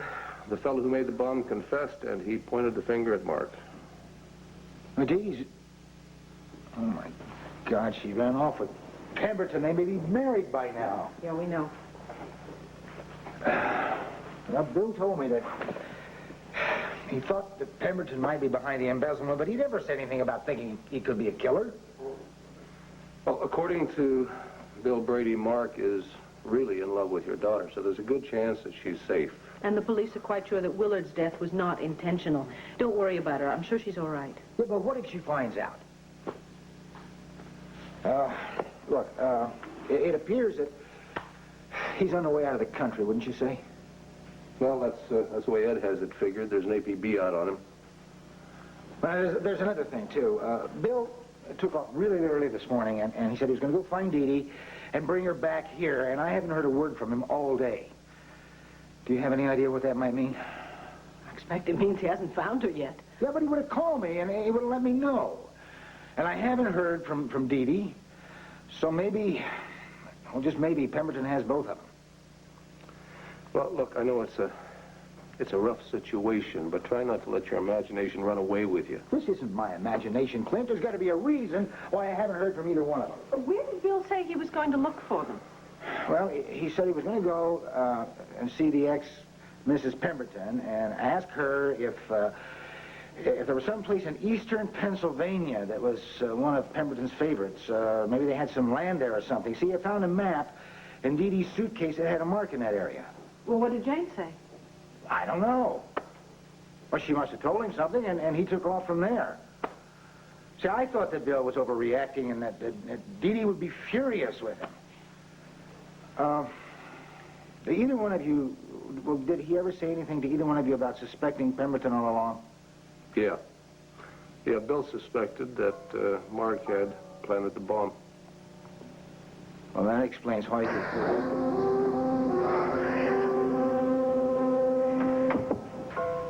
You're right. I appreciate what you're doing, Captain. Thank you. Yeah, I will, don't worry. Bye now.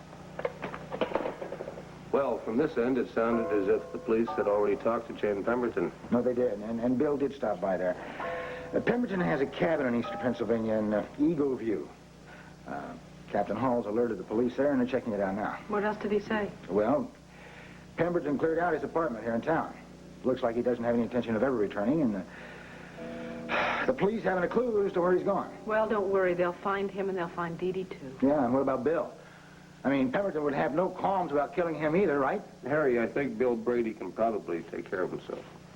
Well, I think he can, too, in most cases. This is a...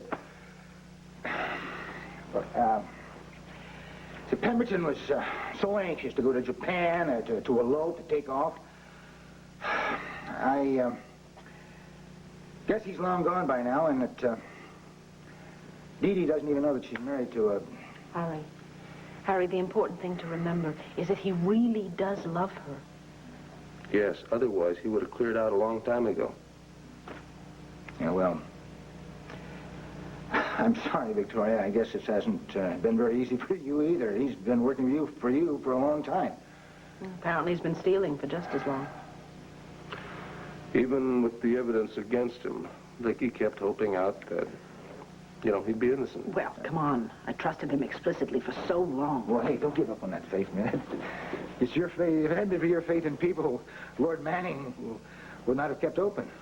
And look where it's brought us. Well, Dee Dee, I thought that she was an excellent judge of character. How could she have gotten involved with that man? Oh, Harry, she fell in love. Sweetheart, I think we'd really better be going. Asa and Becky are going to be at the house pretty soon. Okay. Thank you for coming over. Of course, news could have been better, but Trump has some faith in the police and in Bill Brady. And if we hear anything, we'll let you know. Dee Dee, if they'll call, I'll let you know right away. Thank you. I know it's rough, but hang in there, okay? It's been a long day and probably a long night. Good night, Harry. Take care. Good night, Harry.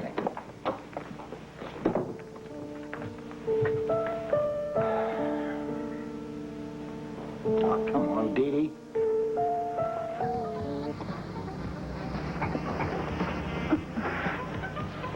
Asa, I understand the Drive and Shop Corporation is no longer going to tear down the Athenaeum Theater.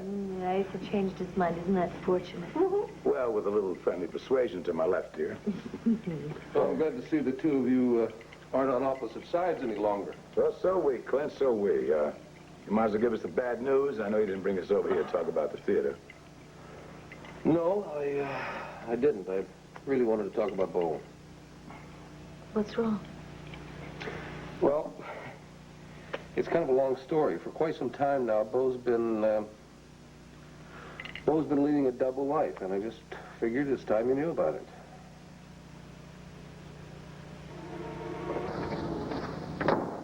So, anyway, after hearing about this Bill Brady for quite some time, one day he shows up here at the house, and Bill Brady turns out to be my kid brother. Needless to say, we were as shocked as you are. And you let it continue playing the game. Now, Pa, the thing is that to Bo, it hasn't been a game. He was and is very committed to the Lord Manning factory and to the O'Neill family. Asa, you know perfectly well if it hadn't been for him, the plant would have folded long ago. You kept asking me where all my confidence was coming from. It was coming from him. That don't beat all. Boy, I tell you, I'm proud of him. Proud of him? Taking lead of your senses, Becky Lee? No, he's doing something that's worthwhile. He's given up his position and money to help people out. Let me tell you something about me. You know my Patty was a dirt farmer. I had a million jobs as a kid to put food on the table, clothes on my back. 15 years old. I worked in one of those miserable, noisy plants in East Texas, pushing heavy crates around 110-degree temperature. Yeah, I think you told me about that once or twice, Paul. That's right, I did tell you about it. I'll tell you something else, Clint. That was a place I said to myself, Asa Buchanan, you are going to make money, so your boys never have to do this for a living. What happens? He goes out and chooses that for his way of life. Asa, he needed to do it. He wanted to find out if he could live doing physical labor and earning very little money. Rebelling against me, the old man, as always. Nothing we're going to say is going to convince him that Bo is any kind of hero, believe me. Well, convince him or not, the fact still remains that Bo is the one who figured out that Mark Pemberton was the brains behind embezzling the money and the one who planted the bomb in the factory. Mark Pemberton? Pemberton. Afraid so, yes. So much for your trusted financial advisor. Unfortunately. So where is Bo? I mean, why have you chosen to tell us about this now? Well, that's where it gets a little sticky. Bo's disappeared, Dee Dee O'Neill has disappeared, Mark Pemberton has disappeared. Now, we know Bo is after Pemberton, and therefore he's in danger. Since we haven't heard one word from him in quite a long time, we're very, very worried.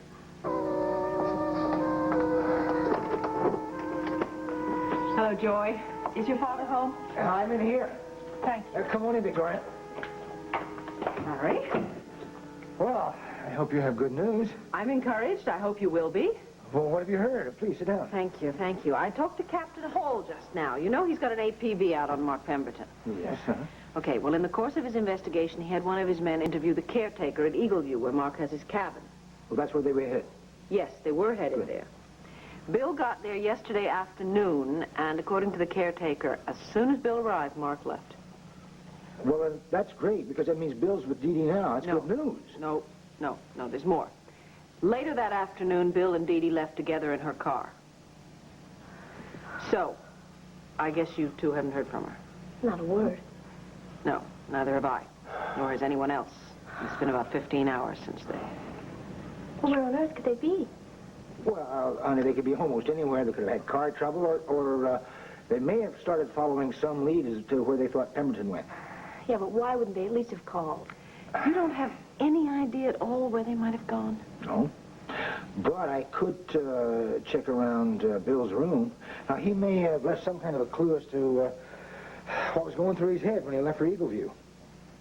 Oh, let me do it. No, honey, I'll do it. Now, you stay here and keep our guest company. What are we going to do with him, Mrs. Buchanan? Oh, just do exactly as you have been doing. Love him a lot and take good care of him.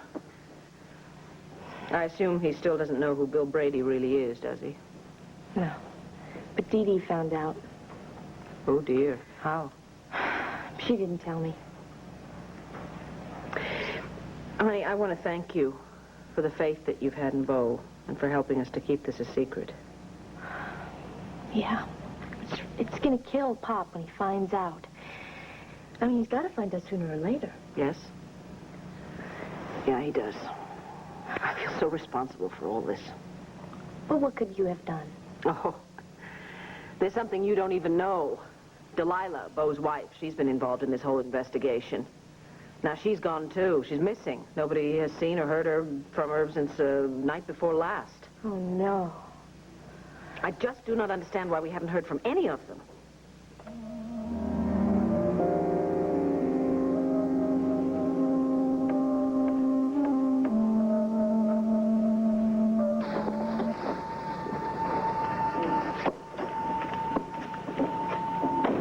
Victoria, I may have found something. What do you make of this?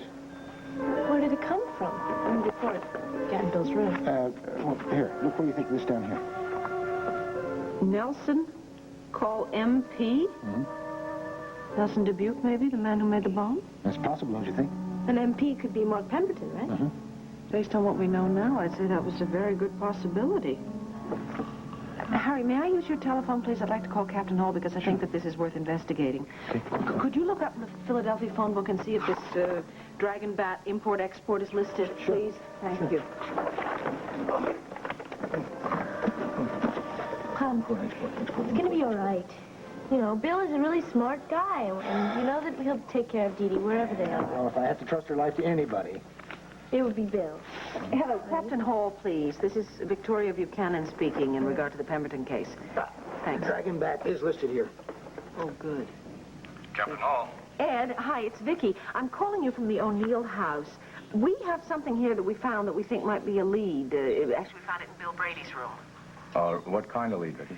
Well, it's a calendar from a place called the Dragon Bat Import-Export Company, and they are at 420 Market Street in Philadelphia. Now, there's a note on this calendar that says, Nelson, call MP. Do you think it might be something you would want to check out? Yeah, I think it might be. That's the Dragon Bat, is it? Dragon Bat. For what? Oh, it's a 420 Market Street, Philadelphia. All righty. We'll look into... Vicky, I'd like to see that calendar. Okay, I'll bring it right down to you. I'll be in there in about 15 minutes. Thank you. Bye-bye. I'll go with you. Harry, just a minute. All right. Okay, if you're going to go, then there's something you have to know first. And I think you better hear it from me. The man who's missing, he's not Bill Brady. He's my brother-in-law, Bo Buchanan. Well,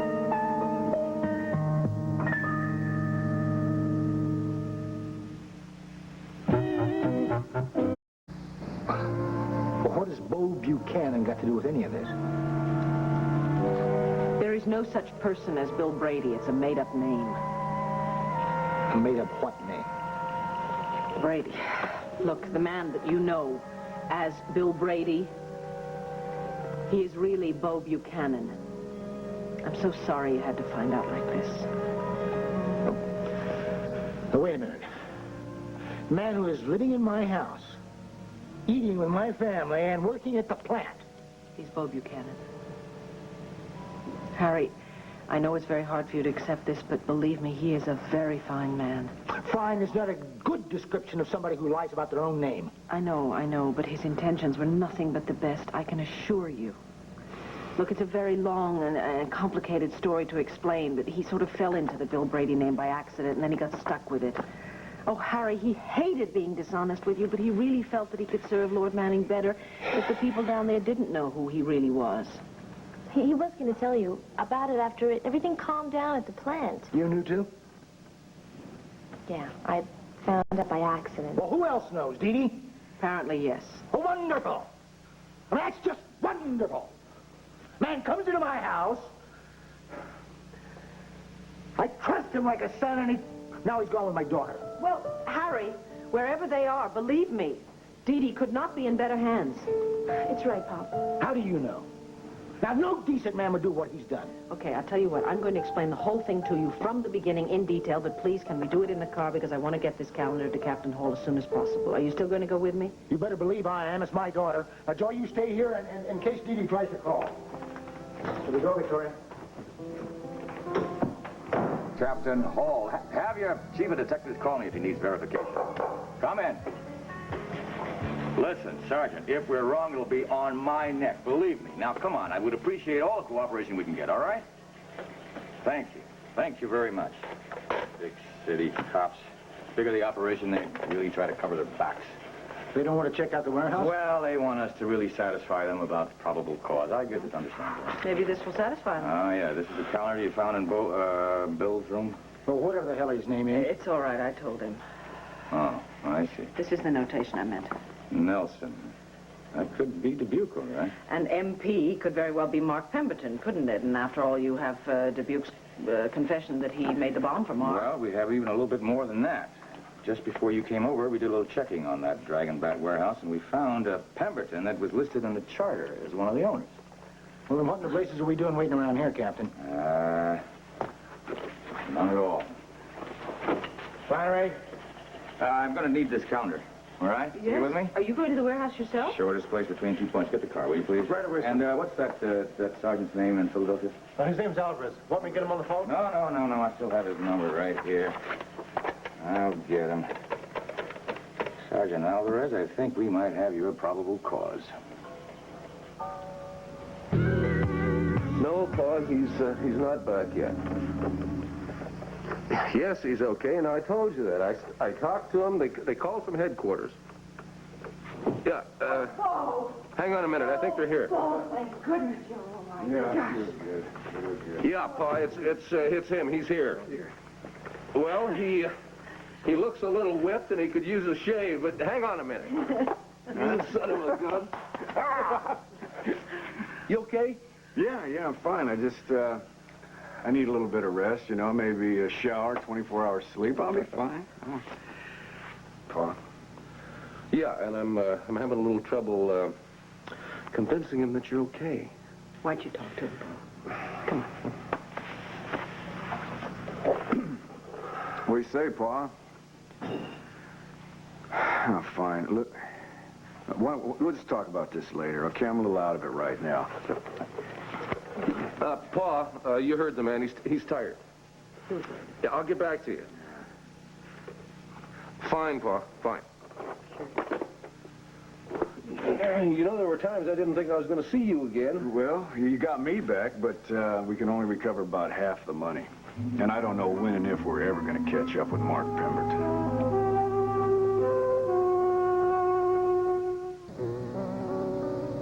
Here you go, sweetheart. Wrap yourself around that. Now, what would you like to drink? Oh, do you have any juice or anything like that? Yes, sure. Sweetheart, would you mind this fruit juice in the pitcher there and some ice in the bucket? Sure. Thank you. Sure you don't want something with a little more heft to it? No, in my present condition, I'd fall flat on my face if I didn't have any... I find it absolutely incredible that you and Delilah sat and waited in that warehouse all night. We really didn't have any choice. I mean, we couldn't take a chance on leaving if there was a chance that Pemberton was going to show back up again. Whoa, you know what? I got to get my motorcycle back. Well, where is it? It's up at Eagle View. I had to leave it up there. When I convinced Dee Dee to come back to Philly, we both drove back in her car. Well, don't worry about it. I'll send somebody up for it. Okay, thank you. Listen, Bo, knowing what you now know and having heard what you've heard, do you have any idea where Mark Pemberton might be headed? No, it's just anybody's guess at this point. I find it so hard to believe that he would hold a gun on Dee Dee. Yeah, well, you better believe it. He didn't waste any time holding a sword on me. You know, Delilah hadn't walked in and distracted him when she did. No, I know all that. I just mean I guess I find it so hard to believe that he's even capable of that. Sweetheart, it's just the end of a long road. I doubt that he thought anything like this would happen when he started dipping his hand in the till at Lord Manning. Yeah, it's a chain. You know, one thing leads to another. It starts with that little scam with Willard Morse. Right, and then the panic when they realized they were going to be found out. Now Willard's dead. Mark Pemberton faces a charge of murder and assault and kidnapping and hell, you name it. No, if we can catch him. I just wish all of that money would have been there. That would have made this whole thing much more satisfying. For heaven's sakes, will you stop that? In the first place, you got back just about half of it. And much more important, the three of you are alive and safe. And on top of it all, you proved that Lord Manning was making a profit all along. You're here. Yeah, but I'm just wondering if this is going to square things away with the rest of the people that work there at the plant. When they find out who I really am. Bo, I'm sure it'll square everything, okay? It'll be a whole different story with Harry O'Neill. He finds out the truth about this, he's going to blow sky high. Bo, he knows. Oh, honey, I had to tell him this morning.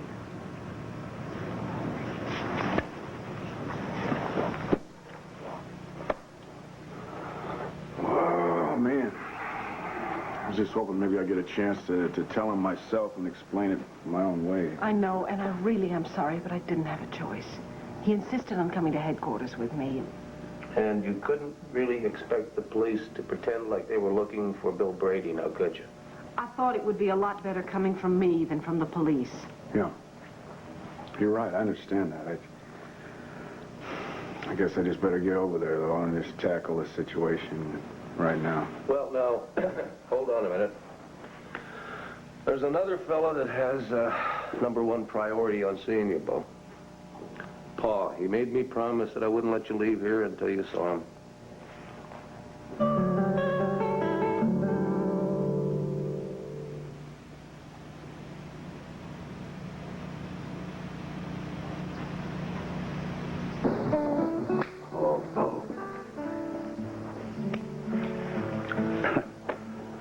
All right, Bo, you gotta save yourself. How you doing, Pa? Well, I'll tell you something. I'm 20 years older than it was this time yesterday, Al. I mean, of all the dumb, stupid stunts I ever heard of. But I tell you something, I'm not surprised. I'm not surprised. You know why? Here's a boy right here. Wasn't wading barefoot in a cow pond till he was 16, 17 years old. Damn, you got yourself killed, didn't you? I came pretty close to it, I understand. Yeah. Just barely lucked out, I hear. Paul, he made his own luck. Now, the boy is a hero. Yeah? Well, not in my book, he ain't. Hey, sweetheart, let's go check on dinner, all right? Asa, would you care to stay and have dinner with us? Why don't you give me your answer later, all right? Bo, maybe your father would like a drink?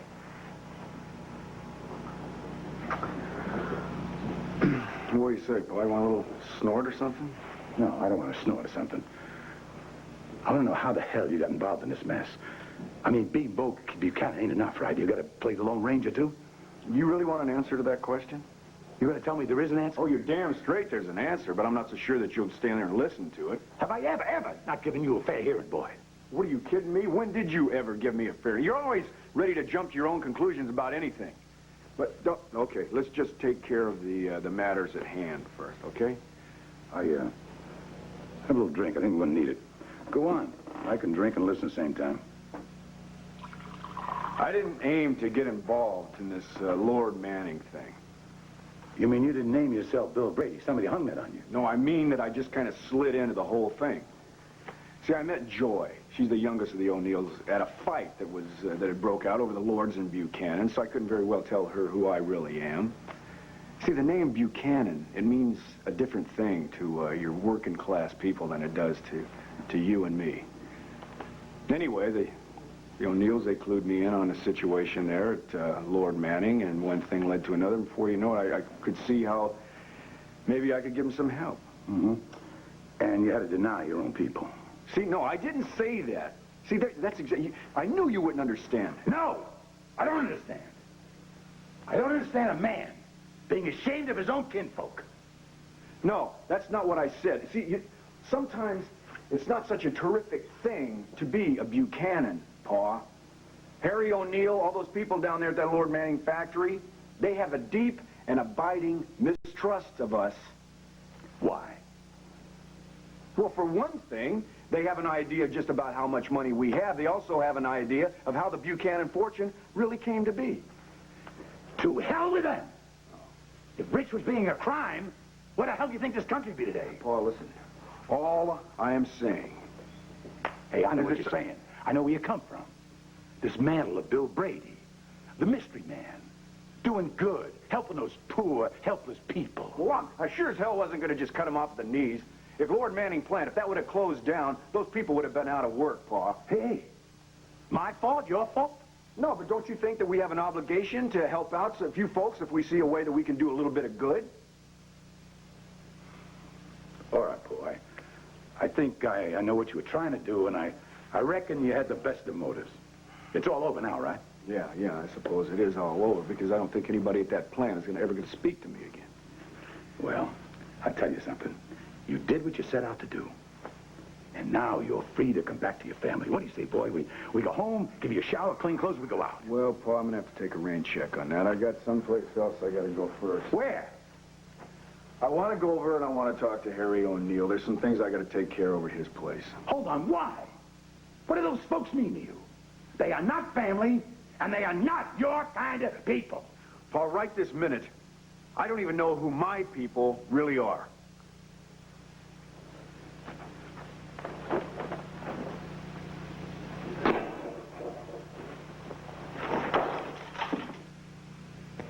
One life to live? Boy, he's not going to damn about me. Hell, he's more worried about that foreman of yours. Pa, that's an overstatement. Why did he hightail out here to go see the Harry O'Neill? He went to see all the O'Neills, Asa, not just Harry. What are you telling me? My boy's found a new family? He's not about to put himself up for adoption. Indeed not. Oh, Asa, Bo's love for you runs much deeper than you know. Well, I'll tell you something, honey. He's got a very, very suspect way of showing it. Asa, if you don't mind my saying so, there are times when you have a very suspect way of showing it. You can say that, Vicky. Nobody else can. Good. Now that that's settled, please, Asa, stay for dinner. No, I think I better stop moseying home. Becky, he's probably got supper waiting on me. I'm going to tell you both something. Now, Bo worked harder on his own family, namely his son and a cuckoo wife of his, he wouldn't be boarding with them O'Neills. Take care, dear. Give our love to Becky. Oh, dear, oh, dear, oh, dear, oh, dear, Asa. So anyway, I never really believed those stories. Stop it, both of you. Kevin, put your seatbelt back on. Stop it, and both of you behave. Are we almost there? No, we're not almost there. But if you two don't simmer down right now, there's going to be no swimming, no fishing, no nothing.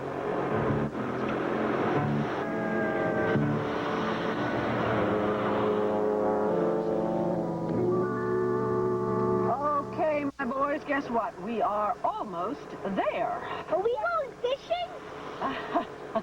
Well, actually, your daddy's a much better fisherman than I am. It's easy. Yeah, honey, I know it's easy. It's just putting the worm on the hook and getting the fish off the hook. That's not so easy. But if you're willing to do that, then you can go fishing. If you're not willing to do it, then I would suggest you wait until Daddy gets here tomorrow. Yay!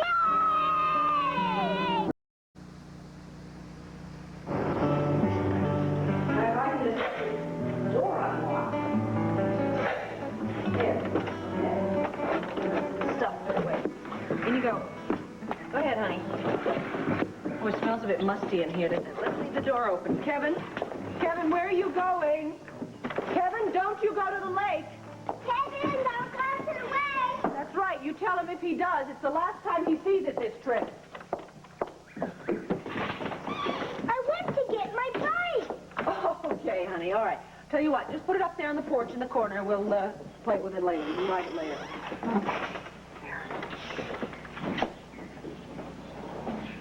Joey, what are you doing? What are you looking at, honey? Oh, it's a mouse. He's dead. Let's hope he's not faking. Here, sweetheart, watch out. Can we go swimming now? No, honey, not just now. I want to put away some of these things, and I wouldn't be able to watch you. Well, be careful. Darling, I know you'll be careful, but you're not quite big enough to look after Joey yet. Tell you what, take your baseball bat and your gloves and things and go outside and play ball, and just give me a few minutes to check the supplies, okay? Okay. Good. Go play ball.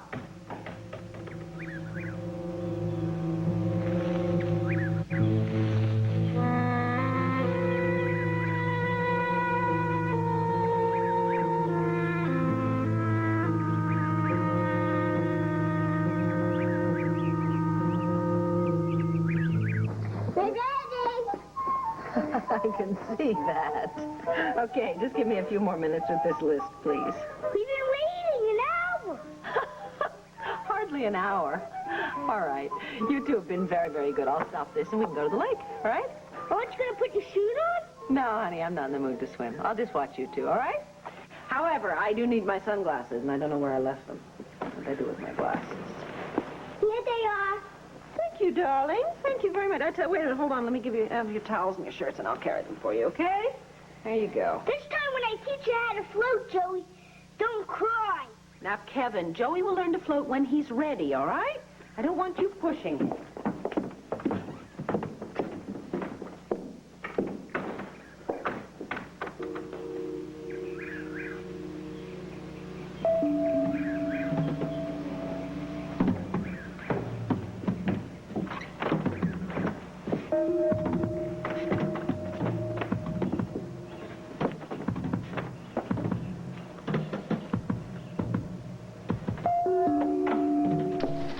Okay, let's get in the house. It's too soon to go in, Mom. Well, why don't you let me decide that, huh? Oh, Oh, really? You too? If I let you stay in the water, you'd stay there all night, wouldn't you? Every grain of sand, please. I don't know how you got so much sand in that shoe. Looks like you brought half of the beach back. all done, Mom. Don't you go... Where are your sneakers? You're at the lake, Mom. They're at the lake? I thought they were in your beach bag. The beach bag is here, too. Oh, that's right, it is. Thanks for telling me now. Okay, nothing to do but go back and get it. Can I stay? Joey forgot them, not me. No, we can't stay. We're all going to walk back down there to get it. okay? Now, come on. If it rains tonight, you don't want your things ruined, do you? Right, that's what I thought. Let's go.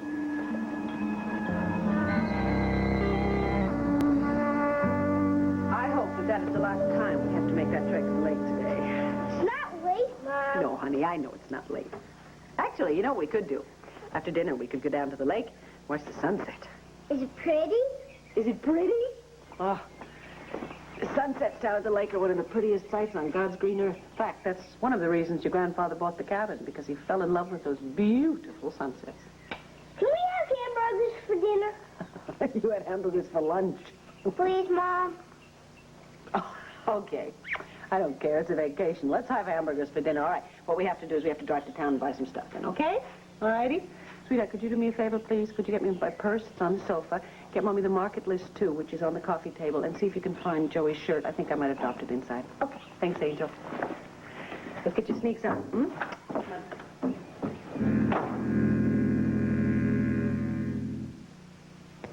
One Life to Live will continue in a moment.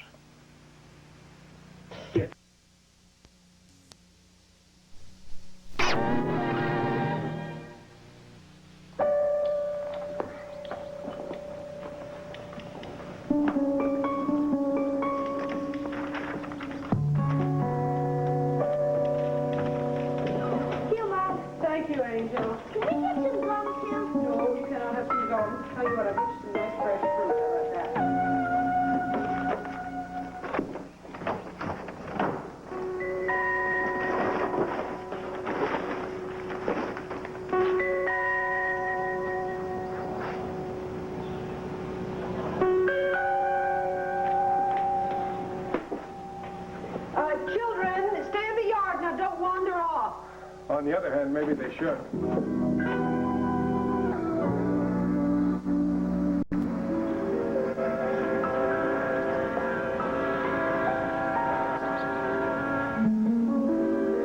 Hello, Vicky. Mark, what are you doing here? Where did you expect me to be? I don't know. Out of the country, I suppose. Yeah, well, that didn't work out. You see, I got some of the money out of the country, but thanks to people like you, I didn't get out. It'd be pretty foolish of me right now to try to get on a bus or a plane or a ship or... I hope you don't mind having a guest for a few days.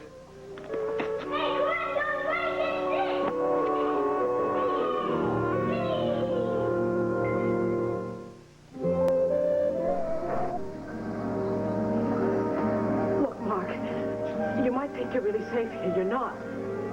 Now, who's going to follow me up here into these woods? Well, for one thing, Clint will be back any minute. He took the other car to go to the village for... Oh, no, he didn't. He won't be up here until earliest tomorrow morning. Why would you say that? Because I was at Land Fair before you started your journey up here. I heard. You were at Land Fair? Oh, you've got nerve. No. Desperation. You've got to know that everyone in this part of the country is looking for you. The only sensible thing for you to do is to give yourself up. And what would that get me? It might save your life for one thing. Mark, you don't know the people around here. What if some trigger-happy sheriff or constable spots you and shoots you? Mark, I'll be willing to drop the embezzlement charge if you surrender voluntarily. Come on! Now, you and I both know that embezzlement charge is nothing. They've got me on assault, they've got me on kidnapping, they've got me on attempted murder, they've got me on murder!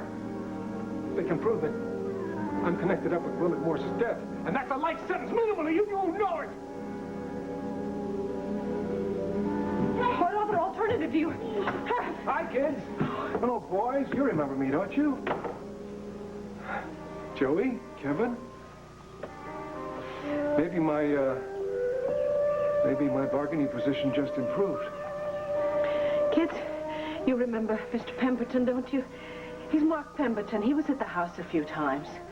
You've met him there. Honey, he's a business partner of Mommy's, and he came up here to discuss factory business with me. Right, Mark? Right, Mark? Right. Okay, I want you two to do me a favor, all right? I want you to take the groceries into the kitchen for me, sweetheart. It's heavy, watch out. Just unpack the bag, put the stuff on the kitchen table, and I will be out to help you put them away in just a minute, all right? Okay, Mommy. Let's go, Joe. Thanks, sweetheart.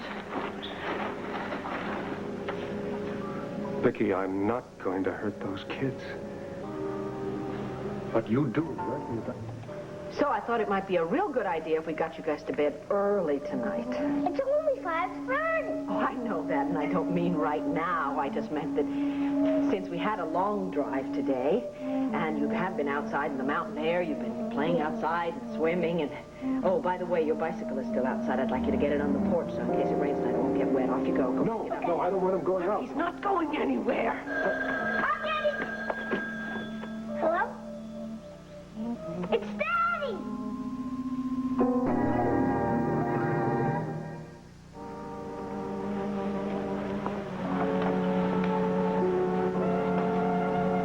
Thanks, sweetheart.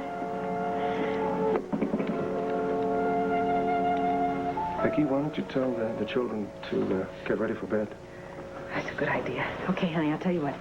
I want you and Joey to go in and put your pajamas on and get ready for bed, okay? But I haven't had any dessert. All right, okay. As soon as you get your jams on, you can come back and you can have your ice cream out here, all right? Off you go. Take Joey with you. Come on, Joey.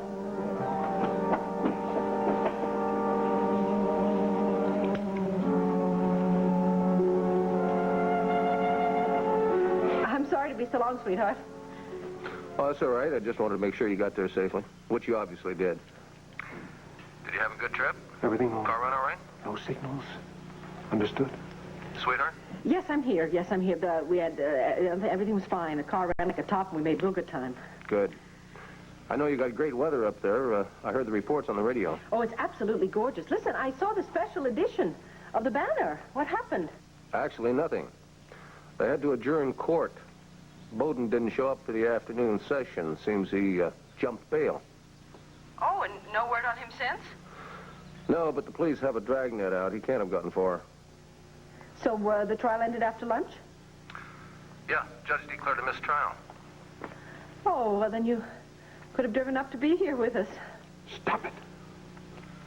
Well, you miss me? Yes, of course I missed you. You know that. Well, I'm at Ace's right now, but I can leave right after supper. I could be there by, midnight at the latest. You tell him no. You tell him no. I don't want to kill anybody else. Honey, are you there? Yes, I'm here.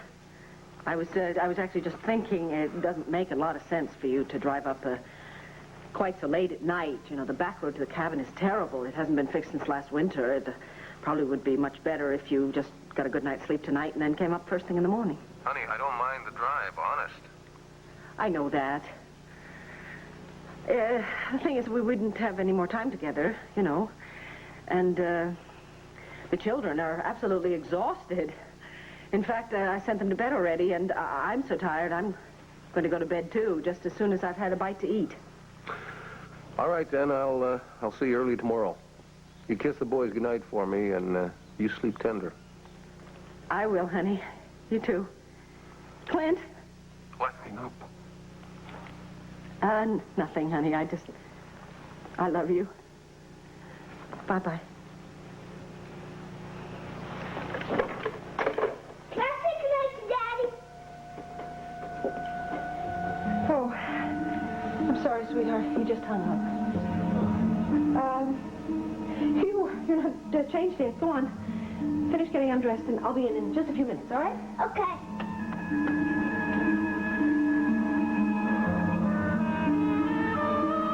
Oh, don't cry.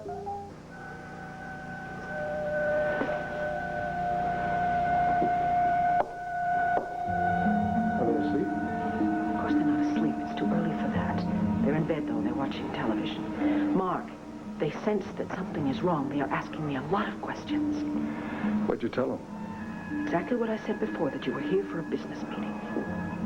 Did you tell them I was going to stay overnight? I didn't tell them, and they didn't ask.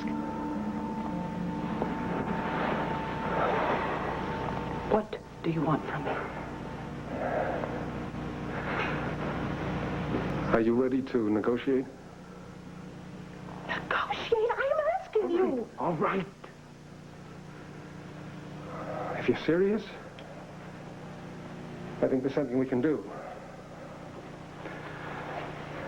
Now, I've still got close to $1 million from the proceeds of Lord Manning. Proceeds? That's my money. I earned it. I was underpaid for years. I saved many a corporation for Lord Enterprises. It's neither here nor there. Now, what I want from you is a conduit to the Lantano County District Attorney. I believe you're a good friend of Mrs. Scott's. Yes, sir. All right. Now, I want you to call her. I want you to tell her that if I make total restitution for Lord Manning, that you would like her to reduce the charges of kidnapping and murder against me. I can't do that. Oh, you can't do that. You can't do it.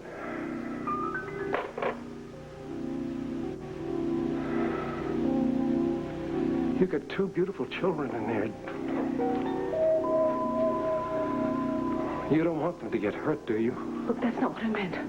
I will try anything, but Carla Scott will never agree to such a proposal. Ordinarily, she wouldn't. But you're a very good friend of hers, and you also happen to be a very influential person in the community. And she's up for re-election. Now, you find something to say, something very persuasive. But call. Please.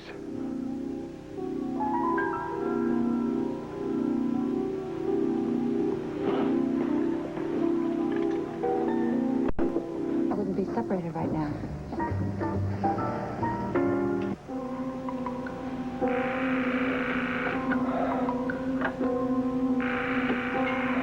Come on. Still no answer. Well, it just started. Hello? Carla. Oh, Carla, thank goodness. I finally reached you. Vicky, is that you? Yes, it is. I had called you at your office, and they said it would be all right for me to try you at home, and I've been ringing you every 10 minutes since then. I just got in. What's the problem? Well, it's not really a problem. I had an idea. I was thinking if we could somehow get in touch with Mark Pemberton, and if he would be willing to make full restitution of the money that he took from Lord Manning, would you consider reducing the kidnapping and the murder charges against him? Absolutely not. May I ask why? After all, I understand you gave Anthony McConaughey immunity. You made certain concessions to him. Well, that was different. We had to get him to testify at Herb Bowden's trial. Even so, it didn't work out. I'm sure you've heard that Bowden jumped bail. Yes, actually, I did know that.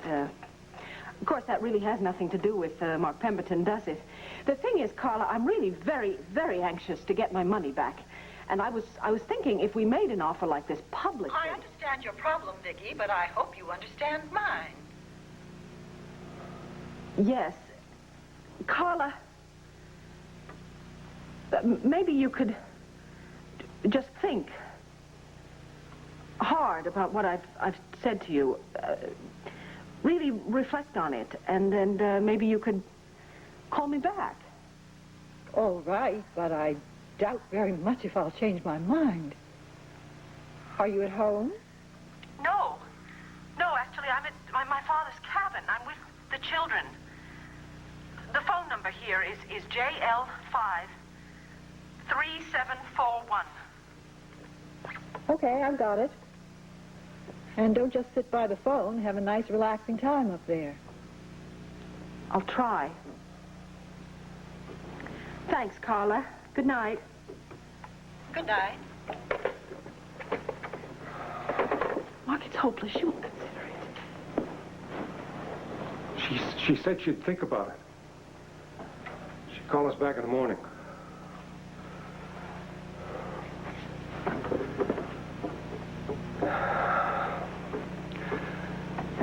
Okay. If she doesn't call back in the morning, we're going to have to go to Plan B. What is it? We're going to have to try to make it to the Canadian border.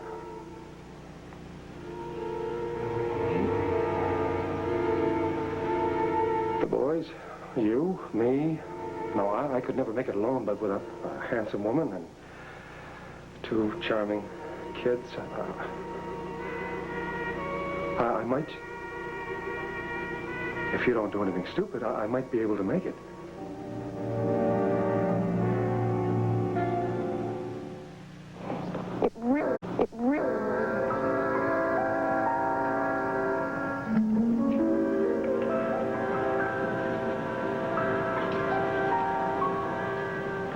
Good morning, Vicky. Took the liberty of making some coffee this morning. Oh, really? When did you do that? Heard you prowling around this house most of the night. Well, apparently you had as much difficulty getting some sleep as I did. Yes. A bit difficult to sleep when there's a man with a rifle sitting outside your door. Tell me something. Are you going to hold that thing on us all the time? The children are really starting to wonder about it. No problem. It's not necessary anymore. Are Joey and Kevin awake? No. They're not? No. And I would appreciate it after you've had your coffee if you'd get them dressed and ready to go, because I want to head for the Canadian border as soon as possible. And Vicky, just in case you have some idea about plotting something, because I put the rifle away. You see this?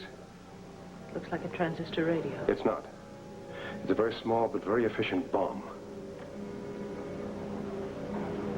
A bomb? A bomb? I have to have some insurance against you getting funny ideas. I have to be sure you'll cooperate with me.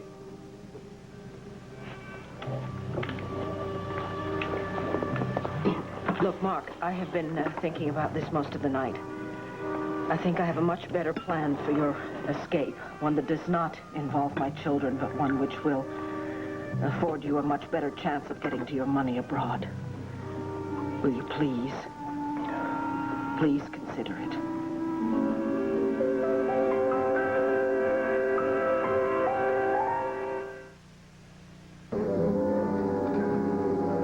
I'll give you this. It's a clever plan, but no. You see, getting across the Canadian border is a clear thing, but what you're proposing, it's too risky. Not really. It's not really. You've got to know that the Canadian police have been alerted, Mark. Besides that, at any point, my children could very easily, very naturally, simply call you Mr. Pemberton. I know that. I know it's true. And if they arrest me in Canada, they could extradite me anyway. Facing charges of murder, embezzlement, kidnapping. 2 kidnappings. Why didn't Mrs. Scott listen to you? No, I'm sticking with the plan as originally decided. No. All right, Mark, now you listen to me. If anything happens to my children because of you, I will take care of you. How dare you? Dare you come into this house with a bomb? You have children of your own. How would you feel if a man came to your house with a bomb and insisted you put your children in the car and drive to Canada? Vicky, it got out of hand. I don't... Look, Mark, I only care about my children. You know that. Please, if we could just go back to Landview and drop the children off at my house. Please, I swear to you, I will get the passports and go anywhere in the world you want to.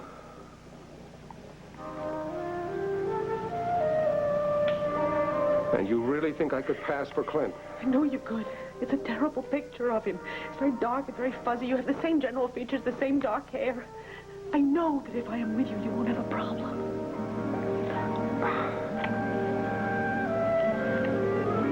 Isn't Daddy here yet?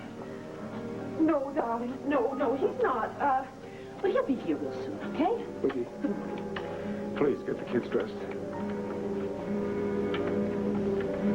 Mr. Pemberton, are you taking us fishing? Kids, I don't know about that, but, I'm taking you somewhere.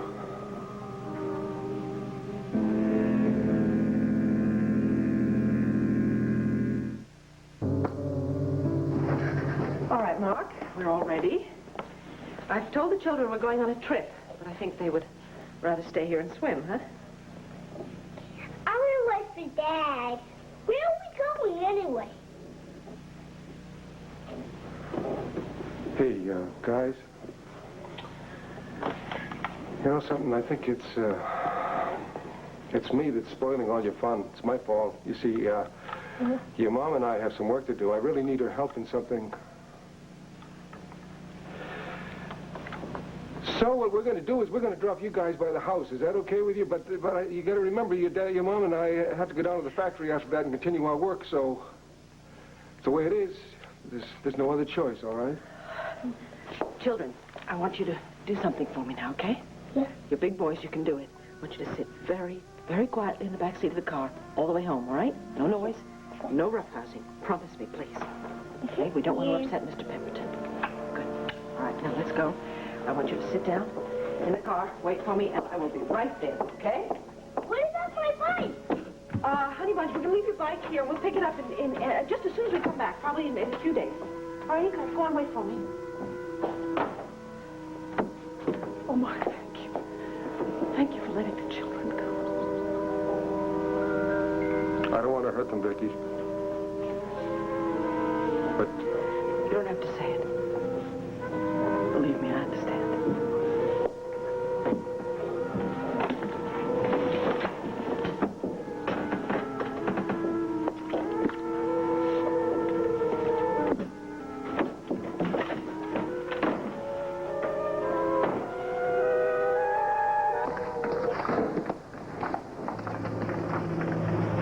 Okay, now, children, I want you both to be very, very quiet, okay? How come?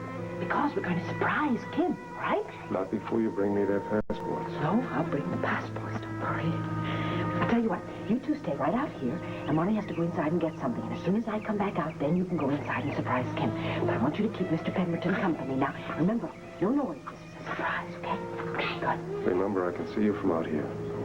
Mark, I'm not stupid. I'm going to go to the desk, get the passports, and bring them out here so my children can go free.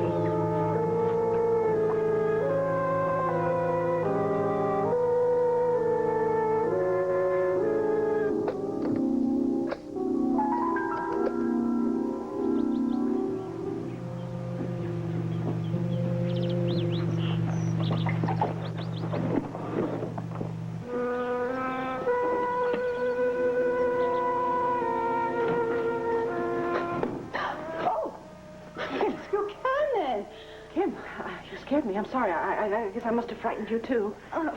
Why are you home?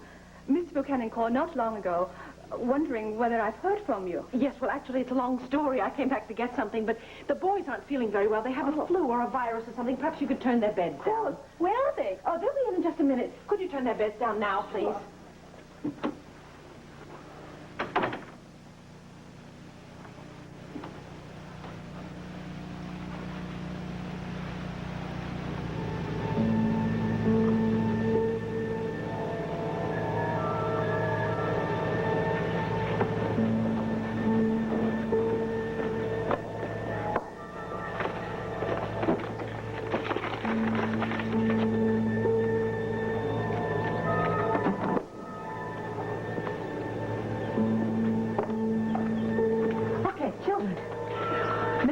You go upstairs, run upstairs to your rooms, and go surprise Kim, okay? She's waiting for you. Okay. Wait a minute. I need a hug and a kiss from you. Okay, come on. I love you both so much. Sure, we know. Go on then. Come on, Joe. Children.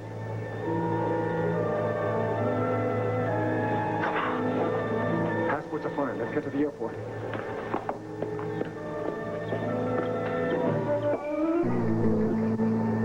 Call the airport. Make reservations. Be careful what you say.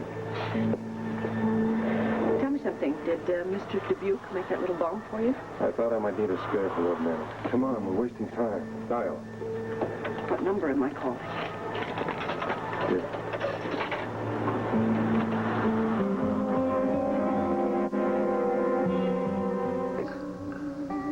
Yes, I'm still here. What's the trouble? I don't know. Something about the computers being down. They can't confirm the reservation. Oh, yes, I'm holding. Listen, This is very urgent. We're calling from a payphone. I'm running out of change. Can't you take some information down, please? Well, yes. We're looking for connections to Switzerland. Good. Now, wait a minute. I'll put my wife back on. They want to know what form of payment you're going to use. Do you have any credit cards with you? Yes. Okay, tell them. Hello? Yes, I'll be paying with a credit card. Yes, that's right. Well, we'll pick up the tickets at the airport. Uh-huh. And the plane goes to Kennedy. Okay, fine, we'll be there. Okay, the flight for New York leaves at 1 o'clock, and then we can make connections to Switzerland. All right. Call a cab. Why? They may have put out an APB on your car by now.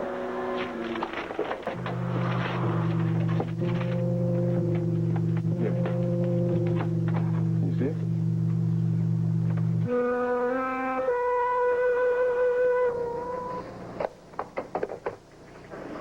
Wait a minute now. In case you've got any ideas about trying to communicate with our ticket agent, remember, all I have to do is hold the pin on this thing and drop it on the floor. You would kill yourself, Mark. It's better than spending the rest of my life in prison. Now, you talk straight and act very calm.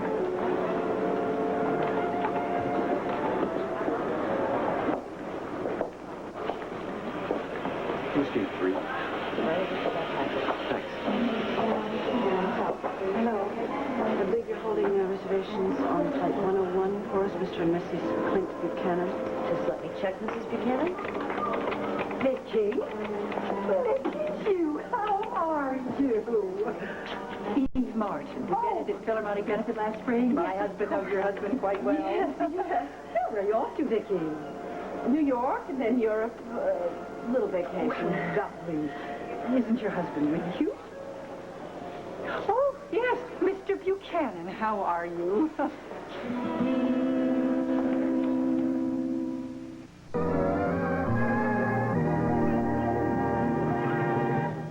Oh, it's so nice to see. It is you, isn't it? Sure is. How are you, Mrs. Martin? Well, I just couldn't be sure. As I recall, we only met once at the Philharmonic benefit last spring, remember? Well, of course. I know your husband very well. I'm on my way to Gate 4 meeting my niece. Have a wonderful vacation. Thank you. Bye-bye, Vicky. Safe flight. Here we are, Mrs. Buchanan. You'll just sign the charge slip, please.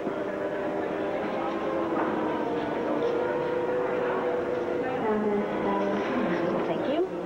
And that is flight 101, gate 2, and it will be boarding in approximately 20 minutes.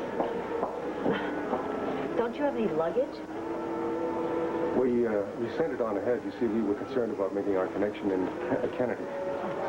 I'll take those down. Have a nice flight. Thank you. Close call. Mark, please, why don't you just give yourself up, please? You listen to me. As soon as they announce our flight, we're going to get on that airplane. That way we won't be bumping into anybody else. You are never going to make it through security, you know. I'm sorry to disappoint you. This is not native metal.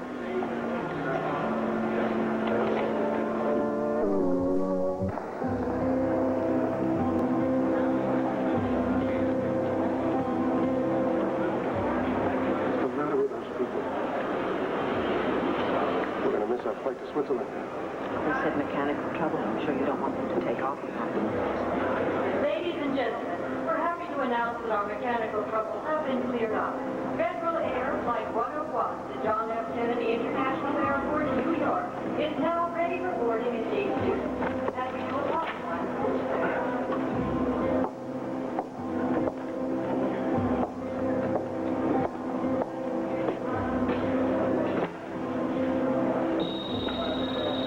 Excuse me, ma'am. Sorry, I'm going to have to check with this.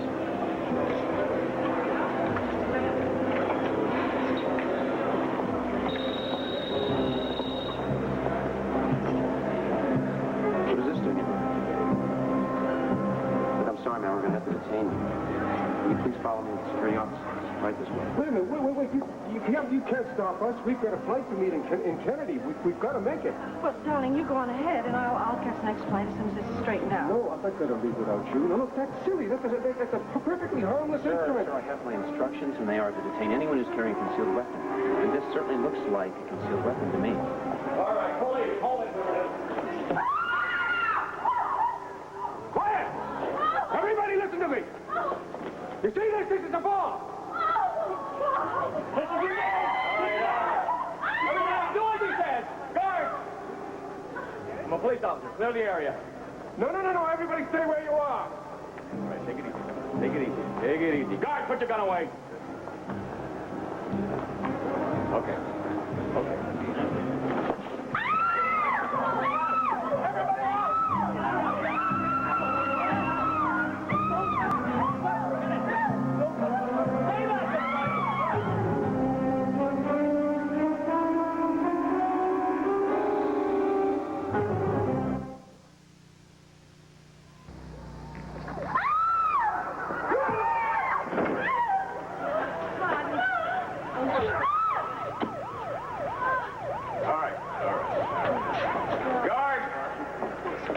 Put the cuffs on him. You all right? All right, everybody. It's all over now. You can go about your business. What happened? Get your radio call, Captain. Sorry we're late. We got tangled up in traffic. Never mind. Here, take care of this thing. Put it to the bomb squad. Will you see that the pin doesn't come out, all right? Right, Captain. What about him? I'll take care of him. Are you all right? Yeah, fine. What about the children? They're fine. They weren't even worried about it. They must have done a great job of covering up. Not to even let them know how scared you were. Okay, so how are you two doing? I'm fine, Ed. Can I take her home now? Sure. I'll come over later, get a statement from you. Thank you. Oh, Thank all right, you so Vicky, much. it's all right. Oh, boy, you must be exhausted. You need to go home. Get some rest. Yeah, I am. I need my best. Oh. Okay, take care. That's it. Right.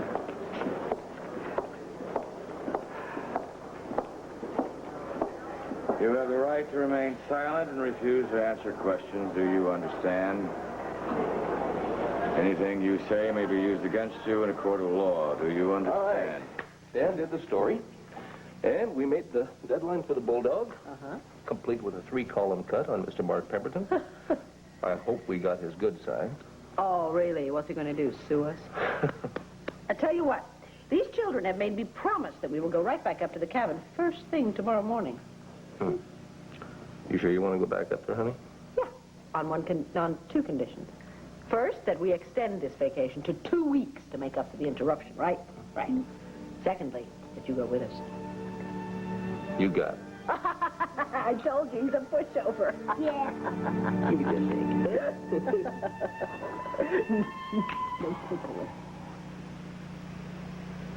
Vicky Buchanan taken hostage. Hey! What? Sweetheart, not everybody's okay. Are you okay? Yes. How about the kids? I mean, how did all this happen? Clint, what? Everybody's fine. Take it easy. The children are fine. I'm fine. Children didn't even really know anything was wrong, and Clint is a big hero. Whole family in danger, and I'm off in New York trying to act like some kind of playboy or something. Actually, you look a bit like a playboy. Very nice, too, coming home at 7 o'clock in the morning in a ever so slightly creased tuxedo. Seems like both of us have tales to tell, Here, the better we sound. So, the last we heard from Ed, Mark was making a full confession and seemed apparently quite happy to have it all over with. I just keep thinking what could have happened if that bomb would have exploded when Clint jumped in. Thank God that's all past. Now, I'm dying to hear about the Playboy in New York. Did you take New York City by storm? Well, I sure tried to take Dee Dee O'Neill by storm. Oh, so you romanced her as only a Buchanan can? Yeah, Buchanan. You know what Asa did? Now, how did he get into this conversation? No, Asa just up and decided that he was going to pay Lord Manning a little visit. And when he got there, he ended up insulting Harry O'Neill. Everybody in the whole plant said they were a bunch of losers. Said he had about half a mind to just buy that plant himself so his daughter-in-law wouldn't lose any more money. How dare that man? I have a half a mind to call him right now and wake him. No, you don't do that. You got a vacation with your family that was interrupted. You got to do that. I'll take care of Asa, take care of Harry, take care of Lord Manning, everything else. Anyway, I didn't know that Pa had done all this. So when I found the O'Neills, they were celebrating a bowling victory there at Wanda's Diner. Mm-hmm. And I also found out that I wasn't exactly welcome. Because of Asa? Yeah, well, mostly. But anyway, I walked in, I got so mad because Dee Dee wouldn't talk to me. I finally just scooped her up, threw her over my shoulder, took her right out, threw her in the back of the limo, and we headed for New York. You didn't? Yeah, and it turned out great, too. Wined her, dined her, we danced, and we did a whole lot of talking. And I think we're just going to finally get through all this. Bill Brady has successfully been buried, and Bo Buchanan is finally going to get his chance, eh? That's wonderful. I think so, and I think as soon as my divorce is finally finalized, then I'm going to have no more obstacles. And about Harry? Harry. I tell you, I'm getting a little tired of pampering Harry's hurt pride, and I think that if he comes after me today, we just might tangle. Wouldn't you be better off spending the day sleeping? No, I'm too wound up to sleep. Hey, did Pemberton tell the police where the rest of that money's stashed? He certainly did. Not only Daddy gave him the name of the Swiss bank and the account number, so we should have those funds pretty soon. That's great. You know what that means? That means Lord Manning has a future. Mm-hmm. Okay, well, I got to get upstairs and get shaved and showered and change clothes and everything. Do me a favor, will you? Why don't you have a real good vacation this time? Oh, okay? I intend to, but you call me if you need me. You know, I am going to avoid doing that, if possible. And you, good luck with Harry and Dee Dee. Not necessarily in that order.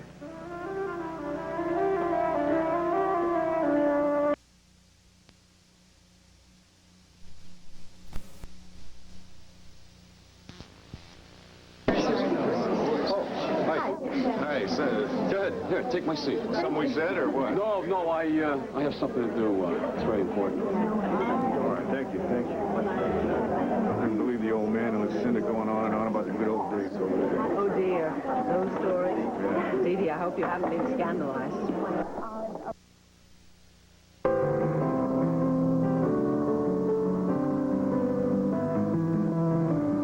It's a gorgeous melody. What a lovely gift. You know, if I could write music, I'd compose a new work every week. Just for you. Oh, thank you. Oh, my sweetheart. But you don't have to write a single note. Just be yourself. What's the matter? Well, I'd think Cassie would want to hear this, and I don't see her.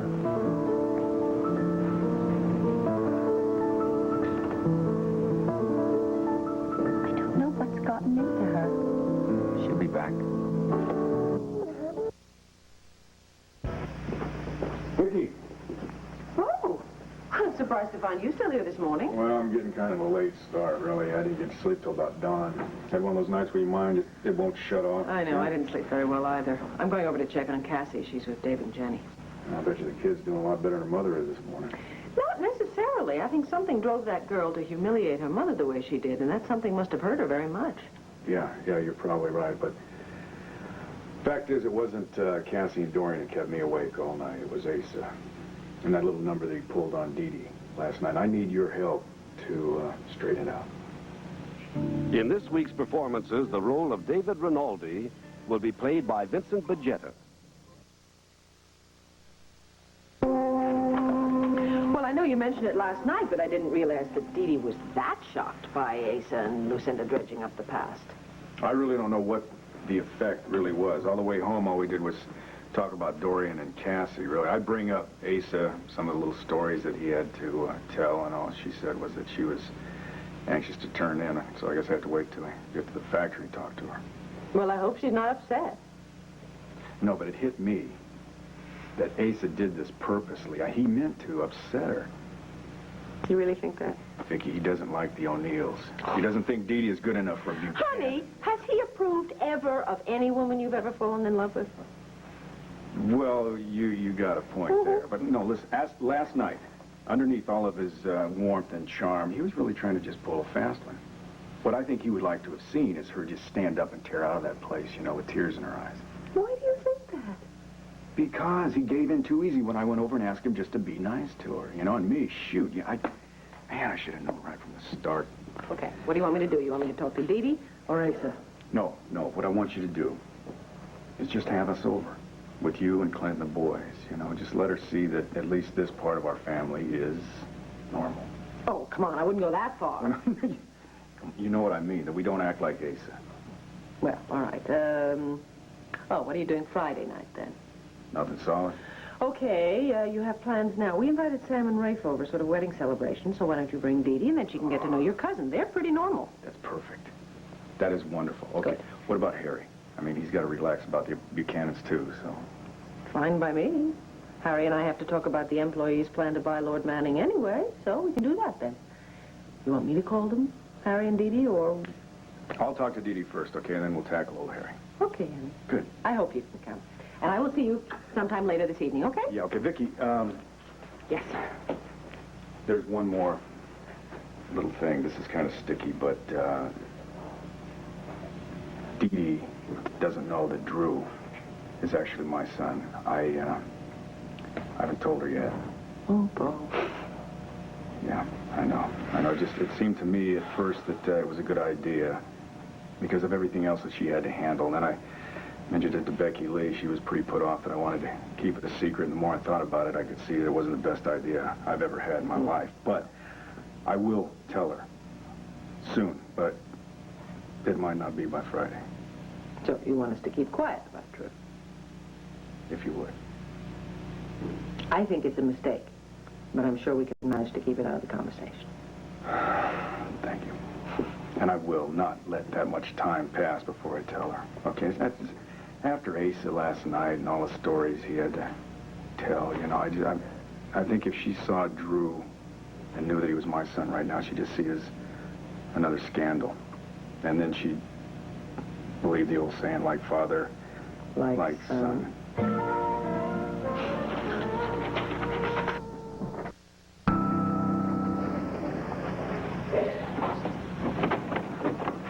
Hello. Hi, Mrs. Buchanan. We met last night, remember? Yeah. Jenny and David aren't home right now. Well, is Cassie in? May I please come in? I really am a friend of the family. In fact, they rent the cottage from me. Oh, I'm sorry. Come in. Thank you. I didn't realize you were the owner of this estate. It's all right. You enjoying your stay here? Oh, it's beautiful. I swim in your pool almost every day. Good. I'm glad somebody's using it. So you don't mind that I'm here? Of course not. But didn't Jenny tell you why I was here? Yes. And I am very sorry for your misfortune, but I think you're very lucky to have found friends like David and Jenny. Oh, yeah, I know. I really wanted to talk to Cassie, but she probably had a very hard time falling asleep last night. Yeah, she cried a lot. And I don't know what time she went to bed, so I really don't know when she'll be up this morning. Okay, I'll tell you what, then. I won't bother her if you just tell her that I dropped by it. I'm not too good. Oh, sweetheart. Oh, God. I can't believe I'm crying again. I must have kept you up half the night. Just part of it. Do you want some orange juice or tea or something? I'll get it myself. No, it's okay. Mrs. Buchanan? If there's coffee made, I'd love some. Sure. Oh, honey. You feel like talking? It's awful. I don't think I ever want to see my mother again. All those years I was wondering what she was like. I missed her so much.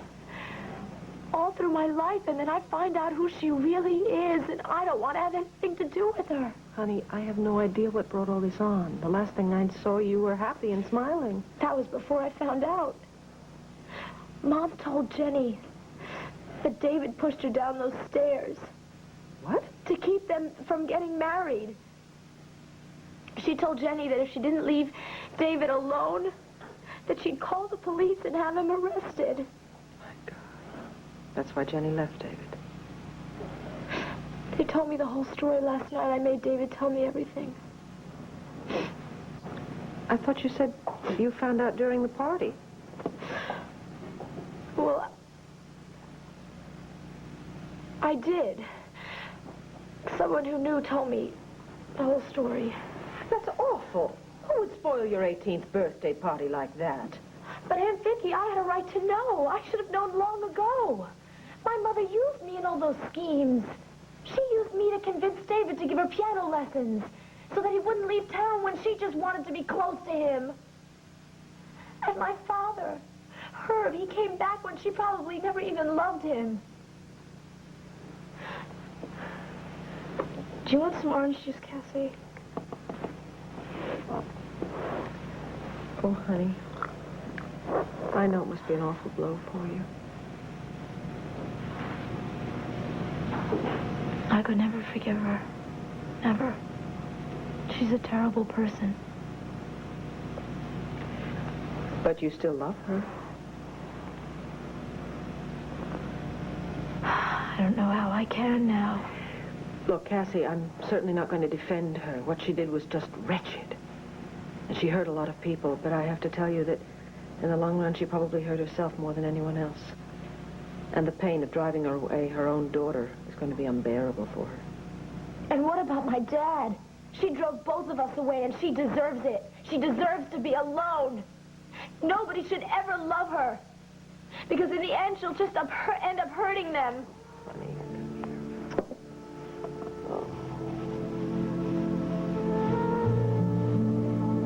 I'm sorry, Mr. Rinaldi, but Mrs. Callison left strict instructions not to be disturbed.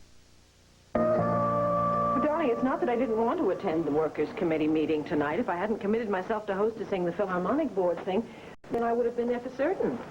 Well, I'm sure Harry and the others will understand. I asked Bo to represent me, and since he's represented me in the negotiations all along, I see no reason to change now, right? None that I can see. Besides, when we turn the plant over to them, I imagine they'll have some kind of a ceremony. You can show up then. I just hope it went well. No reason to think it wouldn't, is there? Herb told me that the drafting of the agreement was a piece of cake. Yeah, some piece of cake.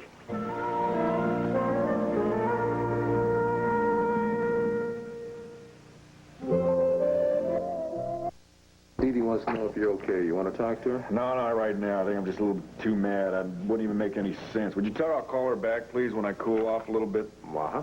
Thanks. Dee Dee, he said he'll call you back in a little while. No, he's fine. He's fine. I just may have to knock that debt out of his pride. But... Oh, come on! What? Do you think you could tell us what happened now? I mean, surely Harry O'Neill didn't do that. No, Harry O'Neill didn't do this. It's just the same old story, you know. I stood up for the Buchanan name and defending you. Defending me? What? What's this? Who'd want to attack Vicky? I walked into this Lord Manning meeting, and some guy stood up and he started talking. I'd never even seen this guy before. But it seems like he was laid off from Pa's plant there in Tucson when that was shut down. You mean the one that we wanted to combine with Lord Manning before the explosion? Yeah, it must have been. Anyway, he stands up and he announces to everybody that anybody would be a fool to ever trust a Buchanan. Then he pulls out a big wad of bills, throws them down. He wants to invest, buy shares in this Workers' Corporation. I think Harry O'Neill's proposing. Well, wait a minute, Bo. That's the whole idea. I mean, that's the way we want it to go. Yeah, I know, but he says he thinks everybody ought to do this. And if they don't do that, they're going to find themselves right out on the street with a tin cup and pencils because the Buchanans are going to sell this place right out from under those folks the same way they did in Arizona. But that's absurd. Vicky has never shared Pa's policy. She'd rather lose money than see people laid off. I know that. And I was about to say that. I never even got a chance to finish. I'm sorry. That sorry sucker. I stood up and said, excuse me, what's your name? I said, Bo Buchanan. So he says, oh, yeah? Well, give this to your old man then. And bang, that's when he lays into me. Fella still alive? Yeah. Oh, thanks for asking. He's alive. He's probably feeling real good right now. I never even laid a hand on him. You what? I can't believe you exercise such self-control. That's no self-control. I never got a chance to. I mean, I was groggy. I fell back into some folks, and I finally got some sense back, and I thought, okay, we'll just waltz around for a little while. And then everybody's jumping on him, on me. Dee Dee stuck to me like wallpaper, begging me to get out of there. Well, did she know him? Yeah, seems everybody knew him. And I heard somebody mention his name. I think Harry. His name's Brian Beckett. Well, Bo is all right. No thanks to you. I don't recall anyone by that name ever working at Lord Manning. Sweetheart, there's no reason you should. He doesn't exactly sound like the executive type. Sure executed pretty well on me. Well, actually, he sounds like the kind of person who's going to spoil everything we've tried to do. Yeah, well, if he really did work for Pa out in Arizona, we should be able to get a lead on him through the employment files and find out what kind of a record he had out there. No, Clint, no, you don't want to do that. You don't want to pull Pa into this thing. You're going to have a real problem. He's the one that set this guy off in the first place. Well, that may be true, but I still... And another thing, I probably give it big belly laugh out of this. Well, he never had any use for anything we wanted to do. Oh, okay. We'll just find another way. Why don't I just see what I can find out from Harry at dinner tomorrow night? I think Bo is right. I think we should keep it in the Lord Manning family. All right, good thinking. Yeah, well, I don't know how much you're going to get out of old Harry. Because when this meeting broke up, it didn't seem like he was that shook up with this guy's style. Oh, that's my Philharmonic board. Darling, listen, would you mind continuing your discussion in the study? I don't want to have to explain to Dorothy McDonald about your eye. All right? Thank you very much. Right. Oh, please, would you call Larry for Bo? Why? What? Have him check Bo out for a concussion. You can't hurt Bo by hitting him in the head, honey.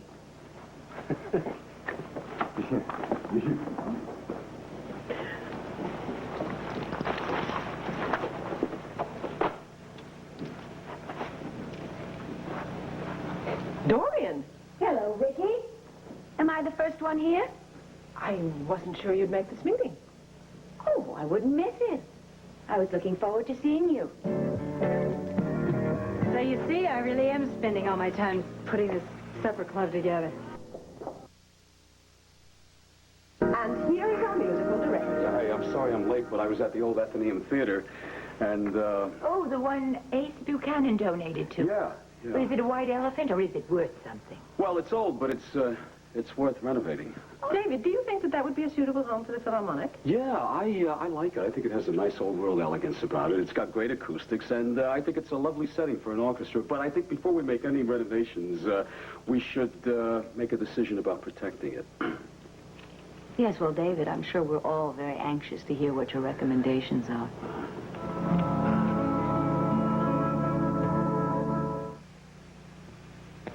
One Life to Live will continue in a moment. But I simply cannot believe what I heard. Dorian, calm down. It's not so terrible. If the caretaker of the theater has resigned, then so be it. There really shouldn't be a problem finding a replacement. Oh, I'm sure there isn't. There really is no problem in finding someone to fill the job, really. Then good. Find that someone, all right? But that certainly is not going to be my daughter. I won't allow it, and I'm sure that everyone here will understand why. Dorian, we are all aware that Cassie declared her independence from you in front of most of Landview last Friday night. Vicky, I really don't need to hear about that now. Perhaps you do.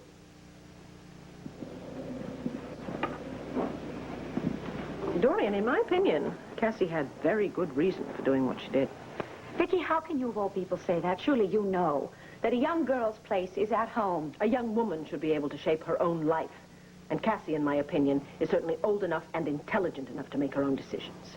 This is outrageous. No, I don't think it is. She rejected her trust fund from you, and she's going to need some sort of income if she wants to go to school. Be reasonable. Would you want one of your children living in that neighborhood? Oh. Well, excuse me, but there really is nothing wrong with the neighborhood. It's next to the Lord Manning factory, and right next door to Wanda's Diner. Mm-hmm. That's wonderful. Well, I, for one, support Cassie's application for the job. Shall we vote on it?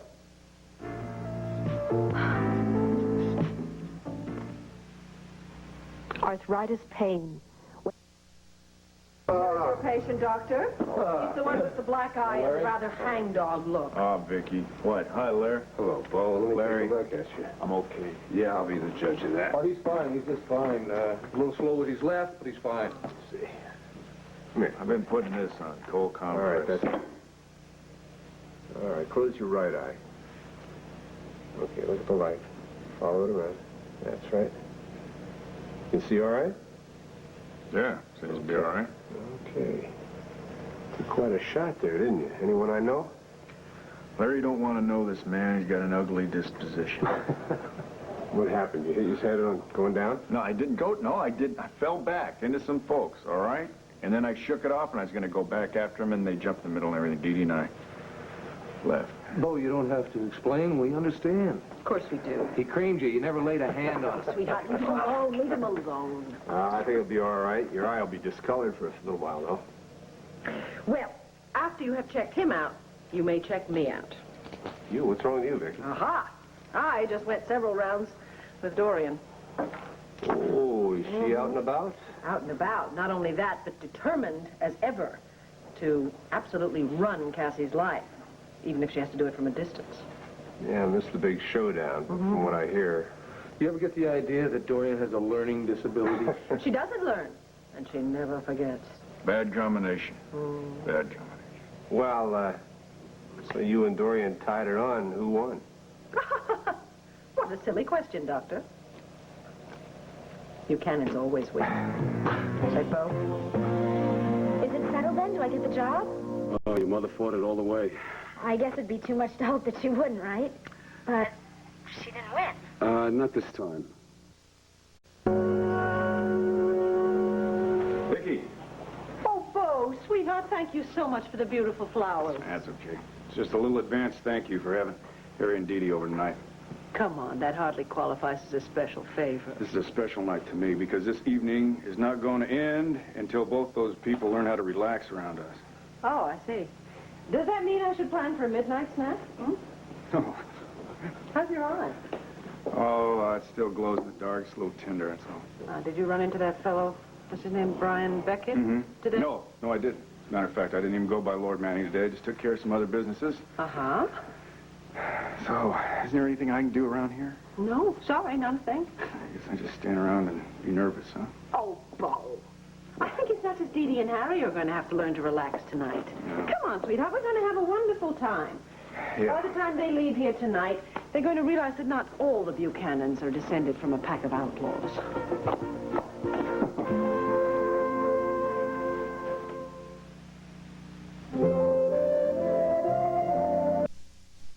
Lucinda, Chuck, how are you? Sweetheart, you're all dressed up. You look like you're going out someplace. But don't worry, we're not going to keep... No, we're just having a little dinner party. It's Rafe and Samantha and Dee Dee O'Neill and her father are coming. We'd be so pleased if you'd join us. Oh, thank you kindly, but I must get off for Texas tonight. Well, you gotta have time to join us for at least one cocktail. Oh, I'm sorry. I'll take a rain check. Tell you what, I've still got a hangover from Cassie's party. I hear tell I'm the only one that had a good time. Oh, Bo, I do want to apologize. I really do. Lucy, forget it. Forget it. No, I really want to apologize before I take off for Texas. Chuck, what about you? When are you going to be leaving? I'll be around for a couple of weeks. I got to help Asa find a replacement. Papa must be chewing nails trying to replace you. Yeah, I'll miss him, Clint. I guess we both will. But he'll get along. He always does. Now, we want all of you down Texas way for our wedding, you hear? So, the end of this month, you plan on coming down. Okay. Yeah, you know, I can't get over the two of you, really. After all these years, but it's great. Oh, it's great. Well, maybe with me out of the way, you'll find somebody to make you happy, too. You'll find a little gal of your own. Oh, my, Dee Dee was really angry with you, wasn't she? Oh, yeah. Oh, listen, I'm so embarrassed. Please tell her that, would you? No. I really am so sorry. Lucy, Dee Dee is okay about everything. Are you sure? I mean, she looked kind of pale there a couple of times. Shoot, did you see me? But don't worry. Believe me, okay? I know that there wasn't any meanness intended from either one of you. Well, tonight we are going to show Dee Dee that Asa is different from the rest of the Buchanans. Yeah. Now, honey, I wish you and Bo would stop saying that. You're going to make me think I can't act natural. Now, Clint, you've always been a gentleman, so just act normal, and Dee Dee's going to be fascinated. Here. I hope so. Well, you ready to go say goodbye to the big bear? You know something?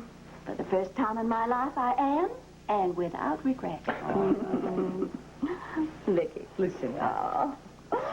Clint. Lucinda, we are definitely going to try and make that wedding. Oh, I hope so. Please do. If it can be arranged, we will be there, and I am so happy for both of you. And soon you're going to be wishing that you had done this 30 years ago. I've always wished that. Okay, all right. Oh, Bo. I hate to leave you. Listen, I hope you find somebody that can make you as happy as I am. Well, I think I might have found her, Lucy. Yeah? Well, do me a favor. Don't let Asa near you. Let him keep his distance, and you'll be okay. I think Dee Dee might be a very charming little gal from what I could remember. We love you.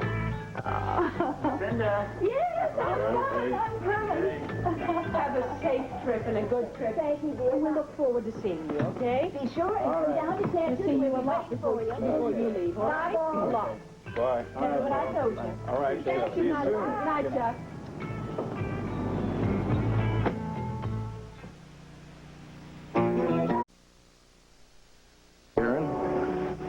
Well, to the newlyweds. Well, a lot of happiness. Thank you, folks. Very much. Believe me, we wake up every morning knowing it was the right decision. We are so thrilled for you two. Thank you. Thanks. I guess pretty soon your brother Mike Connie will be toasting them, huh? Yes. You know, Mr. O'Neill, I meant to tell you, I never thought my brother would be falling in love again. I'm real happy that Connie walked into his life. Well, thanks, Sam.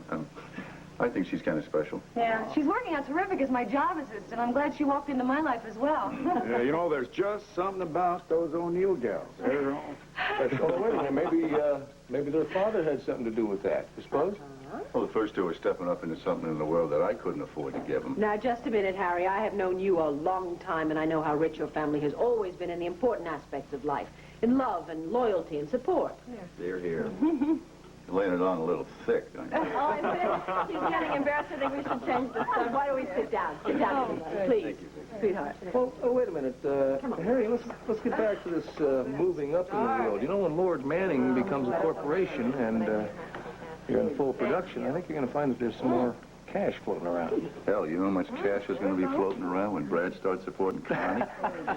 Victoria, you and I are going to need a minute to discuss the purchase agreement.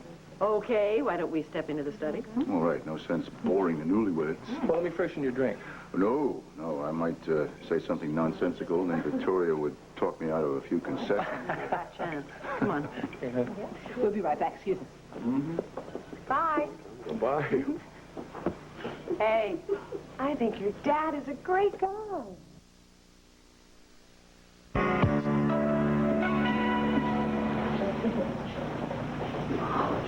Good, okay. Thank you, Harry. Best prime rib I ever ate, Victoria. Yeah, pass it on to the cook. I certainly will, Harry. Thank you. Sit down, please. Oh, thank God it wasn't French food. Well, would everyone like a brandy?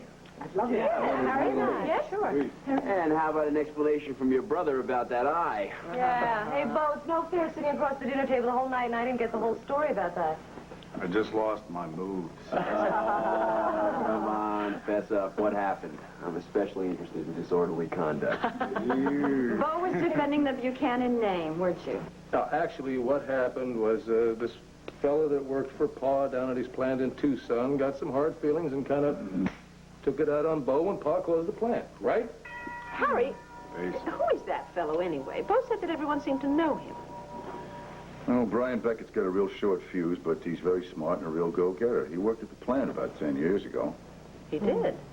Sorry. Excuse me, ma'am. Mr. and Mrs. Asa Buchanan are here. Boy, Harry, I told you never have to announce family. Hi, y'all.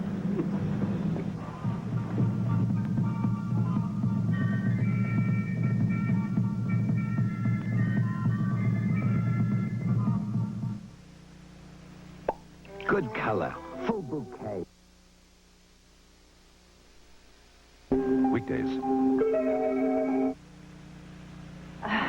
Vicki, I'm so sorry. I knew when we saw the cars that we shouldn't just come barging in here. Well, no, wait a minute, Becky Lee. It's not like we came before dinner where you had to water down the soup and cut the meat thin. Asa, for heaven's sakes. Of course you're welcome. We're just having brandy and coffee. Please, join us. Well, we'll just say hello and be on our way.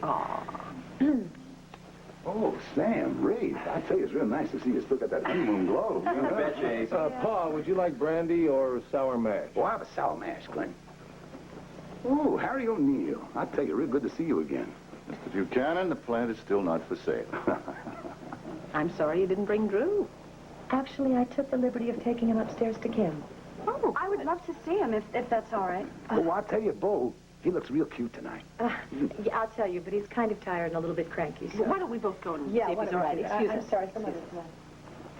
Bo, is that a shine I see on you? Yeah, I'm afraid it is. Don't you dare tell me you walked into a door. It's a long story, Pa. Just soon not go into it tonight, okay? What's the other guy look like, son, huh? Just forget it. No way, no. If it's a long story, I'll spend the whole night here. Let's go. Lay it on me. Come on. So this is it.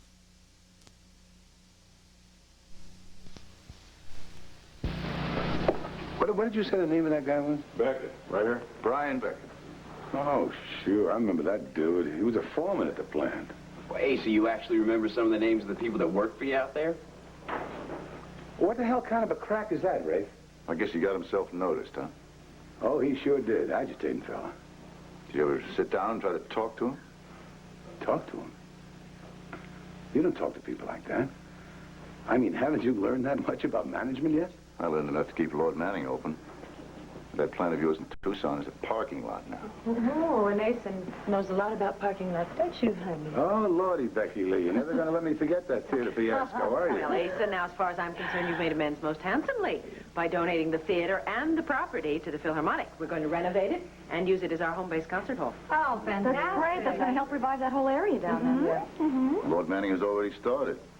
Keeping the plant open has done more for that riverfront than anything in Landview. That's right. Yeah. Oh, and Asa, I don't think you even know this. The employees have formed a corporation, and they're buying the whole business from me. Well, that is good news, Vicky. Congratulations. Thank you, but don't congratulate me. These are masterminds over here. No, honey, you misunderstood. I'm congratulating you, because you're not going to go down the drain with the others. You're really not going to hire that Beckett fella, eh? Yeah, he's a good man. We can use him. See, he bought stock in the company, Pa. $5,000 worth. And you two think you're going to come up with the rest of the money? You better believe it. Any outsiders allowed to buy in? Not quite yet, but when we go public, you can... I'd like to know. All right. Well, I'll tell you something. Now, that's good news. Really good news. When the people buy the plant from Vicky, maybe old Bo get a chance to spend some time with his family. Maybe get a chance to know... I think I'm going to stick around Lord Manning just a bit. Yeah, I think that's really Asa's... that's Bo's decision, Asa. Indeed it is, Asa. What did I say? I just expressed an opinion. Yes, and we all heard you loud and clear. Well, I think it's time for us to say goodnight, Dee Dee. It was a wonderful evening. Oh, thank you. Appreciate your asking. Thank you so much for coming, Harry. I'm Wait. delighted you Harry, I'll give night, folks. Good night. Sure. Dee Dee. I'll have lunch tomorrow, then. Oh, I'll pick you up. Noon. Good night, Dee Dee. Thank you so much for joining us. Good night. Anybody want any more of this stuff? Oh, Asa, how could you?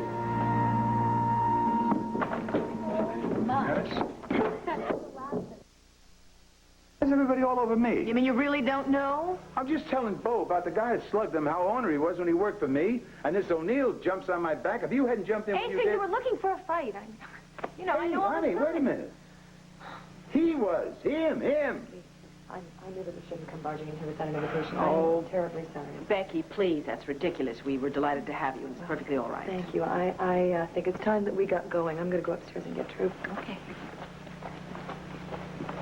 I think that we should leave, too, okay? Oh. Yeah, it is getting late. I'm on the early shift tomorrow, Vicky. Bye, Asa. Asa, good seeing you. Night, Ray. Anytime. We'd love to see more of you, okay? Come on, I'll walk you out.